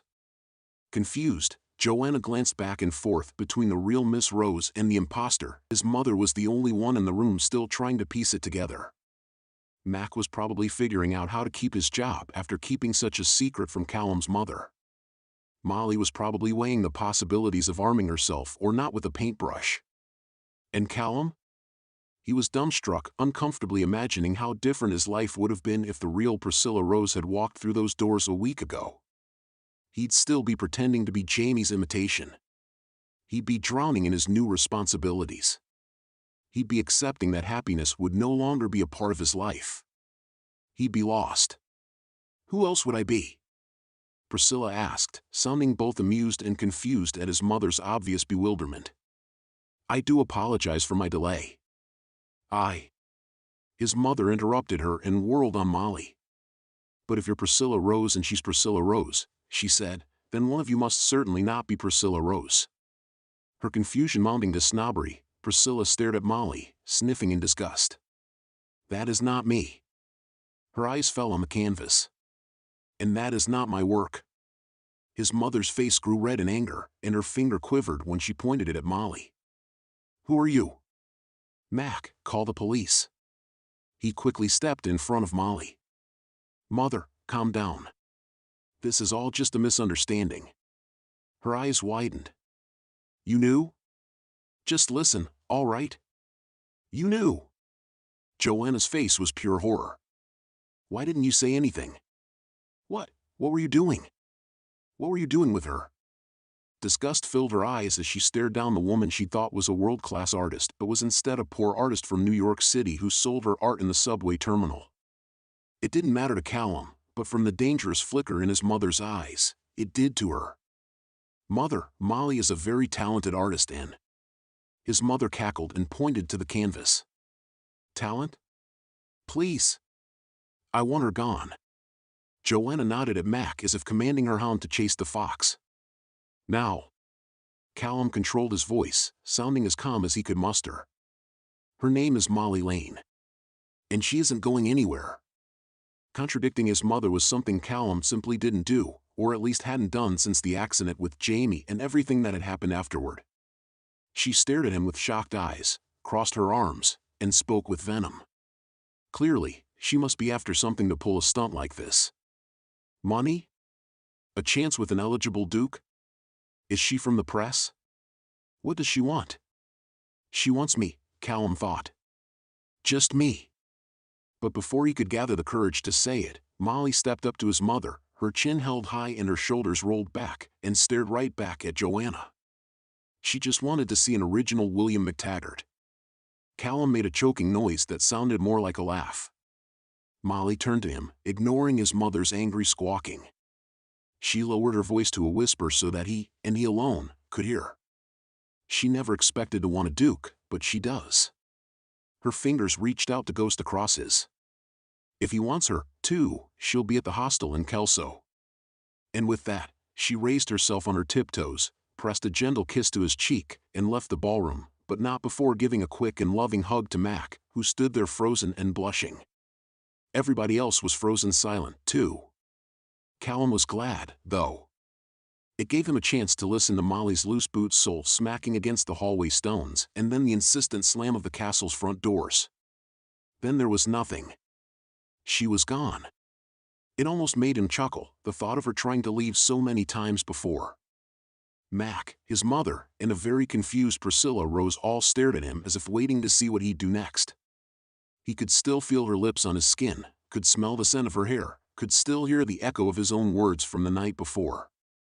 "I want you to stay, Molly." He'd said he'd prove it to her. And that's just what he'd do. With swift, confident steps, he headed right for the ballroom doors. Just outside the room, down the hall, and out the front doors, he'd do what he'd done in the rain just after they met. He'd chase her down. He'd sweep her up in his arms, and they'd fall into the soft, wet tangle of grass. He'd lift up her lips and kiss her endlessly. As he got to the threshold leading out of the ballroom, he could see it. Right there before him. "Callum Philip Harding, you stay right where you are." His mother's voice emerged like a brick wall in front of him. Without even realizing he was doing it, he stopped and stared at the door. "Don't you dare take one single step forward. Do you hear me?" He should ignore her or pretend that he didn't hear. With every passing second, Molly moved further away from him. What was he doing, standing frozen like a child being punished? Why couldn't he move? "Go sit down." His mother's words were cold, heartless, and everything Molly's words were not. Molly was warm, soft, tender. She was his magnet, she was irresistible. Yet, his feet were not moving. He looked over his shoulder at his mother. "I want her," was all he managed to say. That didn't even begin to encapsulate everything he felt about her, but to put all of that into words was impossible. "Want is a luxury you are no longer afforded, my son," Joanna said. "Jamie is gone. You must be the Duke. A duke does not get involved with a woman like that, one who stirs your passions to the point of foregoing duty. I can be a different kind of duke." "Really? Think of what your father would say." She calmly clasped her hands in front of her. "Think of what Jamie would say." Callum flinched, almost as if his mother had slapped him. "The times where you can gallivant off with some pretty face have passed," his mother reminded him. "Jamie would never be so selfish." Callum glanced again down the empty hallway. That was his path to Molly. "You owe it to him to live up to his legacy, Callum. You owe a debt that you must now pay." Her words stung more than she probably realized. The hallway was dark and quiet, and all he had to do was step out into it. There was no one to stop him. Only himself. Chapter 20. As she strolled down the gravel road from Floor's castle to the town of Kelso, Molly kept her footsteps nice and plodding. That would give Callum time to catch up to her. Her ears tried to pick up the sound of a horse's hooves. Every time she swore she heard something, she'd turn and find the wet and rainy road back to the old castle still empty. In the lobby of the Kelso hostel, she also lingered, picking at the edge of her styrofoam cup of coffee. Every few seconds, her eyes darted to the door. Every time the door opened and the bell above it chimed, she'd turn to greet him. Worry started to creep in when she asked the girl at the front desk, who nodded over her lunch, to let Callum up to her room when he arrived. She didn't want to add in an "if he comes." He would come. He said he'd changed. "You'll see," he said. Up on the third floor, she peeled off her wet clothes and every few seconds or so, peeked through the curtains to check the road below for any sign of Callum. Shivering from the cold, she flipped through some staticky channels, not wanting to take a shower because she didn't want to miss even the softest knock on her door. But the cold finally drove her to escape it. Soap suds cascaded down her legs and her hair dripped puddles onto the floor as she rushed from the shower, wrapping a towel hastily around her chest and poking her head out the doorway to check the hall. In either direction, it was cold, dark, empty. She checked again through the blinds to make sure he wasn't outside. She sank onto the lumpy mattress and stared up at the rings of water damage on the ceiling, for the first time considering what, back at the castle, she thought impossible. He wasn't on his way, rushing to her in the rain, running through the hostel's halls shouting her name until he found her. She refused to believe what was so obvious it hurt. He wasn't coming. Clutching the towel to her, she didn't know if she wanted to cry or scream or cocoon herself in her room with a case of Scottish whiskey. How could she be so stupid? He hadn't changed at all. She smushed a pillow into her face to mute her painful groans. Callum was done with his American plaything. Nothing but a fun and pretty little doll he'd enjoyed for a week. Now it was time to put away his toys and get back to work. Tears pricked at her eyes, though Molly told herself not to cry. For a few days, it had been a blissful make-believe. Trading the inevitable cubicle and deadlines and soulless art for a wild adventure with a duke who had told her she was too special for all of that. When the cold morning air crept in, the warmth of that make-believe pulled even harder. But that didn't mean she could stay asleep and dream forever. Hey, it wouldn't be so bad. Right? She'd be making real money. She wouldn't have to worry. She could buy better foods or maybe even get a bigger place and permanently take her parents' things out of storage. She'd focus on helping her father heal. That would bring her happiness, too. She believed it would. She had to. With her bones numb and her skin chilled, she sat up, rubbed her eyes, and caught her reflection in the bathroom mirror. She forced a smile and figured that was good enough. Pulling on a pair of dry jeans and a warm sweater, she went downstairs and booked her flight back to New York City. Back to her father and to work. To reality. Chapter 21. Lift your chin a little. Callum lifted his chin. Down a tad. Callum lowered it. To the left just a hair. To the exact width of a hair, Callum shifted his chin. Is this acceptable? He asked the real Priscilla Rose, his voice clipped and unwelcoming. She frowned at him from across the ballroom. It was before you spoke, she said, sighing and moving from behind the easel. Callum glared at the woman, but she didn't seem to care. Lift your chin a little, she said.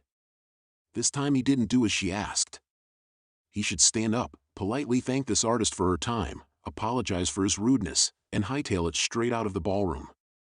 He could feel the pain in his chest, as if his skin was ripping apart. His head rang as if it was about to be split straight down the center. He needed water. Air. He needed Molly. Priscilla Rose had described the events leading to her late arrival. But Callum had heard nothing but Molly's whispered plea to meet her in town. Every part of him urged him to go to her. Was he really about to let the love of his life go because his mommy didn't like her? Mentally, he cursed. He knew it wasn't that simple. Somehow, the guilt he'd laid aside the longer he'd spent time with Molly had come back, resurrected by his mother's words. By manipulating him with his brother's legacy, his mother held the only dagger that could pierce his heart. And she was not afraid in the slightest to use it. That dagger had kept him pinned. He was the only one left to take over for Jamie and his father. That meant duty and honor in posing for the snooty woman in front of him, no matter how much he wished otherwise. Because as soon as he gave himself permission to throw aside his duties, the sooner he'd be proving his mother and everyone right. He was never meant to be the Duke. And he never would be. Has it been an hour? He asked, throat parched and voice scratchy. Priscilla lifted her wrist to check her expensive gold watch, but his mother responded. Yes. She'd been standing nearby, a rigid figure so unlike the kind, warm woman he remembered from his childhood. Even before Jamie and his father died, that warmth seemed to fade, and their deaths had eradicated it completely. He'd been changing himself because of duty, but it seemed his mother had, too. The last vestiges of her true nature had then been locked away with her grief. And he'd played a part in that, he realized. By not fighting for himself, but also not fighting for her. We're going to take a break, he stated. Priscilla lowered her brush. He was about to stand and stretch when his mother said, Callum. We need to get this done. Just a while longer, please. Callum pressed his lips together. One more hour. That's it. For the rest of that hour, he moved his chin to the left or to the right. He shifted his hands closer to his knees and then higher up his thighs. He straightened his shoulders and then straightened them even more. And all the while, he He couldn't help imagining what Molly was thinking. She's thinking you abandoned her, you dimwit. And you have. She deserved so much better than him. Well, now, Priscilla finally said after what felt like an eternity, I may need to make some small adjustments here and there with fresh eyes tomorrow, but I do believe I'm just about finished. Not a single speck of paint marred her crisp white shirt, and every strand of her hair was still tight in her ponytail, just like when she'd started. She cleaned her hands with a rag with the casualness of a server who'd just delivered dinner to a table. This meant nothing. She wouldn't remember their faces. Meant nothing to her. All that was left was to pick up her paycheck, and then it was off to the next canvas. Wonderful. Joanna stood and moved across the ballroom to admire Priscilla's work. Finally. That is exactly what we were looking for. Yes, this will do quite nicely. Priscilla bowed slightly in a show of humility, but from her expression, it was clear to Callum she had expected nothing less than the highest praise. Mac will show you to your room, if you'd like to rest before dinner, his mother continued, waving to Mac, who stood dutifully at the ballroom's double doors. We've prepared our finest suite for your use while you are here. And don't be afraid to call for anything that you might need. Thank you, ma'am. You are very kind. Fake smiles were exchanged between the two women. Without a single glance back at the man she dedicated herself to for so many hours, Priscilla disappeared around the corner after Mac. The gentle patter of rain against the stained glass windows. You'll see eventually that this was the right decision, his mother said, not looking at him. Callum watched her study the large canvas on the easel. Molly's portrait was leaning against the wall and not in the trash as his mother had intended, only because he'd refused to ever sit for a portrait again if she disposed of it. Finally, his mother looked at him. Come and see. He wasn't sure he could move, let alone stand stiff, didn't begin to describe how he felt. He stood, walked to her, and laid eyes on the canvas. It was like a punch to the face, a kick to the shin, a piano falling on his head. Suddenly he laughed, and it was like floodgates opening. What in God's name has come over you? She asked, grabbing his arm. Callum, what is so funny? Tears blurred his vision and he tried to suck in a breath to speak, but when he saw the canvas again, he just kept laughing. He wiped at the tears streaming down his cheeks, and his sides were starting to hurt, so he bent over. Are you all right? She whispered. Callum, dear, should I fetch someone? He shook his head and tried once more to straighten up. All it took was a glimpse of the portrait to send him folding right back over. Oh my. His mother's feet shifted uncomfortably.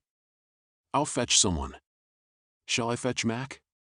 No, I'm all right, he managed between sucking in breaths and laughing nonstop.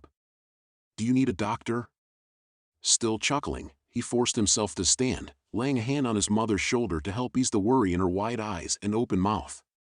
Callum, she begged, laying her hand over his, please explain what is going on.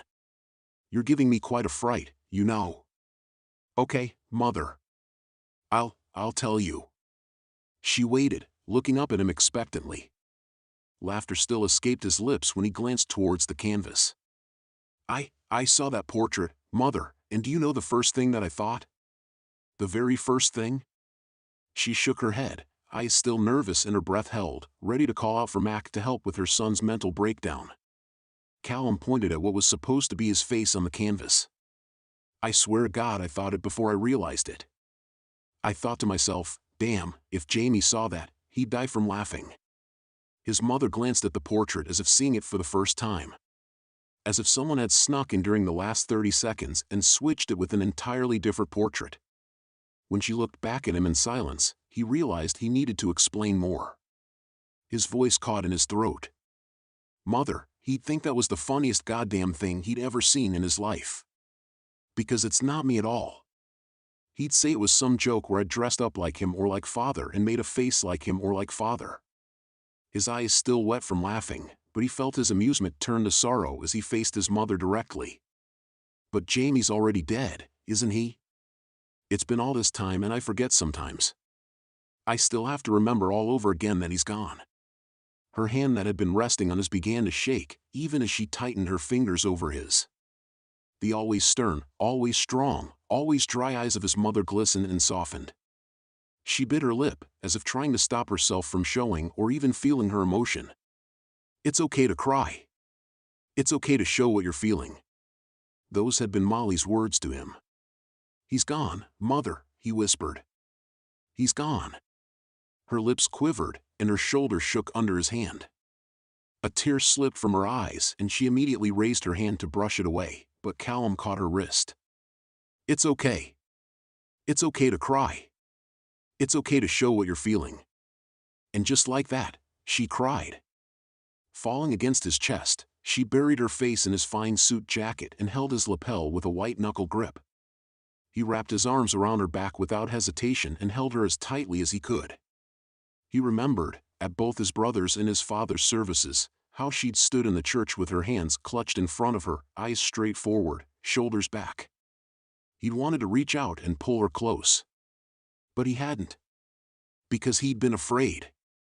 As if she were the most delicate glass, and if he had held her like he did now, she'd shatter in his arms, and he'd be the reason why. As his mother cried in his arms, he knew that even though she wasn't glass, she was broken. He was broken, too. But together, maybe they could heal. The colored light from the stained glass windows deepened and darkened while shadows stretched across the ballroom. He still held his mother and would have kept holding her as long as she needed him. But she soon stirred in his arms and stepped away to wipe her eyes and drag her hand under her nose. She glanced up at him with a shy look and smiled. He would laugh. She sniffled and glanced back at his portrait. He knew you best of all of us. Jamie understood you. I certainly didn't understand that wild streak of yours. After he died and then I lost your father, I no longer understood anything. But I didn't try to understand. I just tried to make everything like before. But it's not like before, is it? Callum shook his head. And it never will be. His mother nodded, as if she'd finally heard the true answer. I've felt so far away from you, Callum, she admitted. I think it's because I've been pretending you're someone else entirely. He understood why she'd treated him that way. He'd also pretended he was someone else. It wasn't until recently that his eyes had opened to that fact. His mother fidgeted with her dress. I thought it might help with the pain, she said, looking down, but it just made me feel like I'd lost 2 sons instead of 1. They stood in silence, staring at the portrait that, unbelievably, had managed to open a line of communication between them. Finally, his mother said, Yes, I do believe you're right, she added after a long time. She lifted her chin, straightened her dress, placed each hair behind her ears, and clasped her hands. Jamie would indeed laugh. When she looked up at him, her eyes were clear. He'd laugh, and then he'd pull me off to the side and tell me in that calm, understanding way of his that I was being rather like a bitch. Callum, who had been about to offer his mother his pocket square, froze. Mother! She took the pocket square and dried her eyes while blowing her nose. You know it's true. He wouldn't hesitate to tell me. His mother reached for the portrait and took it off the easel, setting it on the floor. She nodded towards Molly's painting. Go get it. He did as she said. Carefully, he returned it to the easel and stood back to assess it alongside his mother. She clicked her tongue in disapproval. It got smeared against the wall, she pointed out. I am sorry, Callum. He saw what she was talking about. Across his cheek, the background paint had smudged it blue, as if a thumb dipped in paint had brushed along his cheekbone. Don't be sorry, Mother. She turned to him. But it's ruined. He glanced down at her, unable to stop smiling. It's perfect, Mother. It's real. It's me and it's Molly. It's us. Chapter 22. Molly shaded her eyes from the afternoon sun's glare bouncing off the subway window. She again counted the small stack of limp, dirty bills in her hand. Maybe they had multiplied since she'd left her apartment in Brooklyn? Nope. Still the same amount. It was all that she had to bid on her previously owned storage unit. It wasn't much and it wouldn't go far.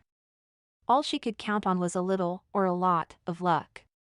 Maybe the other bidders wouldn't see any value in a unit stuffed to the brim with rusty instruments and paintings from a no-name artist.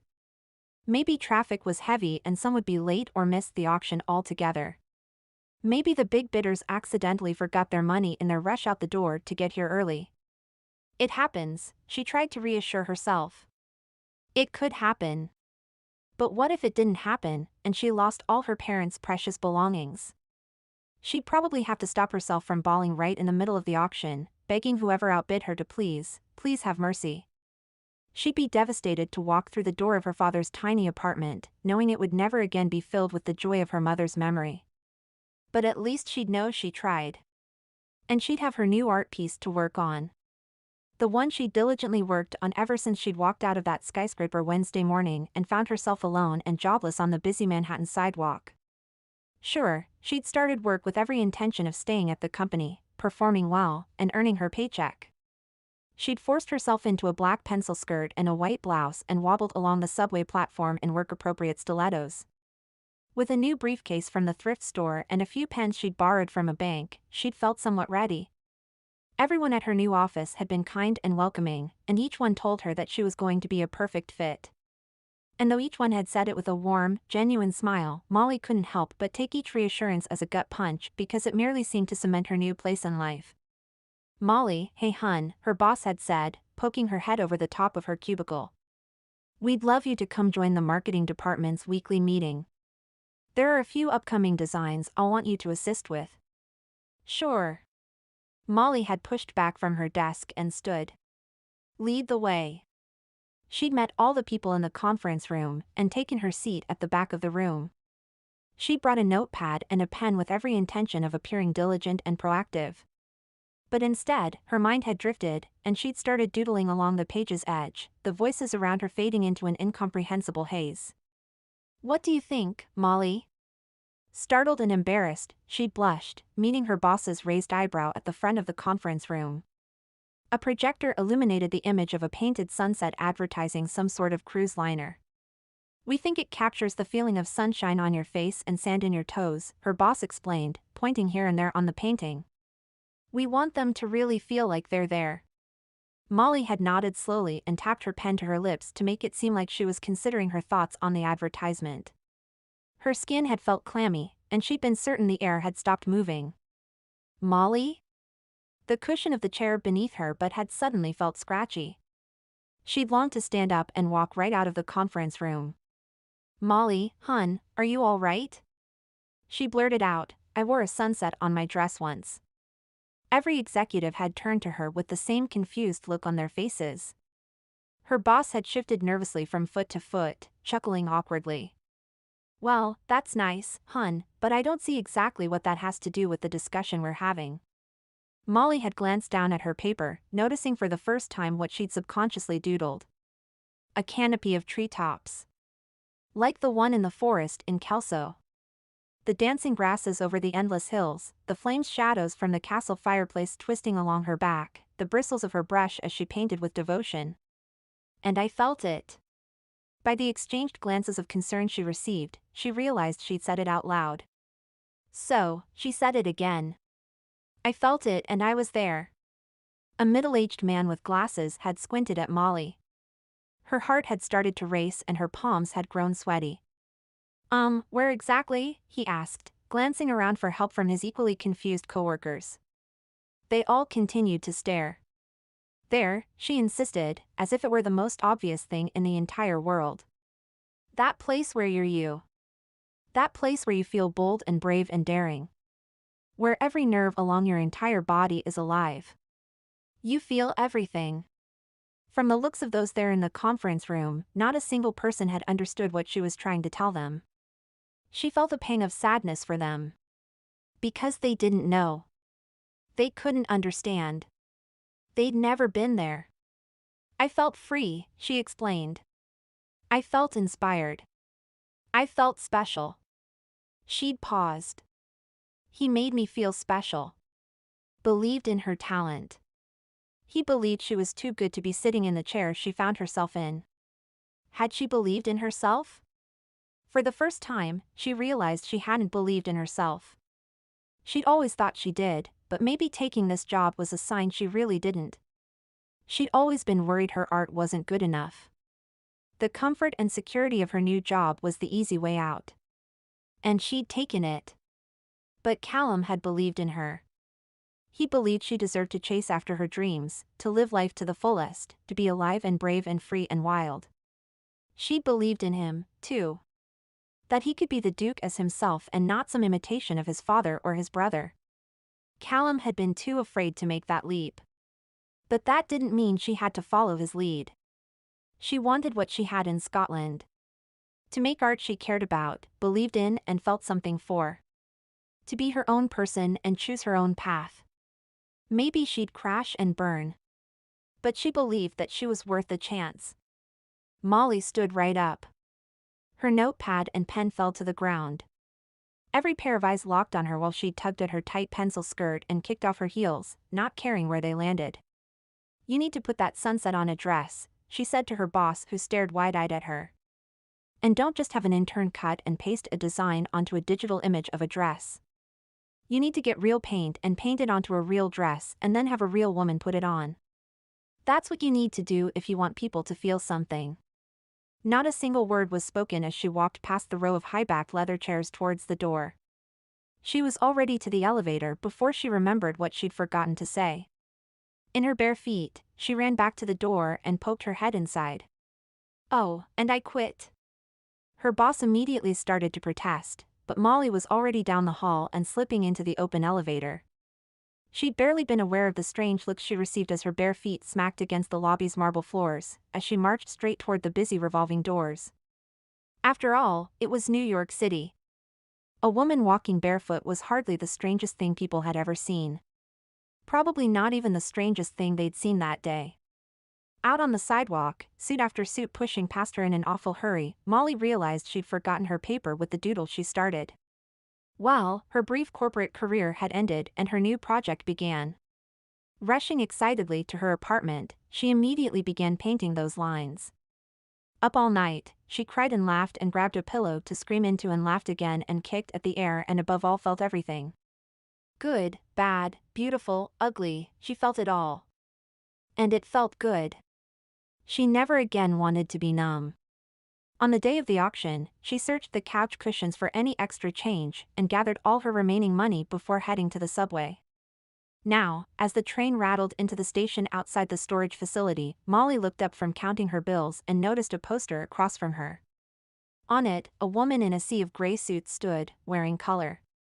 Wearing a dress with a sunset painted on it. Molly laughed, imagining how her old boss had fought to have the advertisement made and hoping the client loved it as much as she did. She was still smiling even after she'd made her way to the storage facility and found the auctioneer getting started. "We're gonna get started, folks. Let's keep it moving fast, all right? We've got 5 units." Her unit was the last one, and by the time they reached it she was biting her lip and fidgeting non-stop with her fingers. The auctioneer cut her lock and lifted the door. Molly took her turn examining the unit, trying not to appear conspicuous. Thankfully, the opening bid was $55 less than the total amount that Molly had. But then the bids started to climb. After the second bid, it was $25 less. She could still afford it. Then the third bid soared over what she held in her back pocket. That was it. Molly clutched her bills and stared without blinking at the contents of her unit. It was her last chance to see it all, so she had to take advantage of that chance instead of crumpling into a ball and sobbing. She tried to remember every detail of her father's tuba in the back corner. They made a mini parade down the alley behind their building, her father on the tuba, her mother on the maracas, and Molly on the kazoo. The bidding continued, and Molly looked over the stacks of her mother's paintings, the sculpture she'd stored on a cheap IKEA rack to the side, the vintage cameras her mother had carried everywhere with her to snap photos of Molly and her father. Before she realized it, the auctioneer made his fast-lipped call for more bids and was in the middle of pointing to the winner when someone shouted another bid from the back.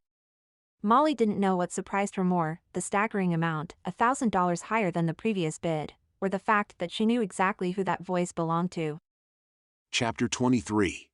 Having never been to New York City, Callum had invented several new curse words as he struggled through Brooklyn's brutal afternoon traffic. His GPS had screamed at him and he'd screamed right back at it as he kept checking the time flashing urgently at him from the dashboard of his rented Honda Civic. He'd been in the middle of making his 5th illegal U-turn when the auction began. He'd released a string of curses as he stomped his foot on the accelerator. If he saw red and blue lights flash behind him, he hoped he had diplomatic immunity. He screeched into the tiny parking lot next to the storage facility, leaving the keys in the ignition before sprinting back to grab them and slam the door shut. Not exactly how he'd pictured this while on the plane ride over from Scotland, but when had anything ever gone as he'd pictured? Like when he'd imagined running through the terminal to stop Molly from boarding her flight, and instead realized there was no way to know which flight she was on.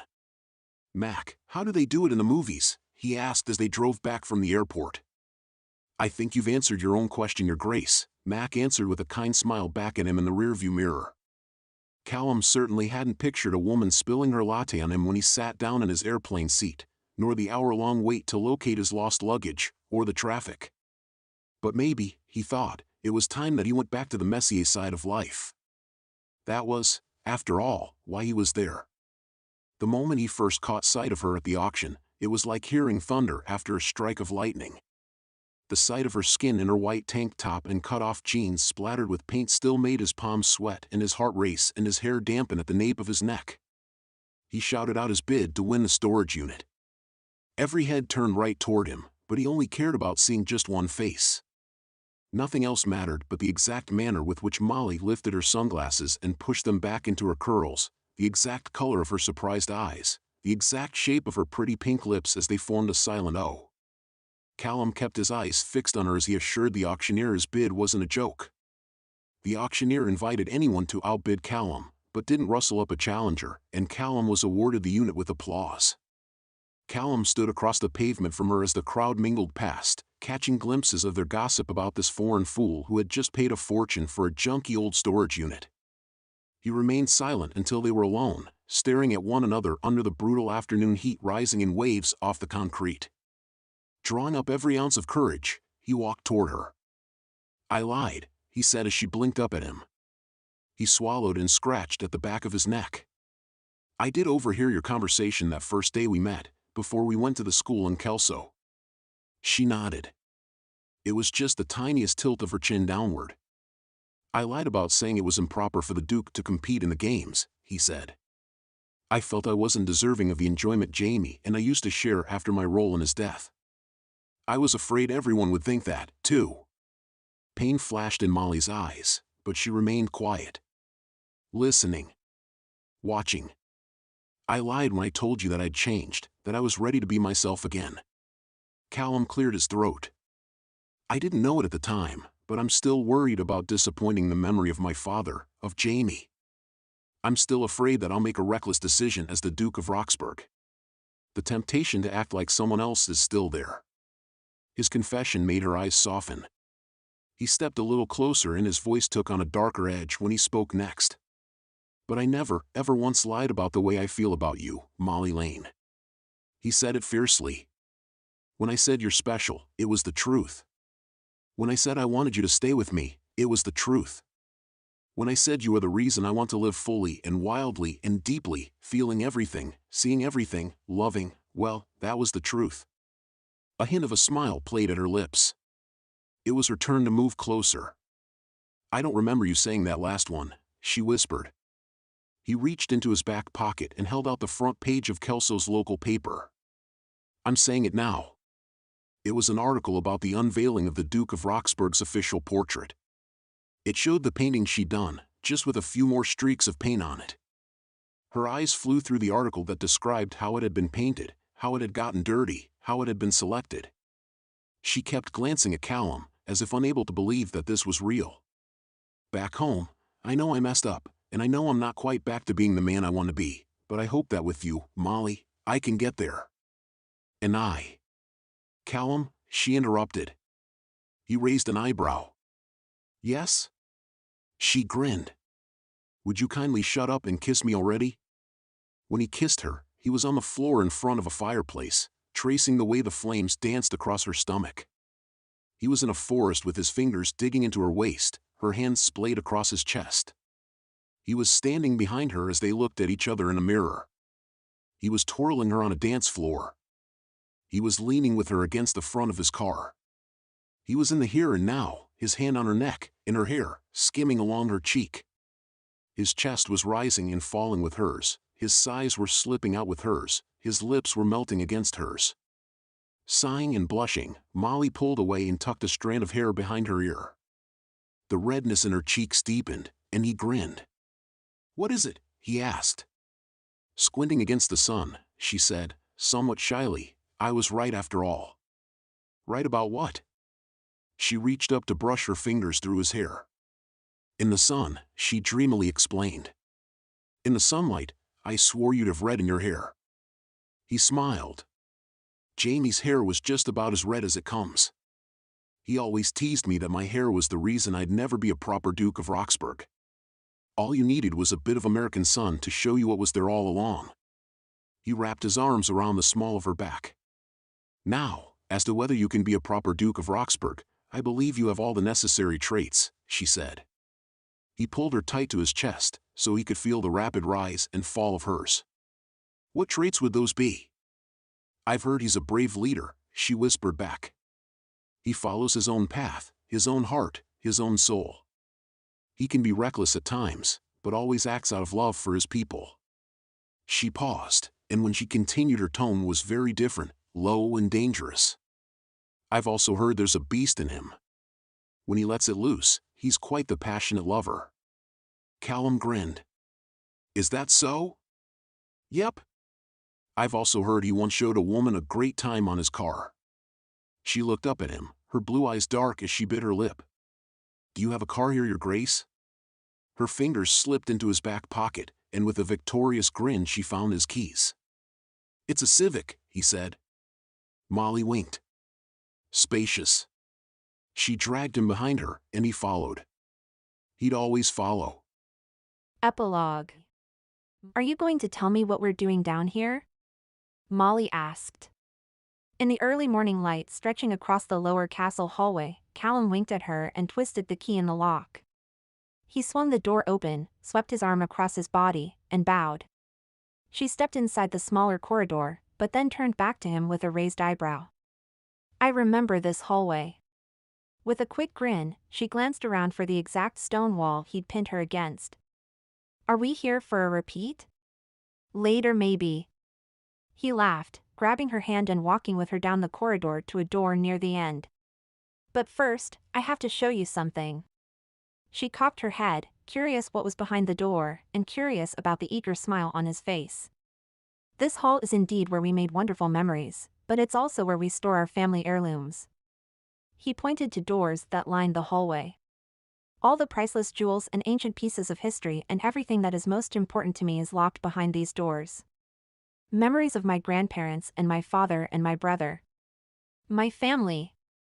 Molly didn't miss the emphasis and importance he put upon that last word. She looked into his eyes, and despite not knowing what they were doing down there, she felt the weight of the moment. His cheeks reddened under her steady gaze, and he pulled a small brass key out of his pocket and held it out. Her fingertips brushed against the warmth of his palm as she picked up the key and eyed the brass lock next to her. "Go on," he said. She twisted the key in the lock and hesitated. Looking over her shoulder, she saw Callum nod. Her curiosity growing and growing, Molly turned the handle and pushed open the heavy, ancient door. The moment she stepped inside, lights flickered on. Frozen where she stood, she placed her hand over her mouth. Cherrywood shelves lined the spacious storeroom. Each was inlaid with warm lights that cast an inviting glow over every single item from the storage unit in Brooklyn. Her mother's art was preserved in magnificent frames behind shining glass. Her father's instruments, shined and rejuvenated, sat in expensive stands along the floor. Books, dusted and repaired, were lined up neatly in their protective glass-covered bookshelf. Sculptures rested on marble stands, sheet music was organized in leather-bound sleeves, and all her mother's art supplies were cleaned and presented in open shelves and labeled bins. To see everything preserved instead of shoved into the dingy storage unit made everything feel closer to her. Her memory suddenly opened and started playing in her mind like a brilliantly colored movie. The sight of her father playing the cello in the corner and the wiggle of her mother's tongue from concentration as she sculpted the woman featured in the center of the room. The chance to see her father yet again hold his instruments with joy and hope suddenly didn't seem quite as impossible as it had in Brooklyn. It was all part of her new life here in Scotland. Callum had helped pay off their outstanding bills and negotiated the termination of their lease and purchased their flights and made arrangements. Most importantly, he'd helped her convince her father to come to Scotland and move into the castle with them. He'd helped her pack and made everything easy and stress-free. And now he'd done this. She didn't even try to stop her tears as she stared in awe at the magnificent room. She pulled her eyes from her parents' precious things and looked at Callum as if she wasn't sure he was real. She dropped her hands and shook her head and tried to put into words everything passionately stirring in her chest. This must have, how did you even? And the frames and the stands and, I mean you must know how much it means. She grabbed his hands and squeezed, looking earnestly into his eyes. Thank you.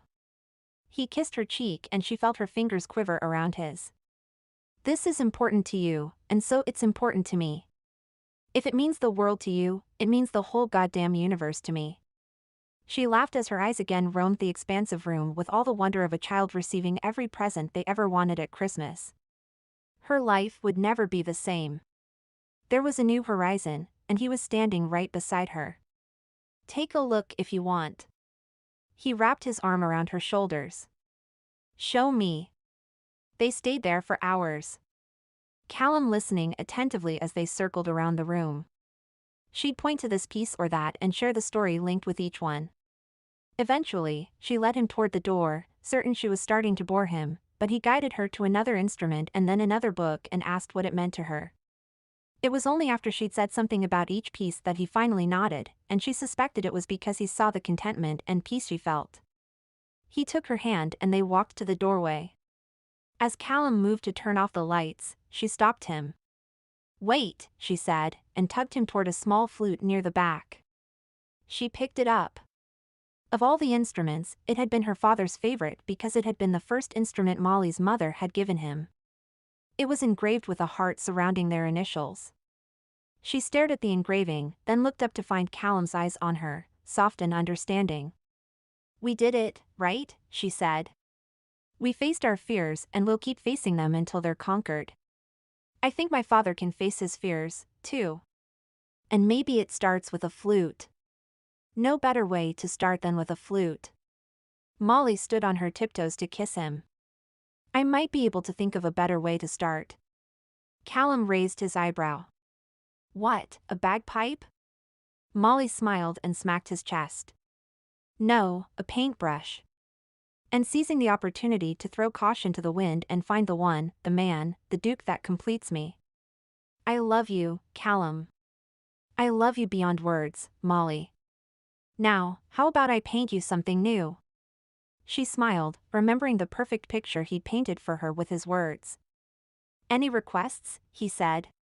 Just that it captures the two of us, she said. It does, he said. Our past. Our present. And our future. I for one think you're going to make a kick-ass duchess someday. And, of course, he was right. The end. Thank you for reading His Royal Hotness by Verna de Paul. I hope you enjoyed it and subscribe to Verna's YouTube channel where she'll deliver more free audiobooks. Author note, because of YouTube content guidelines, original adult content has been removed.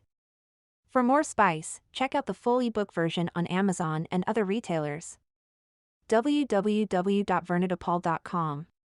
If you enjoyed spending time with these characters, be sure to check out Verna's other books, as well.